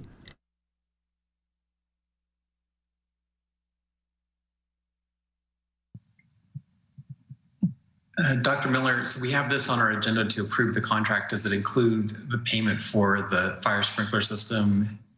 Yes, the total dollar amount, the $295,849, includes the remodel, the basic remodel, the alternate of the fire protection sprinkler, and the LED lighting retrofit and full replacement. Okay. I have a question for Mr. Anderson. Do you know if the sprinkler system, the bid alternate, includes the cost for a pressure tank? Because in almost every case in the county, when you're on wells or even on a municipal system, it's not uncommon to need a pressure tank to increase the and a pump to increase the water pressure for the sprinkler system to work adequately. Through the chair, Doug Anderson, Assistant Facility Manager. I am not certain that there's I mean, the fire protection system was essentially a design-build system. It was a performance spec that was put into the plans and specifications, and there may or may not need to be a booster pump as part of that. I would assume that if it's needed, it would be included. Okay, there might be a pleasant surprise in that it may cost more than you think. So do we have a motion for this item? Move the recommended action. Second. Okay, does the motion need to clarify who's paying for the fire sprinkler system? I moved it with the understanding that the Measure B funds would be used because it's a Measure B training facility. Agreed. Okay, we've got a motion. Did we have public comment on this item? We do not have anybody registered for this item. Okay, all right, I guess can you conduct the roll? And I caught that Supervisor Williams moved the motion. Who was the seconder? Supervisor.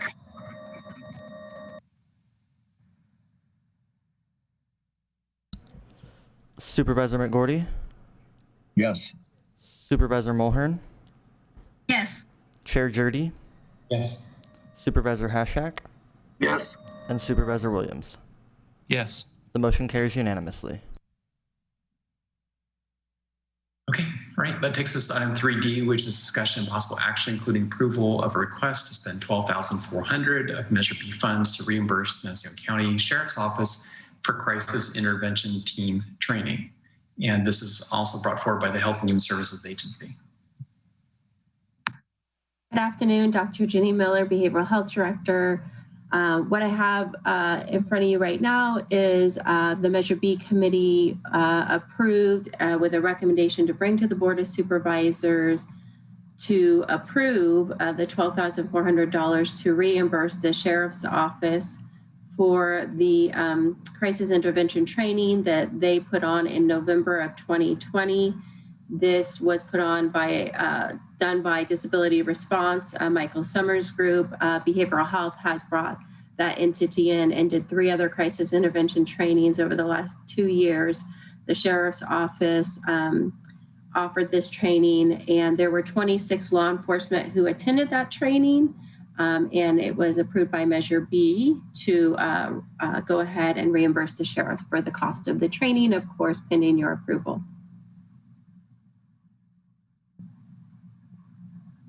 Any other board member questions or comments?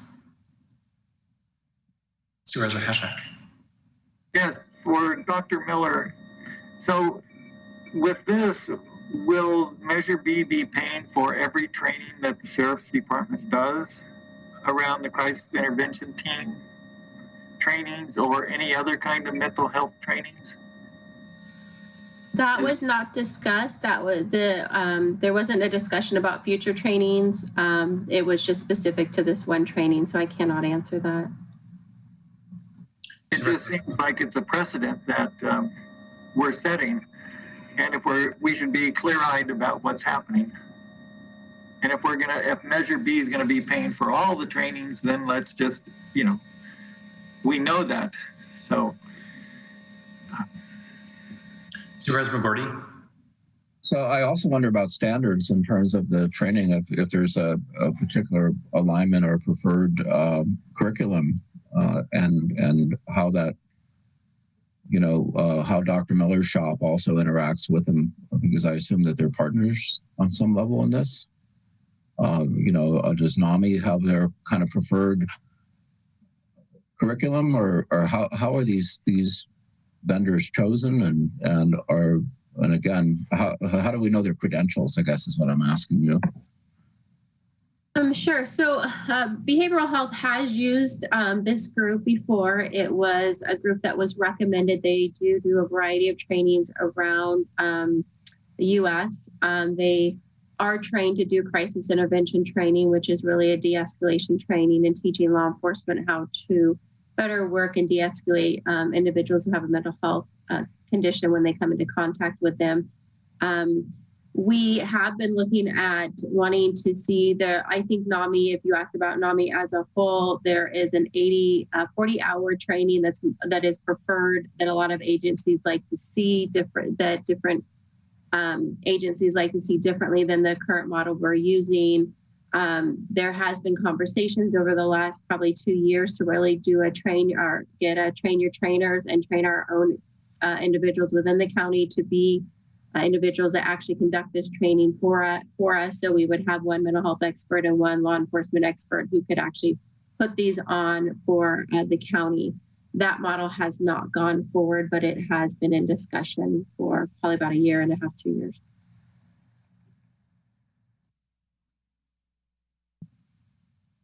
I'm sorry. That seems a little bit more appropriate to have it so that you're training both sheriff's deputies and also your department members at the same time, so that everyone's hearing the same thing. So it's just a comment, and as an educator, I'm just curious what your take is on that and what you might do going forward. The current training really focuses on more from a law enforcement perspective. We'd like to see more of a mental health perspective added in. I mean, that's my personal opinion from seeing the training and having staff who have attended it.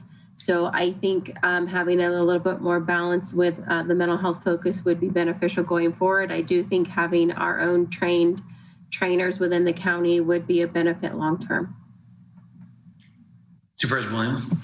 Is this CIT training an endeavor that we had engaged in prior to Measure B passing? Maybe I can't, I wish I could tell you exactly when. We've talked about CIT training for many years. Behavioral Health and Recovery Services paid for 3 of them. We had some workforce education training dollars, so we were able to put those forward as an option. So they were originally able to be paid for through behavioral health. Behavioral health does not have that workforce education dollars anymore. And the sheriff's office needed to get some additional officers and law enforcement trained within the county. So they went forward with this training. So I don't have a strong stance on it, but I think the language in Measure B specified that the funds are for improving services, not covering already provided services. So if this is the type of training that a sheriff's office typically does periodically, I think that's a general fund expense. And if this is going beyond what they would normally provide, then it's appropriate to use Measure B. And I don't personally know where that line is. I don't know the history of whether this type of training or this category of training has been provided, but I would think that it would be part of the normal sheriff's office program. Supervisor Mulhern. Sheriff Kendall in the waiting room, could he be brought in?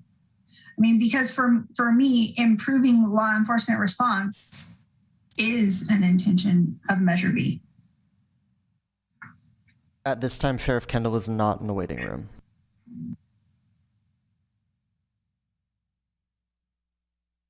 Would the board like to come back to this one and go to item 3E right now?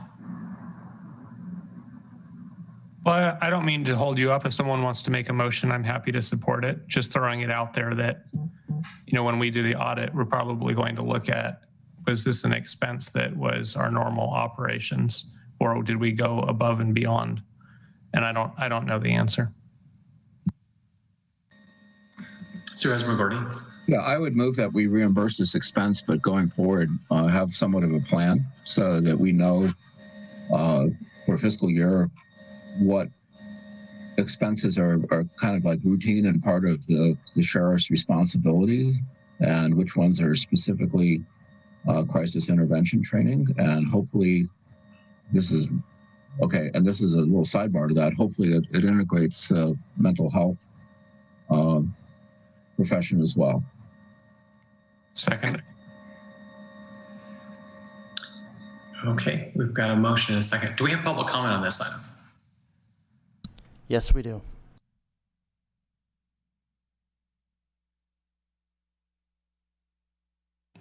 The caller on the line is Jan McGordy.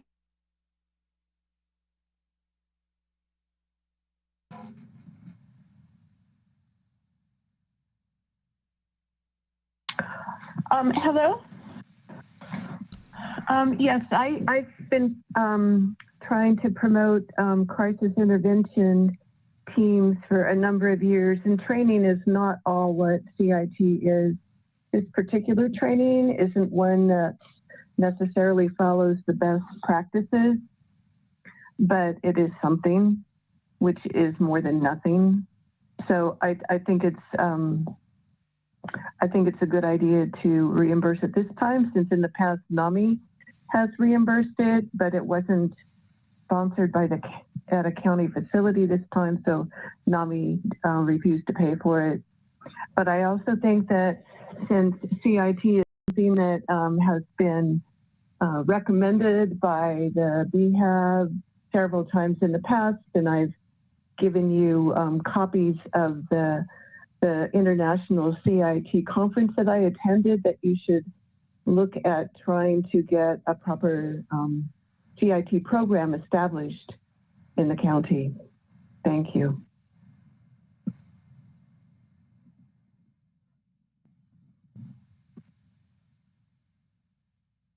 That concludes public comment for this item. Okay, well, we have a motion. Did you capture who made the second? It looked like a very close call between Supervisor Williams and Hashak. I did capture Supervisor Williams, but I wanted to clarify, are you guys motioning the recommended action, or did you want to include the caveat about having a plan going forward as well? Correct. Recommended with a plan.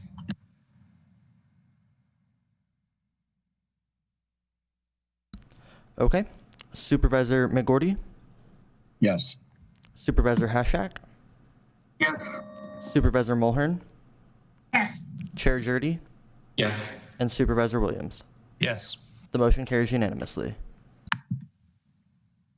Okay, before we take a break, let's get into one final Measure B item, which is 3E, discussion and possible action, including approval of purchase of a gun locker from Fasco Security Products for $8,410 of Measure B funds for the Mendocino County Behavioral Health Training Facility, approval of a corresponding appropriation transfer of funds from Measure B fund balance to Fund 1224, fixed assets, equipment, et cetera, in that same amount. And this was brought forward by Health Human Services. Hello, good afternoon, Dr. Janine Miller. I am here to bring forward that the Measure B committee recommended that the Board of Supervisors approve the purchase of a gun locker for the Behavioral Health Training Center facility. This would allow officers that are attending any of the trainings to have a safe place to lock their guns during the training. It is a 10-compartment pistol locker container that would be in the Behavioral Health Training Center so that law enforcement have an option to lock their guns while they're at trainings there. So I can answer any questions you may have regarding that. Supervisor McGordy? I'm just curious what's kind of standard and customary practice for law enforcement when they're in training meetings for what they, if they need to stow their firearms, or do they continue to carry them? I just, you know, I've seen them in the Ag Center with their guns. I just wondered what the procedure normally is when they're in public. Does anybody know? I do not, so I'm not able to answer that question, sorry. Supervisor Mulhern? I hope that there's somebody in public comment on the line that can answer directly, but what my understanding is that normally you would have your firearm on you because of the highly sensitive nature of trainings around mental health. The the preference would be for officers not to have a loaded firearm while they are participating in those trainings. That was my understanding of the need for it. Happy to be corrected. Supervisor Williams? Yeah, I would argue Measure B funds for this, seeing that it may be a regional training center. We're bringing other agencies. I don't think it's appropriate to charge the sheriff's budget for a gun locker that may be used by, I don't know, CHP, Fish and Wildlife, parks, other law enforcement agencies. And my understanding is in line with, there may be scenarios in the training where it's better to put the firearm away. And it is a safety concern, you know, talking risk. I think that having the option for guns to be stowed at the officer's discretion is wise.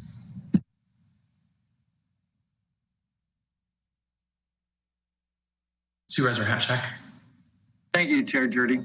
I'd agree with that. I think that, you know, this is a training for law enforcement and mental health workers. And the understanding I have is that, you know, there'll be simulations. There's a state-of-the-art technology that's going to be applied to simulate different experiences.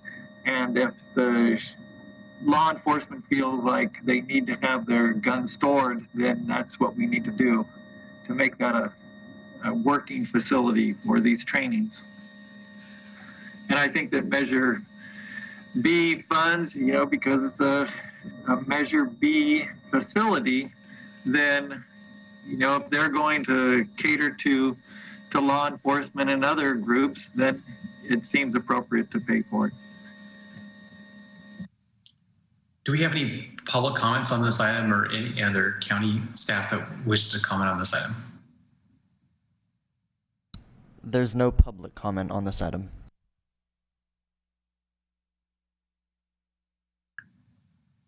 Okay. Would someone like to make a motion?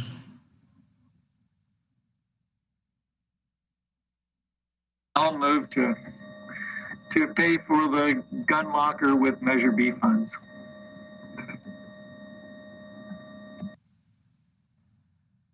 I'll second. Okay, there's a motion and a second. Supervisor Mulhern? Yes. Supervisor Hashak? Yes. Chair Jurdy? Yes. Supervisor McGordy? Yes. And Supervisor Williams? Yes. The motion carries unanimously. Okay, maybe we can take a break now and come back at 3:35 for our last item of the day, which is item 3F.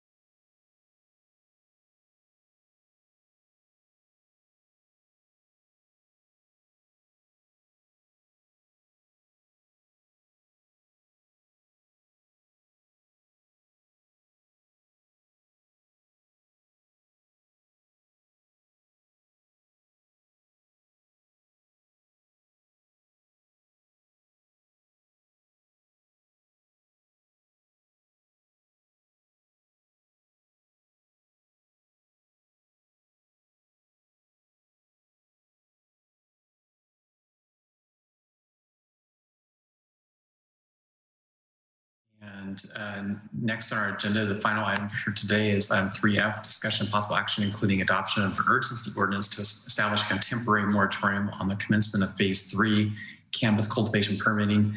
And this is brought forward by County Council and Planning and Building Services. Deputy County Council Matthew Kudrowski. This is an urgency ordinance to suspend the commencement of phase 3 cannabis cultivation permitting, as set out in the declarations and findings of the proposed ordinance, allowing phase 3 of the existing cannabis regulatory system to open, while county staff, pursuant to board direction, is actively developing an entirely different regulatory system, would cause confusion and concern amongst county residents. And this will have a negative impact on residential and business development in the county, causing, with all the demand on staff time, to sort out working on new things, working on current things at the same time. Government Code Section 65858 provides that the county can adopt an urgency measure prohibiting any uses that may be in conflict with a contemplated general plan or a zoning proposal the county is considering or intending to study within a reasonable amount of time. And so this suspension of phase 3 seems to be a perfect fit for the moratorium of Government Code 65858, as it is intended to keep the status quo. This, as of today, if adopted, would be in effect for 45 days. The ordinance can be extended after notice in a public hearing for a period of no more than 2 years from the initial adoption date. Staff is obviously actively working on the proposed regulations coming forward to the board, so it should not need to be extended for that kind of time frame. If there's any questions for myself or for Planning Department, Ms. Krog is also on in the meeting.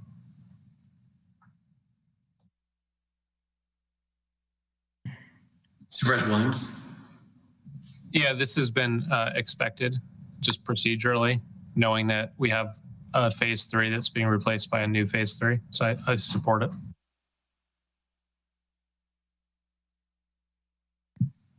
Any other questions or comments at this time?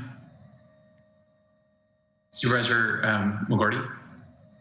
Well, I support it as well, but I know that there's a lot of very upset people who think about the expansion of the cannabis industry at all, primarily because there's so many people that are playing outside of the rules, and I think that there's a lot of angst building over people who are really, in my opinion, taking advantage of the goodwill and the understanding of the general public that are okay with the legal cannabis industry as long as it follows the rules. And I think we've got to sort this out. I think it's incumbent on this board moving forward that we come up with a good way of addressing all the illegal grows, which are really upsetting a lot of communities in the county, especially in my district.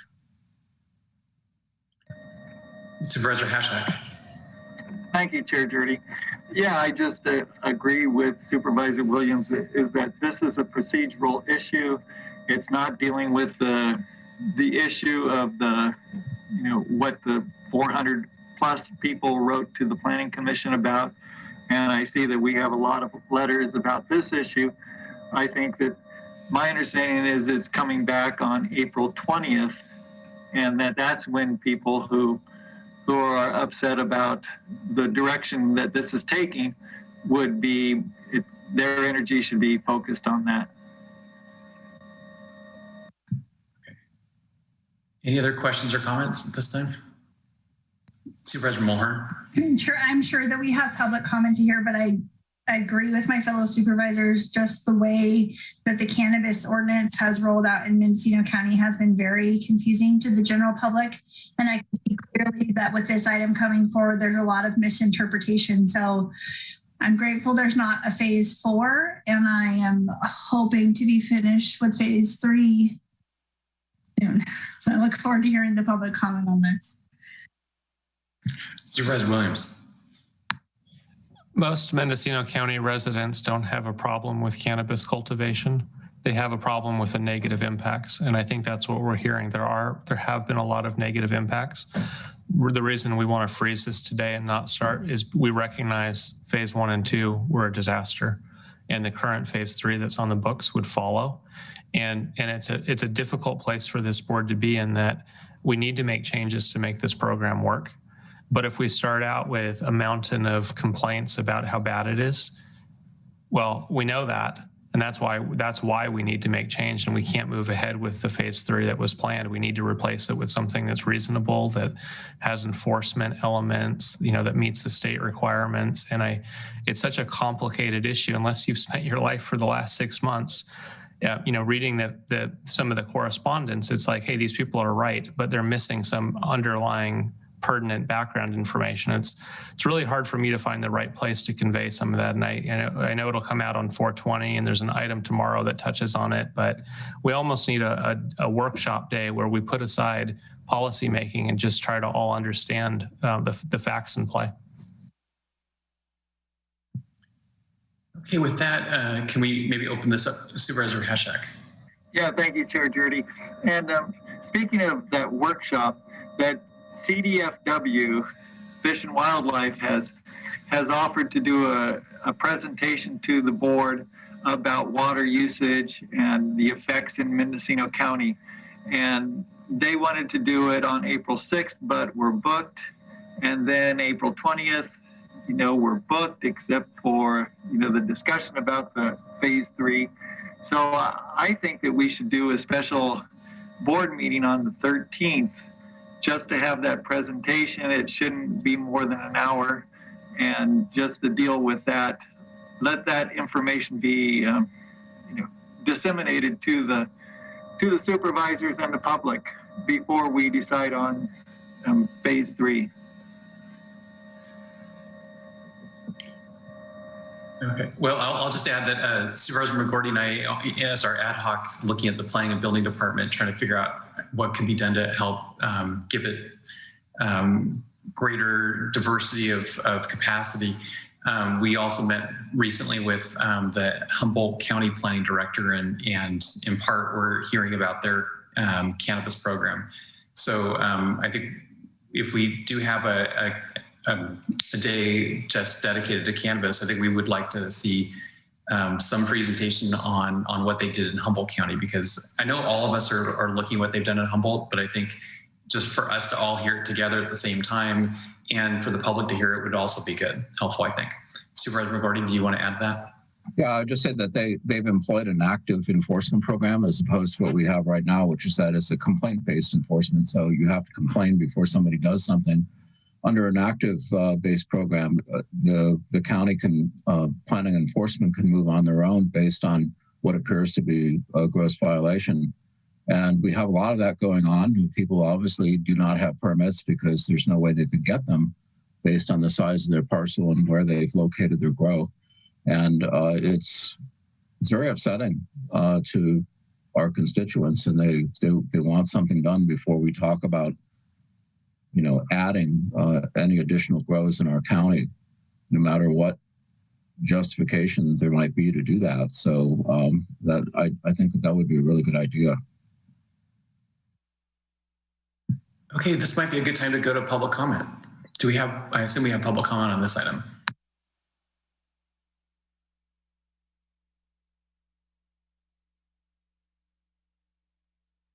We did have 4 people register, and at this time, none of the 4 have called in.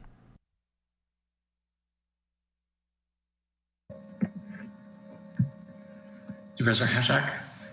So can we have direction to have a special board meeting to discuss have the CDFW presentation along with a discussion about what's happening in Humboldt County on the 13th?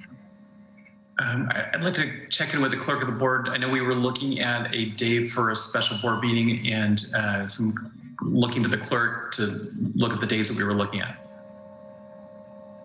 This is Atlas Pearson, Deputy Clerk of the Board. We had believed it was the 12th rather than the 13th would work better. Can you repeat that, Atlas? Doing the special meeting on March 12th versus on March 13th. Or, sorry, April. Rather than standing committees. Does that work for the board? Special board meeting on Monday, April 12th? That's the second Monday of the month. Yeah, that would be fine. That works. I believe that the General Government Committee has items on the agenda, but if the morning committee isn't meeting, then perhaps that would work. And in addition to, sorry, Chair, in addition to the items already brought up, you know, the Sheriff's Office is funded, but has about close to a dozen vacant positions. That is, you know, that is a community conversation that we need to have if we're talking about enforcement. We need the funded but vacant positions filled as well. And I know that Sheriff Kendall is working with his team to try to come up with an outreach and marketing plan to fill those positions. So I don't know how long that presentation would take, but it might also be helpful to have that ahead of the item on April 20th. Later in April for standing committees. Okay, so I'm hearing a request to make sure that that part of that special day would be also a presentation on what the Sheriff's Office is doing to recruit and fill 12 funded but vacant positions in the Sheriff's Office. Supervisor Williams. Yeah, I support that, and I'd like to broaden it a little bit. I think that what we're looking for is an explanation of what enforcement can be expected. And, you know, as I understand it, unless it's not, you know, violent crime, great environmental destruction, organized crime, some very specific categories, we're choosing to turn the other way. And part of it is recognition of the state's model won't work for most of our cultivators. There's thousands that just will never get through it. And so I don't want to have a discussion about that here, but it would be great to have that as one of the items. What positions are we planning to fill? How do we go about enforcement? What can be expected? If we allocate more funds, what can be expected? That holistic, what does enforcement look like in Mendocino County? Well, that's a really good point. And I talk about being an enforcement ecology. So, Councilor Curtis, can you talk a little bit about that too, beyond just what happens if you have enforcement people, what other things are necessary to make a good program work? I'm sorry, I thought I heard my name. Was that a question for me about enforcement? I was just talking about how it's more than just having code enforcement and sheriff deputies there, that there's also other requirements if we're looking at a kind of an active program of enforcement. And I know that you brought up the issue of how county council and even the court system has to be somewhat involved. Just kind of a thumbnail sketch of what things we need if we're going to move towards that sort of model. Yes, and actually, if the board would like, if we're setting this for discussion on the 12th, what I could do is ask our Deputy County Counsel, McAtee, who is our deputy committed to code enforcement issues, to be able to walk through some of these processes for the board to understand some of the ecosystem. There's a few pieces to this, and I don't want to get too much into this now, since I think this is going to be a discussion for later. But there are. There's a requirement on the code enforcement side, certainly, to have enough resources just in terms of code enforcement. There are some things that may be more appropriate for law enforcement than for code enforcement, and I'm sure that we could run through some of that for you as well. Additionally, it's all part of a larger ecosystem. There are parts where my own office has to follow up. There are also the number one goal of code enforcement is typically to obtain compliance, not to be, just penalizing people, and having a pathway to compliance and having some sort of plan as to how people are able to sort of, potentially fit into a program or to come in may also be part of it. So I'm not sure just how much the board wanted me to touch on right now, but I would suggest what we could do is a presentation to the board to address a lot of these issues, if you want to reserve some time for that on the 12th. I think we do. Yes.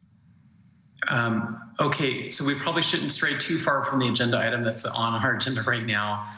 We did call for public comment. Do we have any public comment on this item? Second call. Yes, we do.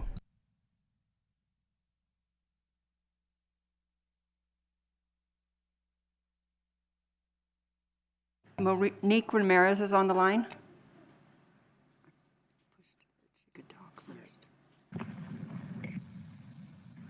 Hello, Monique Ramirez, District 3. I'm speaking on behalf of the Covelo Cannabis Advocacy Group, and we would like to offer our support for the closing of this original Phase 3 ordinance, because we do know and recognize that many Phase 1 operators need a land use discretionary pathway in order to satisfy their CEQA compliance to get a state annual license.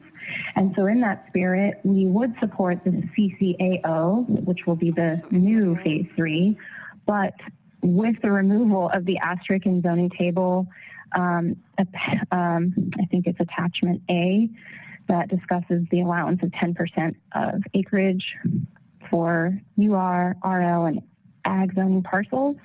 And we really feel that this is really important. We also think that the county needs to identify a pathway for Phase 1 operators to be the first in line to use the Phase 3 CCAO pathway. And so unless these things will be acknowledged and addressed, then, you know, we really can't move forward in any direction. And so we look forward to the 420 meeting. Great that it's a day of cannabis celebration, and let's really celebrate the cannabis plant and honor her and find a solution that we can all come to an agreement on that protects everybody's interests in this county, and especially the small legacy producers that have created the industry to be what it is today. So thank you so much for the opportunity to speak.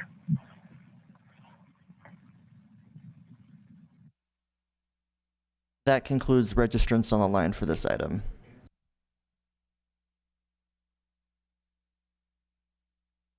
Would someone like to make a motion?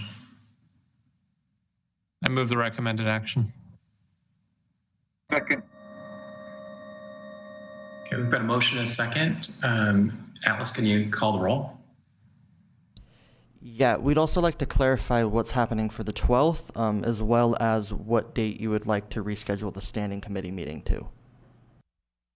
So for clarification, Supervisor Mulhern, I think the thought was, if this is going to take up the whole day, and it likely will, that if one of the standing committees needs to meet, that it'd probably be simpler to reschedule the standing committee to a special day, or hold it off to next month. So that might not need to be decided right now, but maybe we could just leave it to the standing committee to work with staff to reschedule the meeting.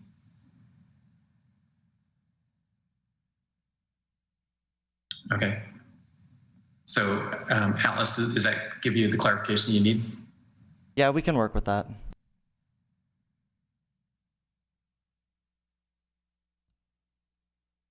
Are we ready for a vote? Yeah. Supervisor McGordy? Yes. Supervisor Hashak? Yes. Chair Jurdy? Yes. Supervisor Williams? Yes. And Supervisor Mulhern? Yes. The motion carries unanimously. Okay, I think at 3:55 that concludes today's meeting, and we'll all see each other tomorrow morning for a regular meeting. Thank you.